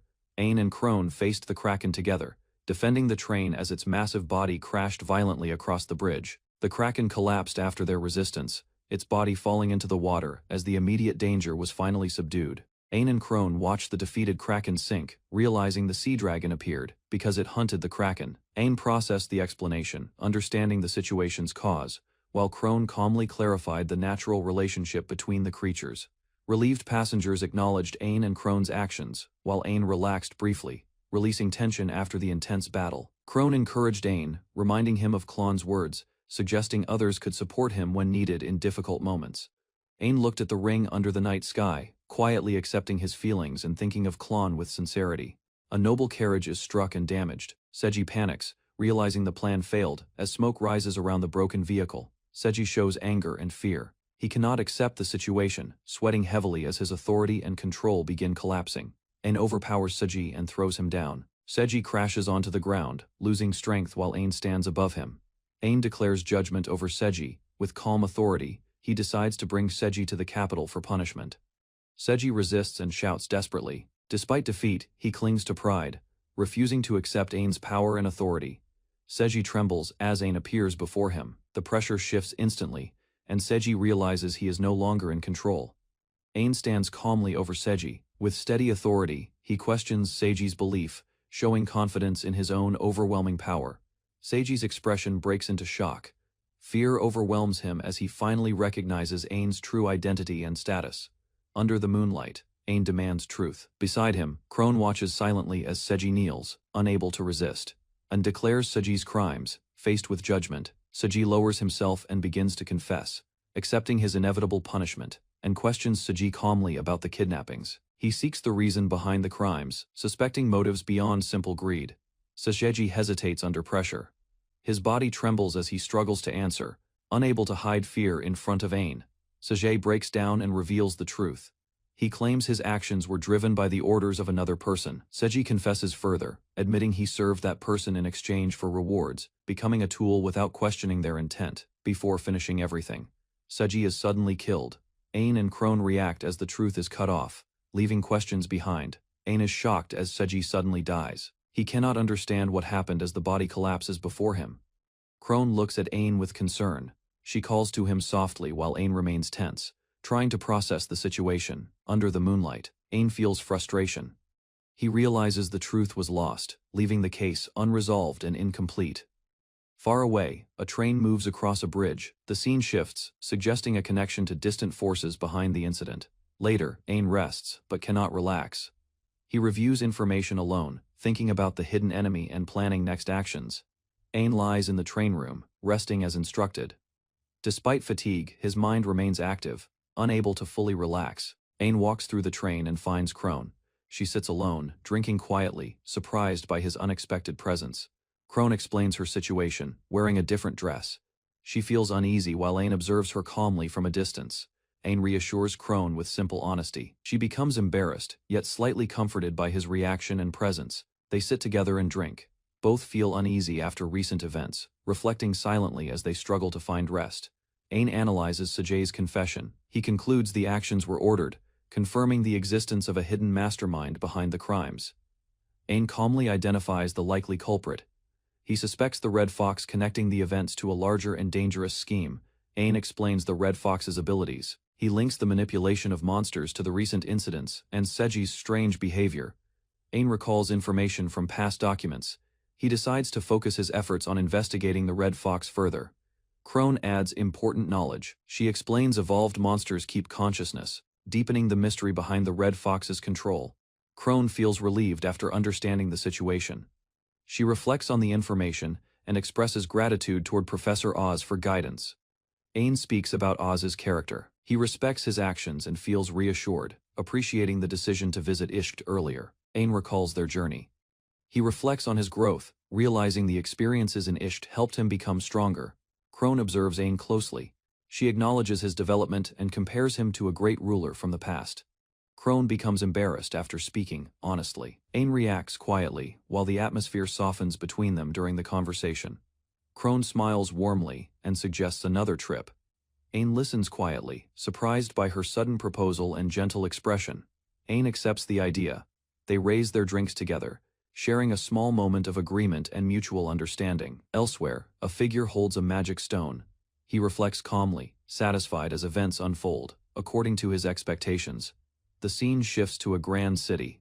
The mastermind watches from afar, considering the situation under the night sky.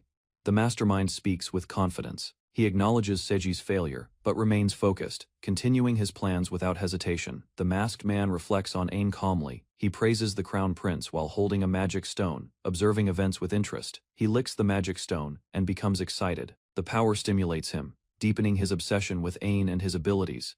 The man loses control and reveals his madness. He recalls killing a Wixen and desires to see Ain suffer.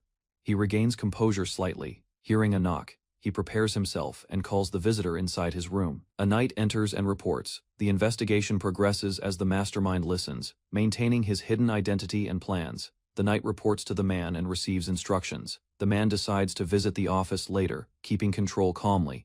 The man reveals his identity as Professor Oz. He smiles quietly, suggesting his deeper involvement in the unfolding events. Aang travels with Crone by carriage, calmly observing surroundings as she notes the bridge ahead nearing their destination. The group approaches the stone bridge while guards escort them, and Aang reflects on seeing this place again. Memories of incident surface, showing destruction, monsters, and danger, reminding Aang how much he has grown since then. Aang, 11 years old, looks outside with confidence as spring begins, marking a new stage in his life. Aang arrives at ceremony with Crone and others as crowds gather to witness the bridge reopening after destruction. Klon smiles confidently after graduating from Libi Girls' College, showing her composed demeanor and readiness to begin serving. Klon becomes the youngest Crown Prince aide, achieving perfect results in exams and earning recognition within the royal court. Aang and Klon prepare for travel using a newly provided carriage, ensuring comfort and efficiency during their official journey. Klon manages expenses carefully, considering Aang's reputation while coordinating arrangements through trusted connections within the noble administration system. Aang adjusts his attire as they prepare to arrive. While Klon reminds him to get ready for duties, Klon adjusts Aang's clothing closely, showing calm confidence while Aang remains surprised by her sudden proximity and composure. Klon corrects Aang's posture and appearance, efficiently handling details while he reacts awkwardly, showing their difference in experience. An stands before the crowd on the bridge, formally leading the ceremony as guards and citizens watch attentively. Crone and Klon observe calmly, while citizens cheer loudly, celebrating the successful reopening and recognizing Aang's leadership. After the ceremony, Aang exhales heavily, showing fatigue as tension fades following his public responsibilities and formal duties.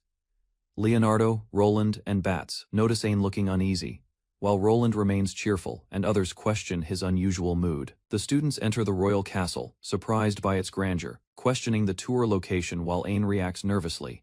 Aang greets everyone, despite discomfort, while Leonardo explains the castle's importance, making the visit meaningful for their group. Dill introduces himself as their guide, explaining rules and structure, ensuring the group understands how to behave inside. The group acknowledges Dill's instructions, addressing Aang formally while maintaining discipline and preparing to follow the established rules. Dill guides Aang, Leonardo, Roland, and Bats through the castle, showing training areas and explaining the knight's environment. The group watches knights spar intensely, witnessing real combat skills, leaving them surprised by the power displayed. Afterward, they rest in a dining area, casually talking while Aang appears relaxed. Compared to earlier tension, Aang reflects quietly on the knight's training, realizing the difference between his world and theirs while speaking with Klon. He observes another match, focusing deeply as he understands the knight's movements and the discipline behind their strength.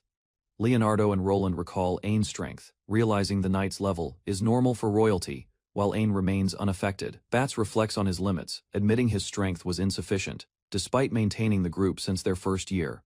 Leonardo notices Bats' determination growing, sensing a shift in his attitude as he focuses on improving himself. Bats declares his resolve to surpass his limits, deciding to train harder and refusing to fall behind Aang again.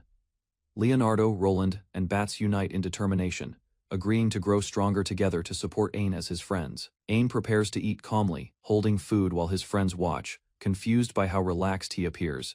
A maid informs Aang about his scheduled appointment, interrupting the meal as he realizes he must leave immediately. Anan apologizes and leaves the table, while his friends react, adjusting to addressing him with proper royal respect.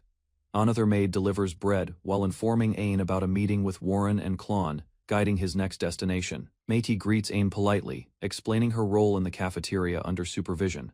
While he acknowledges her presence calmly, Aang speaks with the maids, calmly acknowledging their roles, while one reacts with confusion to his composed attitude. The maid bows and leaves while Aang reflects on her growth, recognizing her increased maturity since their earlier days. Aang learns about another maid working near the training camp, known for dedication and respected by the knights. Seeing their efforts, Aang feels motivated, realizing he must continue improving himself alongside those working hard around him. Arrives at the meeting room facing Warren and Klon, preparing to begin an important discussion about upcoming matters. King Silvardo instructed Aang to focus on his duties while the investigation into the old Demon Lord's territory was assigned to Lloyd and his knights. Aang confirmed that Lloyd would accompany him, and Klon also joined their mission, preparing for the journey to Baltic. Aang held the rose Klon had given him, reflecting on her support and the resolve that motivated him to move forward. Klon declared she would no longer wait and prayed, dedicating herself to being Aang's aide in every task ahead. The king entrusted Klon with Ein's care, and with Lloyd and Dill joining, the group prepared to face the dangers of the Demon Lord's domain. Ian asked about Chris, noticing her absence during the meeting about the upcoming mission. Chris was staying behind at home, looking disappointed and anxious as everyone prepared to leave. She apologized to Ein, expressing sadness at being left behind, while Ein reassured her and reminded her importance as a masha. Chris held Ein's hands tightly, struggling with her emotions, but understanding her duty to protect the capital. Ein gently acknowledged her feelings, noticing her heartache, and silently promising to value her loyalty and presence, even from afar. Chris, holding Ein's hands, decided to stay behind this time. Understanding her role in protecting the capital, she declared that in Ein's absence, she would take full responsibility for defending the city. Ein expressed relief at her determination, while Chris promised to bring souvenirs upon his return. Ein smiled warmly, feeling deep admiration for Chris and appreciating her unwavering spirit. Outside, the wind swept across the distant castle as Ein and the knights began their journey toward the dangerous lands beyond. A lone armored figure walked through the snow, anticipating the arrival of someone wielding a weapon in the coming days. He reflected that there was no rush, having waited for hundreds of years, and that time would pass quickly. A massive, roaring beast appeared, challenging the figure with its overwhelming presence. The figure tossed a weapon into the air, confident that when the right opponent arrived, beasts would not be needed. The armored figure confronted the attacking beast directly, demonstrating skill and authority as the creature lunged with ferocity. The armored figure gripped his weapon tightly, vowing to fulfill his mission no matter the challenges ahead. He stood alone in the snowy wasteland, silently promising to wait for the return of those he awaited, no matter how long it took. Christina prepared everything carefully, determined to help Ein succeed. Her smile reflected both warmth and purpose. Ein appeared before a cheering crowd at the castle, raising his hand in acknowledgement of their support. Back inside the royal carriage, Christina fanned Ein to ease the heat. He sighed, relieved by her attention. She handed him a glass of iced tea she had prepared earlier, ensuring he stayed comfortable during the journey. Knights reported on the surrounding area while Ein relaxed. Christina stayed nearby, quietly supporting him as they traveled. Christina looked at Ian with a gentle expression, insisting they were alone and safe, her focus entirely on him. Ian nodded, comforted by her presence, trusting that nothing else was needed as long as she stayed nearby. The carriage moved through the snowy mountains, and Ian noticed a giant bird with 4 wings flying overhead. He pointed in amazement at the creature, while Christina calmly read, keeping him entertained during the journey. Christina reminded Ein not to take reckless actions, listing his past dangerous feats while he admitted his mistakes. Christina noticed Ein's excitement, and reminded him of his admiration for the first king, grounding his enthusiasm. Ein expressed curiosity about the old Demon Lord's territory, and asked when Ishuterika was founded. Christina explained the uncertainty of history, showing the emblem and discussing whether the country emerged before or after the demon attacks. Ein considered the divided opinions of historical researchers, sharing his thoughts and asking further questions about the past. Christina summarized, explaining that Ishuterika's royalty included children of various races, creating a diverse royal lineage over time. He considered the possibility that Ishuterika's royalty might have mingled with other races in the Demon Lord territory. Christina explained that other races and monsters had magic stones and cores in their bodies, yet they were not harmful to humans. Ein reflected on the first king's unknown queen, noting that her race was not recorded in history. Christina suggested that the royal lineage mixed with many races, showing Ein out how the royal gacha system worked. Ein became flustered, thinking about the future and his own potential children, while Christina smiled and reassured him. Ein acknowledged that Christina was more knowledgeable about Ishuterika and credited her for arranging the journey and supplies. Christina explained that although her tasks were tough, she had chosen to take responsibility and handle them willingly. She smiled, telling Ein that performing these duties did not bother her at all, giving him reassurance. Suddenly, the train shook from an earthquake, startling Ein and Christina, but they quickly confirmed that he was safe. A knight entered to explain that the train had stopped due to the quake, and an investigation would follow. Ein and Christina worried as the train approached Baltic, uneasy about the sudden earthquake and the timing of events. Snow fell heavily over the mountains, and Christina silently hoped that nothing dangerous would happen during their journey. From above, the walled city of Baltic appeared, blanketed in white, giving the travelers a clear view of their destination. Ein stepped out into the cold, shivering uncontrollably as the icy wind hit him, showing his vulnerability to the environment. Christina, Ein, and the accompanying knights braced against the wind, moving forward cautiously while keeping an eye on the surroundings. The group finally arrived in Baltic, marveling at the stark contrast from the warmth they had felt earlier. Lloyd instructed Dill on how to properly show respect, emphasizing that only certain members needed to follow protocol. Ein looked around the town, observing its architecture and the remnants of monster activity that marked its history. The adventurers' town spread out before them, bustling with activity despite the harsh snowy environment. Christina asked if Ein was unwelcome, prompting Lloyd to respond and explain the social dynamics of the town. The group noticed that despite arriving in Baltic, nobody seemed to greet Ein, causing curiosity and concern. Lloyd explained that Ein's reputation was so great, defeating the sea dragon alone, that the townspeople ignored formalities. Ein and the group listened as Lloyd laughed, remarking that most people never read the official reports about him. They spotted a massive skeleton head emerging from the snow, drawing attention to the dangers of the surrounding region. Lloyd described how an ogre once attacked a village after fleeing a monster, defeated later by the first king, leaving the terrain scarred. Lloyd explained how the scar on the ogre's skull had been caused by the first king cracking it and its magic stone with a single strike. Ian gazed in awe, impressed by the power and legacy of the first king. Lloyd compared Ian's previous subjugation of the sea dragon to the first king's feat, praising his achievements with a laugh. Christina and the group noted that night had fallen, suggesting they find an inn for rest. The inn displayed a giant skeleton on its roof, echoing the history and danger of the surrounding lands. Ein and Christina gazed out over the balcony, amazed by the expansive view of the snowy landscape below. The northern lights danced across the sky, adding a magical glow over the walls and buildings of the town. Ein commented on the unexpected beauty near the Demon Lord's castle, wondering if the scenery had influenced its location. He considered the portrait of the Demon Lord, imagining how she would appear amidst the silvery snowscape. Christina and the group visualized her there, reflecting on the majesty and mystery of the frozen realm around them. Ein asked Christina about their plan to greet the feudal lord, and she confirmed they would visit Count Baltic at noon to accommodate their tiredness. Ein smiled, ready to rest, while the cold wind reminded them of the harsh environment outside. Christina and Ein stepped inside, moving carefully as they entered the building to avoid the chill. Count Baltic formally greeted the group, explaining that he had been entrusted by the king to manage the territory. Ein expressed his honor to meet the famous Count Baltic, and the group acknowledged his importance in the region.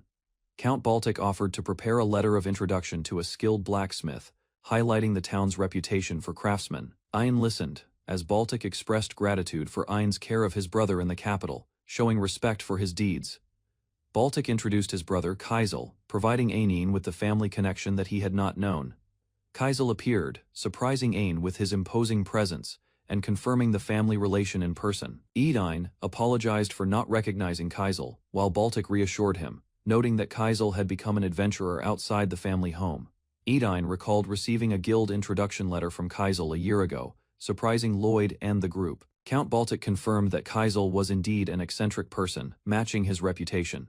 Ein explained that with Kaisel's introduction letter, the guild would fully support their investigation of the old Demon Lord's territory. Baltic reviewed the document carefully, acknowledging that it would be helpful for their mission. Ein thanked Count Baltic, appreciating that the document included the latest route information and recent weather conditions, preparing them for the journey ahead. Count Baltic handed Ein a letter from Professor Oz, explaining that the professor had visited the town but could not meet him personally. Baltic described how the professor believed Ein should personally visit the old Demon Lord's territory to reveal potential discoveries. Christina accepted the letter, realizing that the Dullahan and Elder Lich inside Einen might show reactions if he entered the territory directly. Lloyd warned that this task would be difficult, citing observed signs of a powerful monster. Ein questioned the identity of the monster, preparing for the challenges they would face in the old Demon Lord's domain. Ein learned that the powerful monster was likely ancient, surviving since the country's founding, as strong as the sea dragon. Count Baltic explained that the earthquake had agitated surrounding monsters, and rumors suggested this one had finally emerged from hiding. The group reacted in alarm, realizing the imminent threat of a monster appearing so close to them. Baltic drew his sword and moved to confront the danger, preparing for immediate action.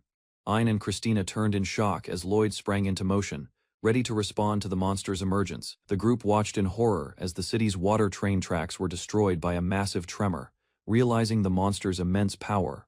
Emerging from the old Demon Lord's territory, the ancient monster revealed itself, the ice dragon Upas Kamui, a being that had survived since the country's founding. 10 magic cannons were positioned around the town as soldiers carried heavy crates of cannonballs, preparing for a decisive operation. Ein von Ishtalika sat calmly, considering the mission ahead, while his advisors looked on with concern over the risks of his direct involvement. A detailed map of the old Demon Lord's territory lay on the table. Advisors explained that the cannons alone might be enough to subjugate it. Lloyd warned that Ain's personal participation could be dangerous, but the prince had already decided to take the initiative. Ain ordered Count Baltic to coordinate with the adventurers and protect the town, determined to begin the subjugation that evening. Ain and his companions sat on a bench, preparing mentally for the upcoming expedition. The adventurers reminded him that it was almost time to depart. An listened as they discussed the first king's failure and the dangers posed by the monster Upas Kamui, who had survived past conflicts. Curious about his mission, Ain asked what Upas Kamui's magic stone would taste like, reflecting his habit of gaining power from monster stones. His companions grew uneasy, worried that discussing taste was irrelevant compared to the immediate dangers, but Ain remained focused. With determination, Ain promised to return victorious and assured everyone that the town would be safe, ready to begin the subjugation. Ain thought about Upas Kamui's magic stone, and his companion guessed that its taste might be like chicken. She explained that the monster resembled a chicken, making Ain laugh at the unusual idea. Both smiled together, imagining the monster as a chicken, which eased the tension before the mission. A messenger arrived to report that the magic cannon units had started moving to their designated positions. Ain stood determined, signaling everyone to move forward as he led the group toward the subjugation of the monster. Snow covered the mountains as Ain and his companions prepared to move through the forest toward the monster's territory. Ain led a formation of soldiers, their steps crunching through the snow, advancing carefully toward their destination. The group struggled to move efficiently through the deep snow, and Lloyd joked about including snowfield training in the future. Lloyd reminded Ain to keep his earlier promise, making the prince nod seriously in acknowledgement. Ain resolved that if Upas Kamui wasn't targeting him, he would return to the town safely, keeping the mission and town protected. Ain noticed that strange events seemed to target him directly, and he moved cautiously with Lloyd and the soldiers. He recalled the earthquake that occurred upon arriving in Baltic and the revival of the ancient monster, Upas Kamui. Lloyd worried as Ain examined the destroyed water train tracks. Suspecting the attacks were designed to prevent his escape, the group encountered a strange monster, a lamprey rabbit, which appeared harmless but intrigued them. Lloyd commented on the rarity and deliciousness of the creature's meat, noting its speed and scarcity in the market. Lloyd reminded Ain to control his excitement, and they agreed to restraint while hunting the lamprey rabbit. The rabbit moved incredibly fast, leaping across the snow and keeping Ain and the soldiers on alert. The group advanced cautiously through the forest, following the creature's movements, maintaining formation with the soldiers behind them. Suddenly, the ground began to shake, and the soldiers realized something massive was approaching. Lloyd shouted for everyone to run as the threat revealed itself, forcing Ain and his companions to sprint for safety. Ain and his companions faced the massive monster charging toward them, its jaws wide and claws destructive. Ain noticed the creature's red eyes and injuries, realizing they were remnants from its fight with the first king. Determined, Ain resolved not to lose, noting that the monster was already wounded, giving him a chance. The monster struck, forcing the group to dodge and take cover as soldiers scrambled in the snow. Ain prepared to engage directly, while his companions stepped forward decisively, ready to support him in the fight. Ain faced the massive monster head-on, his sword ready as the creature loomed threateningly. He called out to Dill, signaling him to move forward and support the attack. The monster swung its claws fiercely, and Ain engaged directly, attempting to strike the creature's wounded areas. Dill pressed his attack, forcing the monster back as both fought desperately for control. The monster retaliated violently, slashing at Ain, who struggled to defend and maintain his ground against its immense power. Ain watched Lloyd deflect the monster's claw with a single sword, amazed at his father's skill and bravery in combat. Lloyd reflected on Ain's safety, willing to take any risk, even if trapped under snow or crushed by the monster's attacks. The monster lunged aggressively, and Lloyd sprinted forward, shouting for Ain to run, prioritizing his son's life, while keeping the enemy occupied. Ain noticed the monster shifting focus, clearly targeting him now, as he prepared to engage while protecting the soldiers and his companions. Lloyd stood firm, brandishing his sword, declaring that Ain could not defeat him easily, ready to face the monster head-on. The monster lunged aggressively, its massive claws striking the ground as Lloyd prepared to meet it head-on with precise sword movements. Lloyd's attack connected, forcing the creature to recoil, but its jaws snapped dangerously close, testing his reflexes and defensive skill. He leapt into the air, striking from above, trying to exploit the monster's wounded areas while avoiding crushing blows. Lloyd pivoted and slashed expertly, breaking some of the monster's scales, assessing its strength and planning his next strategic strike. He paused momentarily, considering his options as the monster roared in frustration, signaling Lloyd to choose carefully for the next assault. The monster recoiled as powerful attacks struck its body, shards of rock and scales flying from the impact of concentrated force. Ain shouted, drawing the monster's attention toward him, positioning strategically, while calling for the creature to charge in his direction. The monster attacked with a ferocious roar, its claws slashing through the snow as Ain prepared for a defensive maneuver. Ain commanded the soldiers to shoot, coordinating with the magic cannons as the monster's movements became predictable under combined assault. The monster was blasted by cannon fire, debris and stone exploding around it, severely damaging its armored body and slowing its attacks. Lloyd braced as the monster charged, its powerful jaws snapping dangerously close, while Ain prepared to strike at the right moment. Ain activated his skill, Ocean Current, creating a swirling torrent to control the monster's movement, drawing it into the planned attack area. He observed the monster halt, giving him the opportunity to exploit its vulnerability while the soldiers prepared the magic cannons. The cannons were readied, pointing directly at the monster as everyone coordinated their timing for a synchronized strike. Lloyd declared that although their attack might not rival the First King's, it represented centuries of wisdom, urging the monster to survive. The monster roared violently as bright flashes from the magic cannons illuminated the battlefield, shattering the snow and ice around it. Yupa's Kamui screamed in pain as debris and energy hit it, staggering under the coordinated attacks of the soldiers and cannons. Lloyd commanded the cannons to keep firing, reminding everyone that the monster had survived its fight with the First King.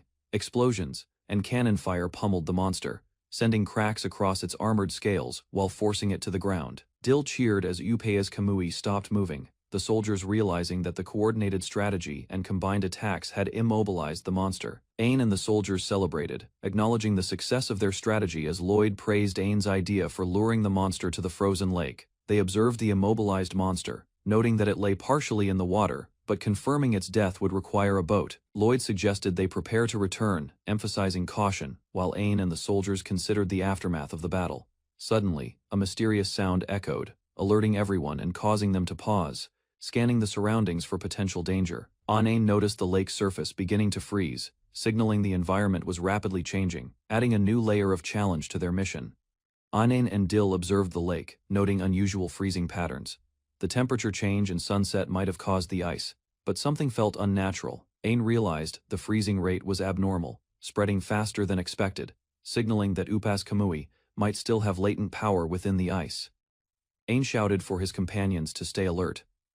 The battle wasn't over yet, and the monster could rise unexpectedly, requiring constant vigilance. Through the cracked ice, Upas Kamui stirred, revealing it had survived the previous attacks, a formidable survivor against even the First King's assault. Ain walked confidently through the courtyard, passing knights who were on guard. Servants and onlookers turned to watch his steady steps as he moved toward the castle entrance. He circled the doors twice, inspecting the area, while the maids watched silently from the side. His movements were precise and deliberate. Olivia observed him from a distance, her expression a mix of concern and curiosity. Ain's calm demeanor remained unchanged as he continued his rounds. A maid reminded Ain that Olivia wanted him to feed the twins. He paused, surprised, realizing he had been too absorbed in his wandering. Ain finally followed the instructions, carrying the bucket, while the maid noted that he had been moving through familiar places, as if retracing his usual path. Ain walked through the castle corridor, bucket in hand, while the maid reflected on the unusual attention Chris gave him. He moved quietly, focused on completing the task. Ain paused, realizing the rumors about him were true, feeling a flush of embarrassment. He kept his expression calm, determined not to show weakness. He approached the waterway where the twin sea dragons waited. Their long bodies glided smoothly through the water. Watching him carefully, Ain began feeding them. The dragons eagerly swallowed the fish, their size growing rapidly, making the waterway feel smaller than before. He watched the dragons, surprised at their growth. Other characters observed him from the edge, noticing his careful handling and the unusual scale of the creatures. Ain reached out to the twin dragons, who nuzzled him in response. He felt their warmth and comfort, calming his earlier tension.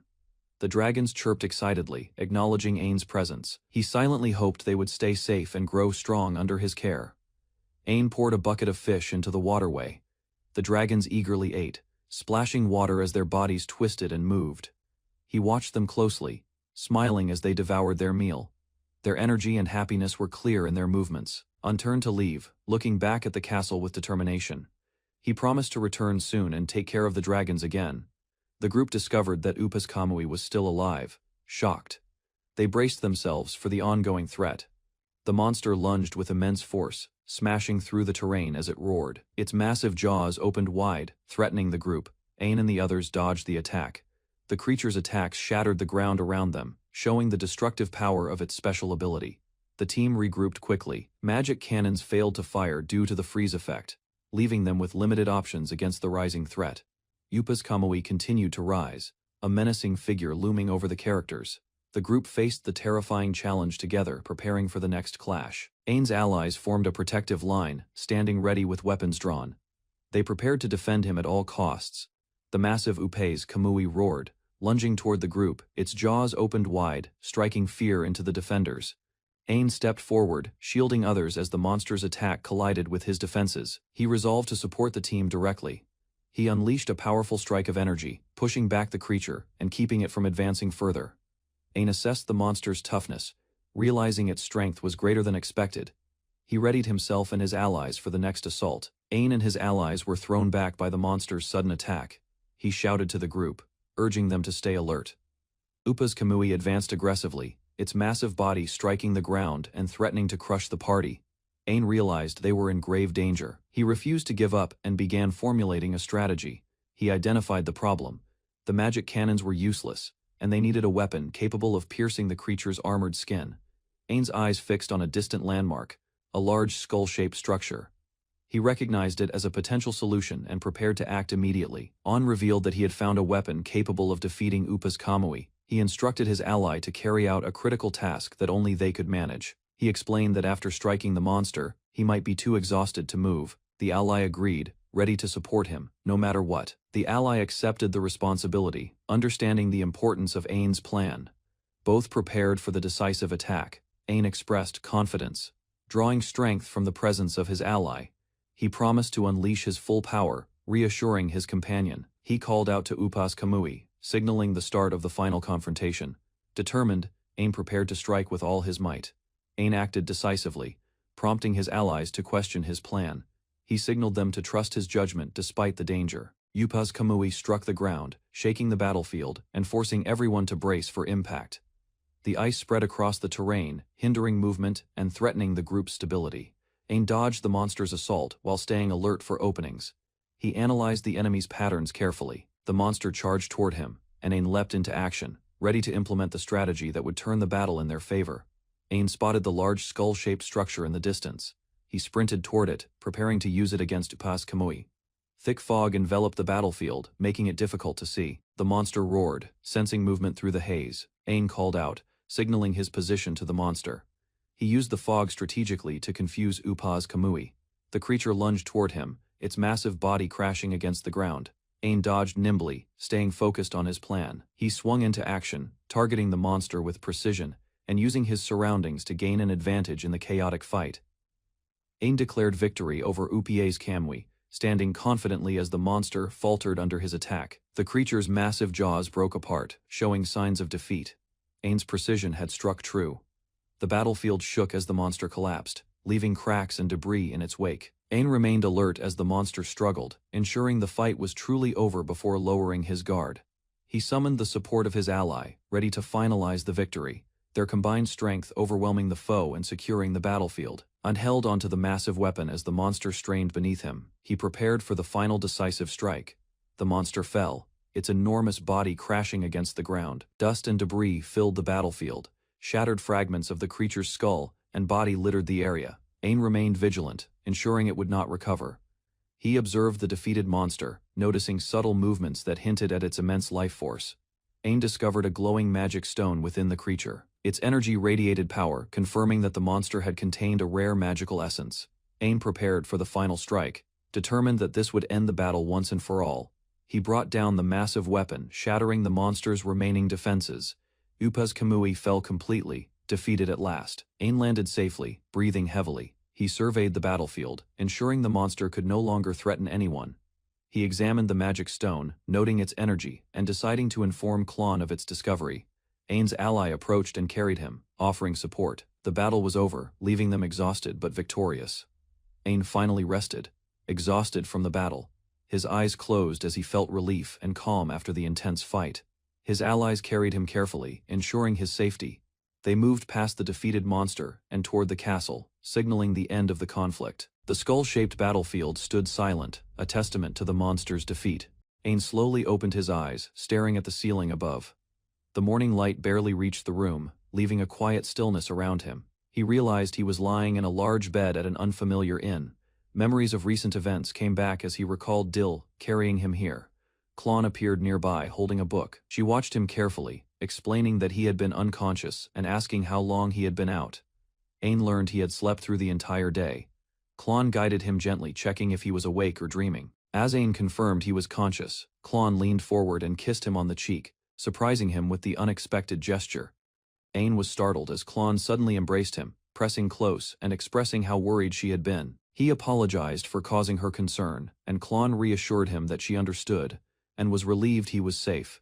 Klon handed Ain a letter that had arrived while he was asleep. He hesitated, reluctant to read it. Ain read that the king recognized his actions as necessary, so he would not face punishment this time. Relief washed over him, and Klon smiled. The letter also granted him permission to participate in an investigation of the former Demon Lord's territory, opening a new chapter in his journey. Ain reviewed the letter Klon had given him and smiled. The recognition from the king was likely due to the detailed report he submitted. Klon reminded him about absorbing Upa's Kamui's magic stone. Ain checked his status sheet and noticed a new skill had appeared, though the numbers stayed the same. The new skill was Ice Dragon, surprising Klon. Ain admitted that his prediction about the magic stone's effect had been wrong. Despite the unexpected result, Ain found the stone remarkably tasty, comparing it to a steak, which made him excited about future stones. Klon laughed at his energy and enthusiasm, watching Ain animatedly discuss his newfound abilities as the afternoon sunlight filled the room. 2 days later, snow covered the mountains, signaling the start of a cold, harsh journey. A group of knights and Ain advanced through the snowy forest, mindful of the dropping temperature. Ain insisted he was ready, confidently claiming he could face an ocean dragon if it appeared. The knights discussed Ain's sudden readiness and his remarkable improvement since waking from his long sleep, sharing their surprise at his strength. Ain's aura radiated more power than before, refined by the fight against Upa's Kamui, and the adventurers acknowledged his growth with awe. Ain spoke to the adventurers, sharing that many believed he had the potential to surpass the first king, leaving the group surprised. Although the knights found the statement extreme, Ain could understand the sentiment, prompting laughter and playful disagreement among them.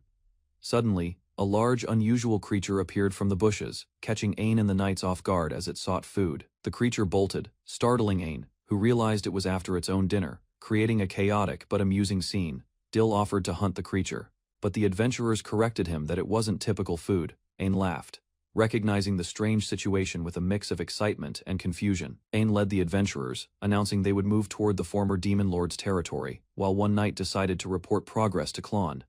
The group laughed as the older knights expressed relief and joy seeing Ain enjoying the journey despite the harsh conditions. Ain marched forward through the snowy forest, observing the terrain carefully while the knights followed closely, their breath visible in the cold air. One of the knights sensed a presence watching them from the trees, warning the group but noting it likely wouldn't attack. Ain spotted the presence briefly before it vanished, wondering if it was a monster or some other mysterious creature, keeping the group alert. Ain and the adventurers prepared to enter the former Demon Lord's territory, remaining vigilant for any threats. From a distance, they spotted the ruined lands, with Ain realizing they had arrived at the desolate former Demon Lord territory. The group looked over the devastated city, the destruction stretching as far as the eye could see, with a looming fortress in the distance. The adventurers examined the structures, noting that the buildings resembled their own cities, despite the decay. Ain sensed the land's strange quiet. There were no animals, wind or snow, and the warmth in the air puzzled him. Ain stared at the massive castle ahead. Lloyd confirmed it was the Demon Lord's castle, and Ain felt as though time had stopped around it. From below, the castle's towers appeared identical to the royal capital's castle, astonishing Ain and the adventurers alike. Ain experienced mixed emotions, happiness and sadness, confused by the strange sensations that welled up inside him as he gazed upon the fortress. He contemplated the feelings, uncertain of their cause, but a strong intuition seemed to connect him to this place. Ain fell silent, lost in thought, while the adventurers watched him closely, sensing the weight of the moment.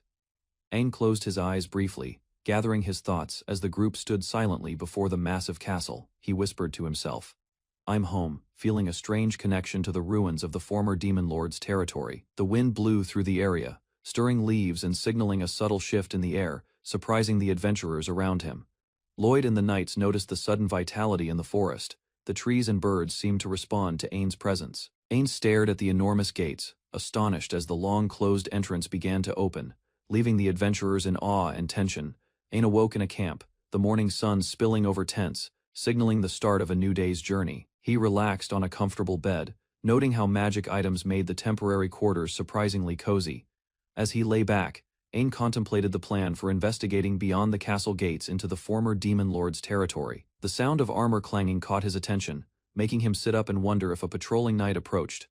Ain rushed out and discovered two large Yatsume, Usagi, startled by their unexpected presence in the camp, leaving him astonished. Ain examined the two Yatsume, Usagi, recognizing them immediately, and noting their unusual presence in the camp. The adventurers discovered the rabbits had been killed skillfully, clearly prepared as gifts, leaving Lloyd and the others puzzled. An tried to see humor in the situation, suggesting they were being welcomed, though his companions urged caution. He checked the animals and confirmed they weren't poisonous, deciding they could share the meat to boost morale. The group prepared the meat together, with Ain encouraging them to increase everyone's spirits before continuing their journey.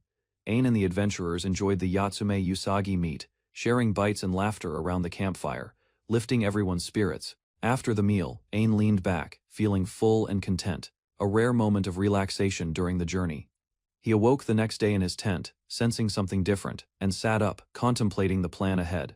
Ain looked around the room, noticing the familiar surroundings, and realizing he was in a private space, comfortable and secure. He recalled the previous night's events, remembering the meal and his return to the tent, reflecting on the strange continuity of his journey. Ain was startled to see a suit of armor standing in his room, carrying a tray with a cup of tea, appearing almost alive. The armored figure introduced himself as Marco, vice captain of the Dark Knights, serving the Demon Lord, explaining his presence and purpose. Marco revealed he was an undead, a living armor, emphasizing his unique existence while standing formally before Ain, blending intimidation with etiquette. Ain prepared the table carefully, adjusting the cloth so it lay perfectly flat. He poured hot water into the teapot, then measured delicate leaves from the elder tree. The tea was set in fine cups, and Ain stepped back, ensuring everything looked proper. Christina sat across from him, surprised by the meticulous arrangement, while Ain gestured toward the seat. He explained that the leaves came from a 1,000-year-old tree, treating the tea with care, and Christina silently marveled at his politeness and attention to detail. Christina asked why she had been brought there, and Marco introduced himself calmly, insisting she drink the tea first, before any explanation. Christina sipped the tea carefully, noting its delicate flavor, while Marco observed her reaction, relieved that poison would not affect her anyway. Marco warned Christina that her vessel remained unstable, advising her to avoid using phantom hands in the area to prevent uncontrolled power.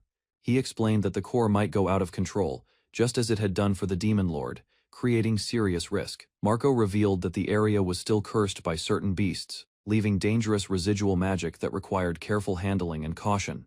Ain considered Marco's words carefully, realizing the Demon Lord might have been Ash, and asked if he meant the Red Foxes. Marco's hands shook slightly, as he prepared to explain, showing the seriousness of the lingering curse in the area around them. Marco apologized for not speaking their names, explaining the Red Fox's curse prevented him from doing so, while Ain acknowledged and accepted. Marco explained that the tea had blocked the curse's effect, preventing any harm from occurring before Ain drank, providing a safeguard. Ain reflected silently, realizing Marco bore no hostility, and he himself was not seen as an enemy in the tense situation. Marco offered to guide Ain outside, noting that his comrades were likely worried and it was better to proceed carefully. As they walked, Marco advised that entering the castle required waiting for Ain's vessel to mature, avoiding potential danger inside. Ain observed the castle grounds and architecture, contemplating the meaning of his vessel and its significance in the ongoing journey. Ain asked Marco about loneliness, and Marco explained he had an important mission, reassuring Ain not to worry about him. Marco suggested traveling south to learn more about the cursed beasts, guiding Ain carefully while keeping their mission's goal in mind. Marco revealed that after the Great War, forces had sailed from a remote southern port, surprising Ain with the cunning strategy. Ain learned the army had secretly prepared a ship during the war, and Marco's tense stance emphasized the cunning plan. Dark energy began to manifest around Marco, his hands trembling as he prepared to handle a hidden threat silently approaching. Multiple phantom hands emerged suddenly around Marco, threatening him as Ian watched, shocked by the powerful and unexpected attack. Ain tried to react as Marco struggled against the grasping shadows, his composure, tested by the curse's sudden, forceful manifestation. Ian shouted Marco's name as he struggled against the phantom hands, realizing the cursed beast's attack was overwhelming and relentless. Marco marveled at the phantom hands, calling them a wonderful species, while Ein watched in disbelief at his calm reaction. Ein protested, explaining that the phantom hands had caused chaos for the demon lord, but Marco remained fascinated by their nature. Marco insisted that Ein should not speak such criticism aloud, gesturing toward the chaotic phantom hands, emphasizing both awe and warning. Marco unsheathed his sword with force, preparing to fight the phantom hands, attacking with strength and precision to protect Ein. Marco roared as he struggled against the phantom hands, preparing for a decisive strike to regain control over the curse's power. Ein shouted Marco's name as he fell to the ground, watching his protector struggle while the cursed phantom hands surrounded him. Marco explained to Ein that the attack came from the curse of the beasts, which causes berserk behavior and irrationality. Marco warned Ein to be especially careful, emphasizing the lingering threat of the beast's curse and its potential danger. He revealed that the beasts bore grudges against Esoterica royalty, waiting for Ein's return, signaling a continuing threat for the future. Ein reassured Marco not to force himself to speak, trying to calm him while processing the overwhelming chaos around them. He considered what had occurred between Esoterica royalty and the Red Foxes, realizing the historical conflict might explain the current danger. The two stood before the grand castle gates, observing the distant city and the path ahead for their journey. Marco guided Ein, explaining the straight path to the camp while handing him a mysterious box for a future purpose. Ein received the box, realizing Marco intended for him to create a sword, silently appreciating his careful guidance and trust. Ein asked Marco why he risked so much, revealing his status as Esoterica royalty, seeking the reasoning behind Marco's actions. Marco explained that it was natural for a knight to serve royalty, despite the demon lord's army being their supposed enemy. Ein questioned why Marco hadn't harmed the investigation unit, noticing multiple visits to the demon lord territory by the group. Marco revealed he had promised to protect the people of the area, committing himself to safeguarding innocents from danger. A mysterious figure appeared in the distance, quietly observing, adding an element of intrigue and signaling potential new developments for Ein. A girl reminded Marco that he needed to get along with everyone, speaking seriously, while birds fluttered around them. Ein was surprised that the phrase had come from the demon lord, noting it was almost a favorite saying. Ein laughed, realizing Marco's duty to protect the people stemmed from the demon lord's teachings. Understanding his motivations clearly, Ein said goodbye, wishing Marco safety on his journey while Marco acknowledged the farewell with careful attention. Ein cheerfully celebrated his hunt of Yatsume Usagi, thanking Marco silently as he prepared for the next stage of his journey. Marco stood alone in the hall, reflecting silently on the journey and the lessons he had imparted to Ein. Ein's comrades rushed toward him, calling out his name, relieved to see him safe after the recent events. Ein apologized for being kidnapped by a monster, holding the box carefully while explaining his ordeal to the worried group. The group feared punishment for the mishap, but Ein reassured them that nothing could have been done differently. Ein reflected on the demon lord's phrase about getting along with everyone, remembering Marco's chivalry and careful guidance throughout the journey. Ein observed the ruined castle from a distance, noting its similarity to the first king's no invasions rule, connecting with history. He looked at the walled city below, considering its strategic layout and imagining the lives of its inhabitants, and shared a quiet smile with a companion, reflecting on the journey and the bonds they had forged along the way. Ein revealed the box contained a severed-looking helmet, intended as a gift and initially shocking to the recipient. He explained that Marco had instructed him to craft a sword from the helmet, and a letter of introduction was prepared. Ein complimented Klon for her fast work while learning that the blacksmith, Muton, was the best in the Baltic Holy Land. Klon asked Ein if he wanted to meet the blacksmith immediately, and Ein eagerly agreed to go meet him. They approached the blacksmith's workshop, which was marked by a large skull sign, making the building look impressive and intimidating. The inside of the workshop displayed hanging meat and tools, showing it was fully prepared for crafting and forging. The group stood before the workshop entrance, ready to enter, contemplating the blacksmith's skill and the task ahead of them. Ein and Klon arrived at the blacksmith's place, questioning if it was really the correct location, feeling nervous and uncertain. One companion, Lloyd, was instructed to guard the entrance while the others prepared to enter, showing careful teamwork and caution. Ein approached the workshop, insisting on greeting the blacksmith first, despite another companion's concern. moving forward with confidence and respect. Inside, Ein struggled to follow instructions on using the hammer correctly, causing a humorous commotion with the blacksmith yelling at him. The blacksmith and Klon looked shocked at the scene, wondering if the blacksmith was mentally stable after seeing Ein's unusual approach. Ein entered the blacksmith's workshop, noticing the clutter and mess. Despite the untidy surroundings, he remained calm, observing the tools and materials around him. Blacksmith Mouton complained about the lack of customers over the past 3 years, while student Amy watched, curious about the newcomer. They had almost given up hope for meaningful work. In presented a piece of material and requested a sword. Mouton examined it carefully, skeptical about its quality and uncertain if it could become a proper weapon. Mouton's eyes widened as he realized the material was extraordinary. He recognized it as a living armor's helmet, unlike anything he had worked with before. Emily explained that it was her first time seeing the helmet, but Ein identified it instantly. He confirmed it once belonged to Marco, a legendary figure, realizing the sword he requested would be extraordinary. Mouton explained that the living armor helmet was a rare monster material, shed only once in a lifetime. Emily emphasized its value, while Ein understood its significance immediately. Mouton considered taking the job but warned that processing the material would require the magic stone furnace, a special furnace, powered by magic stones to reach extreme heat. Ein asked about the total cost. Mouton calculated it, stating the material itself would be 50 million, a surprisingly high but manageable price. Mouton added a 20 million service fee, making the total 70 million. Ianzen was shocked, realizing the sword project would be expensive.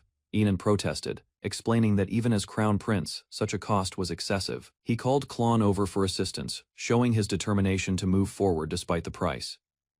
Klon reminded Ein that 70 million was a fair price, considering all he had accomplished, including subduing the sea dragon. Ein considered this carefully.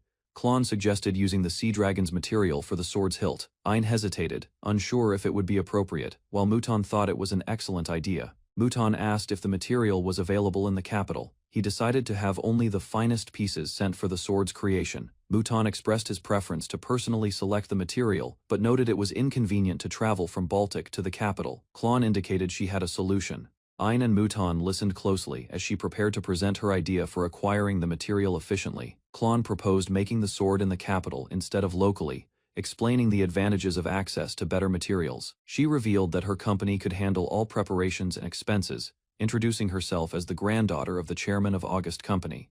Ein admired Klon's talent, noting her skill in both negotiation and support.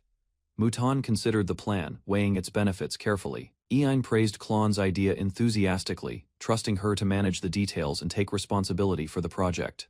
Mouton agreed, wholeheartedly, offering his full financial support. He instructed that a proper site, house, and new furnace be prepared, so the work could proceed efficiently. Mouton decided to set up a new store in the capital while preparing the sword, seeing an opportunity to expand his business. He instructed Emily and Ein to begin packing, promising to create the best sword for Ein and asking them to trust the process. The group left the workshop, and Ein admired Mouton's decisiveness, noting how overwhelming his spirit and energy were. Emi worried about the high costs of land in the capital and whether Mouton's plan would be feasible. Feeling nervous for him, the team arrived at the newly prepared location, astonished by the scale of Mouton's investment. The shop was grand, reflecting his commitment and generosity.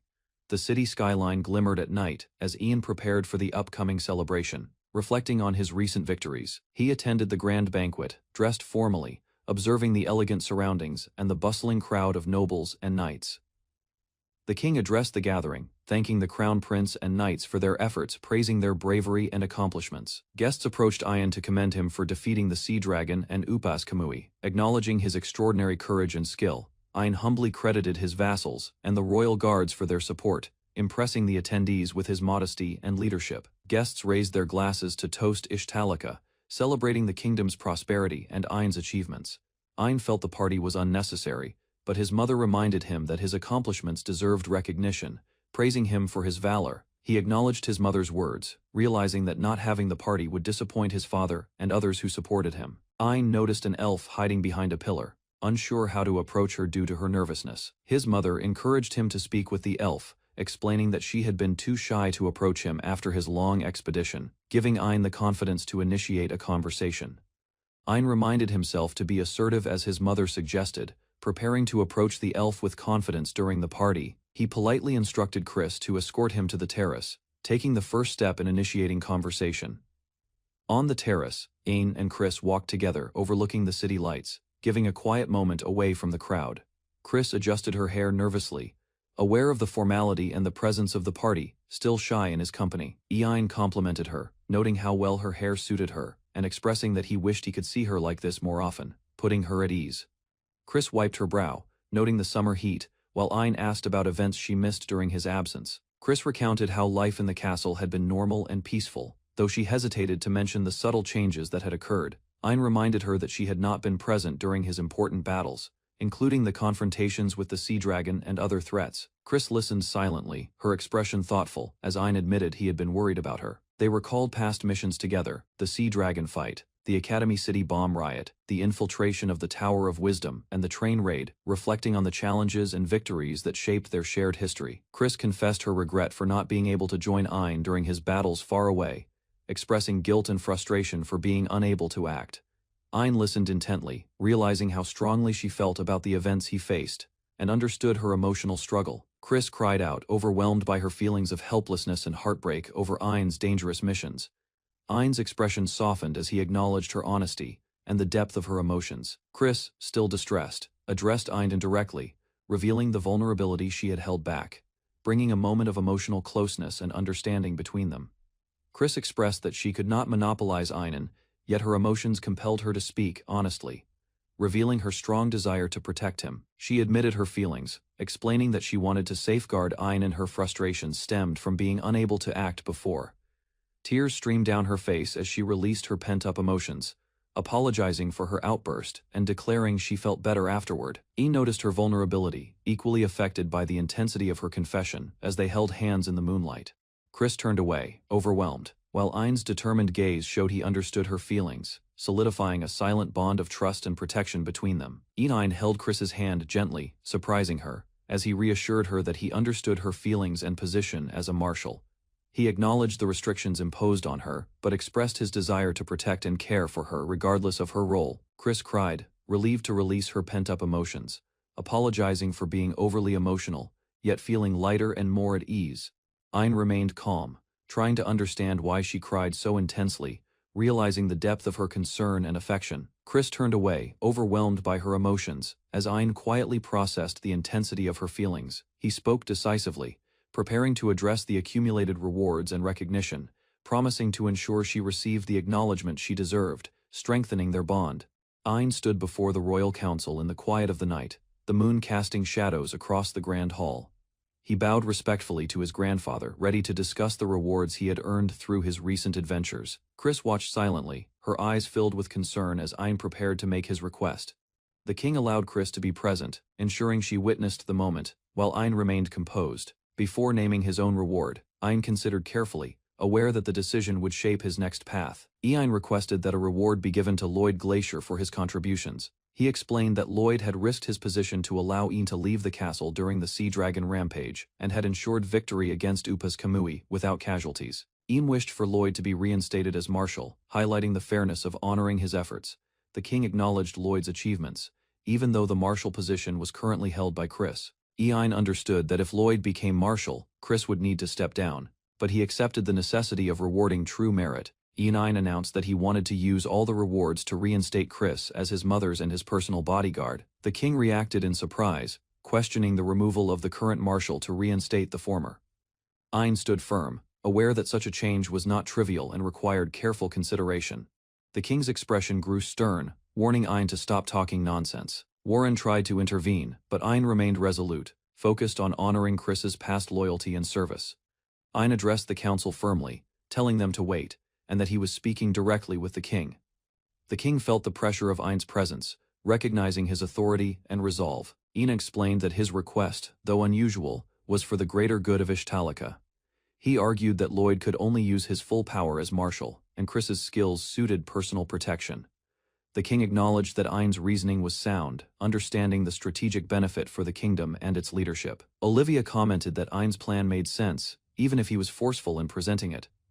The king's expression shifted with hesitation and contemplation, weighing the consequences of Ain's request. Ain ordered Warren to prepare the necessary paperwork to reinstate Lloyd as marshal, surprising everyone in the council. Chris was relieved, being reassigned as a personal bodyguard to Ein and Olivia, no longer martial. The king expressed his trust in Ein's judgment, signaling the approval and transition of duties across the leadership. Chris stood before the royal council, bowing respectfully. The king and queen smiled warmly as they formally accepted his service.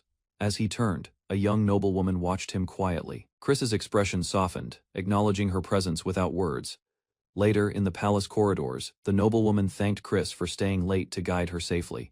He reassured her with a gentle smile, waving off her concern. She apologized for making him use all his rewards on her behalf. Chris shook his head calmly, saying it was fine. Finally, he smiled brightly, explaining that helping her was exactly what he wanted. Relief and surprise spread across her face as the moment of trust and friendship deepened. Chris walked through the castle, greeted by memories of his childhood. The noblewoman reflected on how much he had grown since he was a little boy, her heart quietly racing at the sight of him. She looked down at his feet as he approached, noticing the changes in his stature. Chris noticed her glance and smiled gently, acknowledging her attention. He joked that he might grow taller than her one day, raising his hand to measure his imagined height. The noblewoman's eyes widened slightly, taken aback by his confident, playful tone. Chris stepped a little too close, and she flustered, quickly regaining her composure. He apologized, but she reassured him it was fine, though her cheeks were tinged with red, gathering courage. She made a quiet request for him to continue staying by her side from now on. Chris listened with a calm, warm smile. The noblewoman shouted passionately, demanding Chris call her by her name. Her voice echoed through the grand hall, filled with determination. Chris raised his hands, trying to calm her. She sniffled, blushing, overwhelmed by emotion, and struggled to contain her tears. She took a deep breath, gathering her composure. Chris looked uncertain, waiting quietly, unsure how to respond to her sudden outburst. Chris smiled warmly, expressing his excitement to work with her the next day. She froze, captivated by his gentle, sincere words. Tears streamed down her face as she joyfully shouted her agreement. Their bond strengthened, filled with mutual respect, admiration, and happiness. Chris and the noblewoman laughed together, sharing a private joke. Their bond grew stronger through light-hearted moments, building trust and comfort. She ran down the palace corridor, excitement in her steps. Chris watched, smiling quietly, enjoying her enthusiasm and lively energy. 3 months later, the mid-November capital appeared in view. The city bustled with life, signaling a new chapter in their journey. The harbor displayed a dragon skeleton atop a building. Ships rested in the water nearby, marking the city's unique character. Inside, a workshop, Chris and the noblewoman joined allies. Discussions and preparations filled the space, planning their next adventure carefully together. Chris and his companions stood respectfully before the nobleman. Apologies were exchanged as the group waited, anticipation building for the event. A magnificent sword lay in a display case. Its craftsmanship gleamed, reflecting pride and dedication. Clearly the artisan's finest creation. Chris lifted the sword carefully. It trembled slightly, signaling loyalty. The blacksmith explained the sword was uniquely attuned to him. Chris swung the sword experimentally. It followed his movement smoothly, responding naturally, as if attuned perfectly to his intent and skill. The noblewoman and companion admired Chris's elegance. He thanked them both. Their smiles reflected satisfaction, approval, and a shared sense of pride. Chris examined the sea dragon's spine carefully. The noblewoman asked how tough it was, curious yet confident about his skills. Chris hesitated, considering the strength of the material. Though confident in the blacksmiths, he doubted whether the sword could break it. He tapped the sword lightly against the spine, testing its response. First, precision and caution guided his careful, deliberate movements. Everyone watched with astonishment. Chris's strike caused the spine to crack, surprising all present at how easily it responded. Chris marveled at the texture. The spine cut smoothly with minimal effort, leaving everyone amazed at the sword's exceptional sharpness. The companions cheered loudly, amazed by Chris's skill. Even the blacksmith admitted he couldn't comprehend the sword's performance, despite creating it. Chris considered naming the sword. The blacksmith requested the nobleman choose a name, hoping for a title that matched its elegance. Looking out the window, Chris reflected. He hoped to meet Marco again to decide on the sword's final name soon. A sudden accident in the workshop caused a crash. The noblewoman fell, hurt by the broken materials scattered across the floor. Despite her fall, she reassured herself, repeating that Chris was a wonderful person. Her admiration and gratitude filled her thoughts endlessly. The noblewoman struggled in the workshop, smoke and debris surrounding her. Her determination and effort persisted despite exhaustion and chaos. Chris's armor emitted flames. The ancient knight struggled, his power uncontrollable, yet he endured, resisting centuries of confinement and restraint. Chris reflected on the knight's mission. He knew the knight's service would continue until the destined person returned to this land. Night fell. The knight resisted another day, enduring darkness and hardship, fighting against time and circumstance with unwavering persistence. The knight Marco received acknowledgement. His long efforts were recognized, and he silently expressed gratitude for the guidance he had received. Marco's soul creaked under exhaustion, yet he credited his endurance to Chris, the wonderful person who gave him purpose and strength. Chris sat quietly at his desk in the Grand Library, reviewing his notes and preparing for the day ahead. Katima, always cautious, approached him nervously, unsure if his intentions were harmless. Chris reassured her with a calm smile, easing her tension. Meanwhile, a young dryad spread her roots during the night, accidentally ensnaring passers-by, almost taking their magic stones in the process. Chris explained that no harm was done, while the dryad realized she had matured by spreading her roots.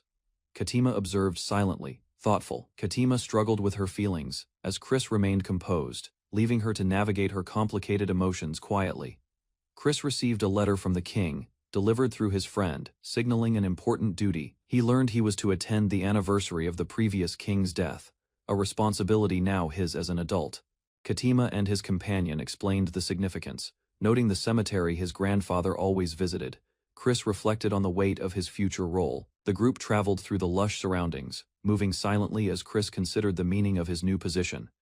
At the cemetery, Chris and the others approached with flowers, honoring the past while facing his responsibilities as the future king of Ishtalica. Chris followed his mentor to the cemetery of the previous kings, learning its significance for Ishtalica. He gazed at the grand gravestone of the first king, King Jael, contemplating the legacy he now inherited. His mentor reminded him that it was the death anniversary of his father, the previous king, and instructed him to follow carefully. Chris lifted his sword to chest level, preparing to perform the proper ceremonial bow. He bowed solemnly, touching the sword to his forehead, honoring his father and embracing his duty as the future king. Chris held his sword as a sudden light burst forth, surprising his grandfather and companions. He explained that the sword reacted to human bones, its glow caused by undead materials in the blade. His grandfather laughed heartily, reassured that his father's remains were safely buried and untouched. Chris took a moment to ask a serious question, seeking wisdom from his grandfather about leadership. He finally asked, "What is the caliber of a king?" Reflecting on the responsibilities he must now carry, Chris admitted to his grandfather that he had begun to ponder the meaning of the caliber of a king. He explained that the phrase had piqued his interest recently, prompting him to seek understanding. His grandfather defined it as the ability to control the life and death of one's people. Chris realized the weight of a king's words and how a self-centered ruler could never be worthy. His grandfather advised him to think carefully, reminding Chris that he had all the time in the world to prepare for the responsibility. Chris and his grandfather returned inside to avoid the cold, walking side by side through the castle gates. Later, Chris stood alone in the hall, contemplating the empty throne and the weight of his future role. He reflected silently, realizing that becoming a king meant more than titles or admiration. It required responsibility. His grandfather's words echoed in his mind. A self-centered person would never be worthy of the crown. Chris reviewed his past actions, worried he might have done wrong, yet understood that his admiration for the first king had guided his choices. Chris reflected quietly, admitting he might be a self-centered person and unsure if he could be a true king. Katima approached, reminding him of the dangers that remained and offering guidance as he wrestled with his doubts. Chris nervously approached her, and she acknowledged him with a gentle gesture, offering silent reassurance. They placed their hands together, a shared moment of trust and connection.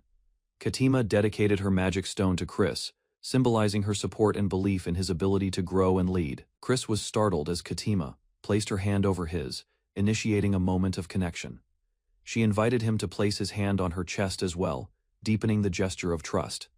Chris learned this was an ancient elf ritual, normally with a different purpose, now showing mutual respect. Katima explained that elves carry their magic stone in the right side of the chest, and touching it symbolizes utmost trust and affection.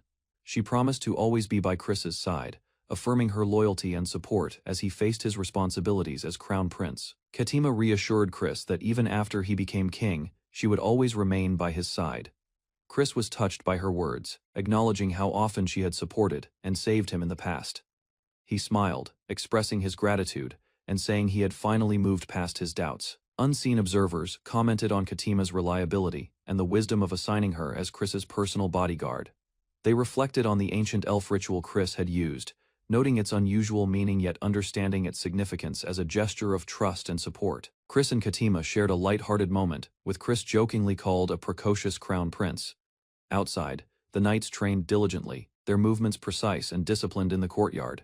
Chris greeted Lloyd with a friendly smile, signaling his readiness to engage and learn. Lloyd noted Chris's radiant expression, impressed by his energy and enthusiasm for duty. Chris asked to join the training, requesting to be Lloyd's partner, and Lloyd agreed, ready to guide him through the exercises. Chris faced Lloyd in the training courtyard, ready for a sparring session with full concentration. He announced he would fight using his current full power, determined to give his all. Chris unleashed a massive strike, sending shockwaves across the arena, overwhelming the observers with his strength. He collided with Lloyd, demonstrating incredible skill and power in close combat. The clash shocked Lloyd, who realized Chris's true potential and the growth he had achieved through training and experience. Chris unleashed a powerful strike, sending debris flying toward Lloyd and his training companions. The force of his attack shook the arena, forcing the onlookers to brace themselves against the shockwave. Dust and rubble filled the courtyard, temporarily obscuring the fighters from view. Chris yelled, focusing all his energy into his sword, determined to test his full power. After the dust settled, Chris thanked Lloyd, acknowledging that he had confirmed his true strength thanks to his teacher's guidance. Chris apologized for destroying the training ground, saying he had other tasks to attend to. Lloyd's father reacted in awe as he witnessed Chris's immense power firsthand, surprised by the display. Lloyd commented on how terrifying Chris's strength was, acknowledging the seriousness of his potential. Chris ran forward confidently, his hesitation gone, showing that the future king was determined to continue growing stronger. Enine Roundheart entered the royal palace carrying a bouquet for the first king's grave.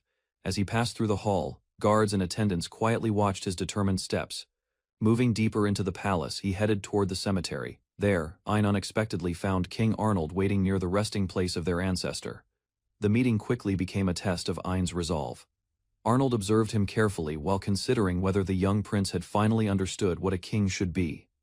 After much reflection, Ein had reached his answer. Confidence replaced doubt as he committed himself to the path he believed was right. Hearing those convictions, Arnold reflected on the first king's legacy. Memories of admiration and past envy resurfaced. Arnold admitted that Ein often reminded him of the first king. Those words caught Ein's attention, revealing how highly his grandfather had once regarded his potential. Soon afterward, Einen left the conversation behind and continued toward the royal cemetery. Upon reaching the memorial hall, he knelt before the first king's grave. Silence surrounded the chamber as he paid his respects to the kingdom's legendary founder. With his sword held upright, Ein offered a sincere tribute. The flowers were placed before the monument, reflecting his gratitude and respect afterward. He reflected on his journey. Admiration for the first king had guided many of his actions, though he now recognized the mistakes he had made along the way. Standing before the first king's grave, Ein reflected on the people who had supported him throughout his journey. Their trust and guidance convinced him that his feelings could not be dismissed as simple admiration. Rather than merely following the first king's footsteps, Ein reached a new conclusion. After expressing his thoughts, he bowed respectfully before the monument. The visit had given him clarity, allowing him to leave with renewed purpose. Ein quietly departed the cemetery and walked through the memorial grounds. His mind remained focused on the path he intended to pursue. While recalling the ritual he had performed, a strange feeling suddenly emerged. Something seemed different from before, causing him to stop and pay closer attention. A sudden realization struck in as he reviewed the ritual in his mind. Something about the situation did not match what he remembered from his previous visit. Turning back toward the first king's monument, he carefully examined the area. The uneasy feeling only grew stronger as he searched for an explanation. Without wasting time, Ein approached the grave and knelt before it again. His attention shifted toward the sword he carried and its connection to the legendary ruler. Recalling an old condition, he expected the sword to react if the first king's remains were truly present. The truth gradually became clear. Looking around the silent memorial, Ein realized that the first king's remains were no longer inside the grave. Examining the inscription on the monument, Ein discovered that the first king had been laid to rest in his homeland, Istalica. The revelation triggered a chain of memories. Thoughts about the first king's ideals, the demon lord, and Istalica's royal family surfaced, leading Asen to suspect a hidden connection. As the pieces slowly came together, his sword suddenly reacted. Looking toward the capital, Ein wondered whether the first king's true homeland was much closer than anyone believed. Later that night, he continued researching old records. While reading, a faint clue caught his attention and deepened his curiosity. The next day, Krone found Ein still working. Rather than resting, he focused on preparations for inspecting the former Viscount Sej territory. While preparing for the inspection, Ein discussed the former Viscount Sej territory with Klon. As the plans were finalized, Ein learned Chris would be away on official duties. Instead, he would travel with Dill during the inspection. After hearing the territory's location, Ein paused to think.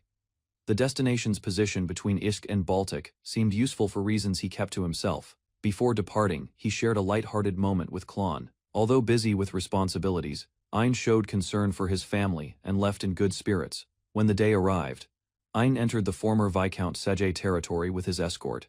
Residents gathered along the streets and welcomed the young prince as he began his official visit. During the inspection, Ein spent time speaking with local residents and observing the territory's condition. As evening arrived, he boarded a water train with Dill. After reviewing the day's work, they prepared to return to the capital the following afternoon. Before departure, Ein handed Dill a sealed letter from the royal family. The document needed to reach its destination without delay. Recognizing its importance, Dill accepted the task and promised to deliver it properly. Soon afterward, the train left the station and rolled into the night. While the wheels carried them toward the capital, Ein quietly reflected on everything he had learned during the visit. As the train continued moving through the night, Dill rushed to Ein in confusion. The unexpected change in plans made it clear that something important had been hidden in the letter. Remaining calm, Ein finally revealed his destination. Rather than returning to the capital, he intended to travel directly to Baltic. The announcement surprised Dill, who questioned whether the king was aware of the decision. Although concerned, Dill understood Ein's determination. With Baltic still hours away, he advised the prince to rest before their arrival at dawn. A faint smile appeared on Dill's face as he accepted the situation. Knowing Ein's stubborn nature, he realized that nothing would change the prince's course. The tense atmosphere inside the train gradually eased. Seeing Dill's reaction, Ein could not help finding the situation amusing. Soon afterward, Ein expressed his trust in Dill. In return, the loyal knight promised to support him and fulfill his responsibilities throughout the mission. As the train crossed a long bridge during the night, Ein finally rested. The exhausting events of recent days quickly pulled him into a deep sleep. A strange voice later disturbed his rest. Expecting to have arrived in Baltic, Ein woke up confused before suddenly feeling a sharp tap against his head. Rising from the grass, he found himself facing an unfamiliar long-haired man wielding a sword before Ein could understand the situation. The mysterious figure declared his intention to train him. Ein's eyes widened in shock as he finally recognized the two mysterious figures before him. The swordsman was Dullahan, while the woman beside him was an elder lich.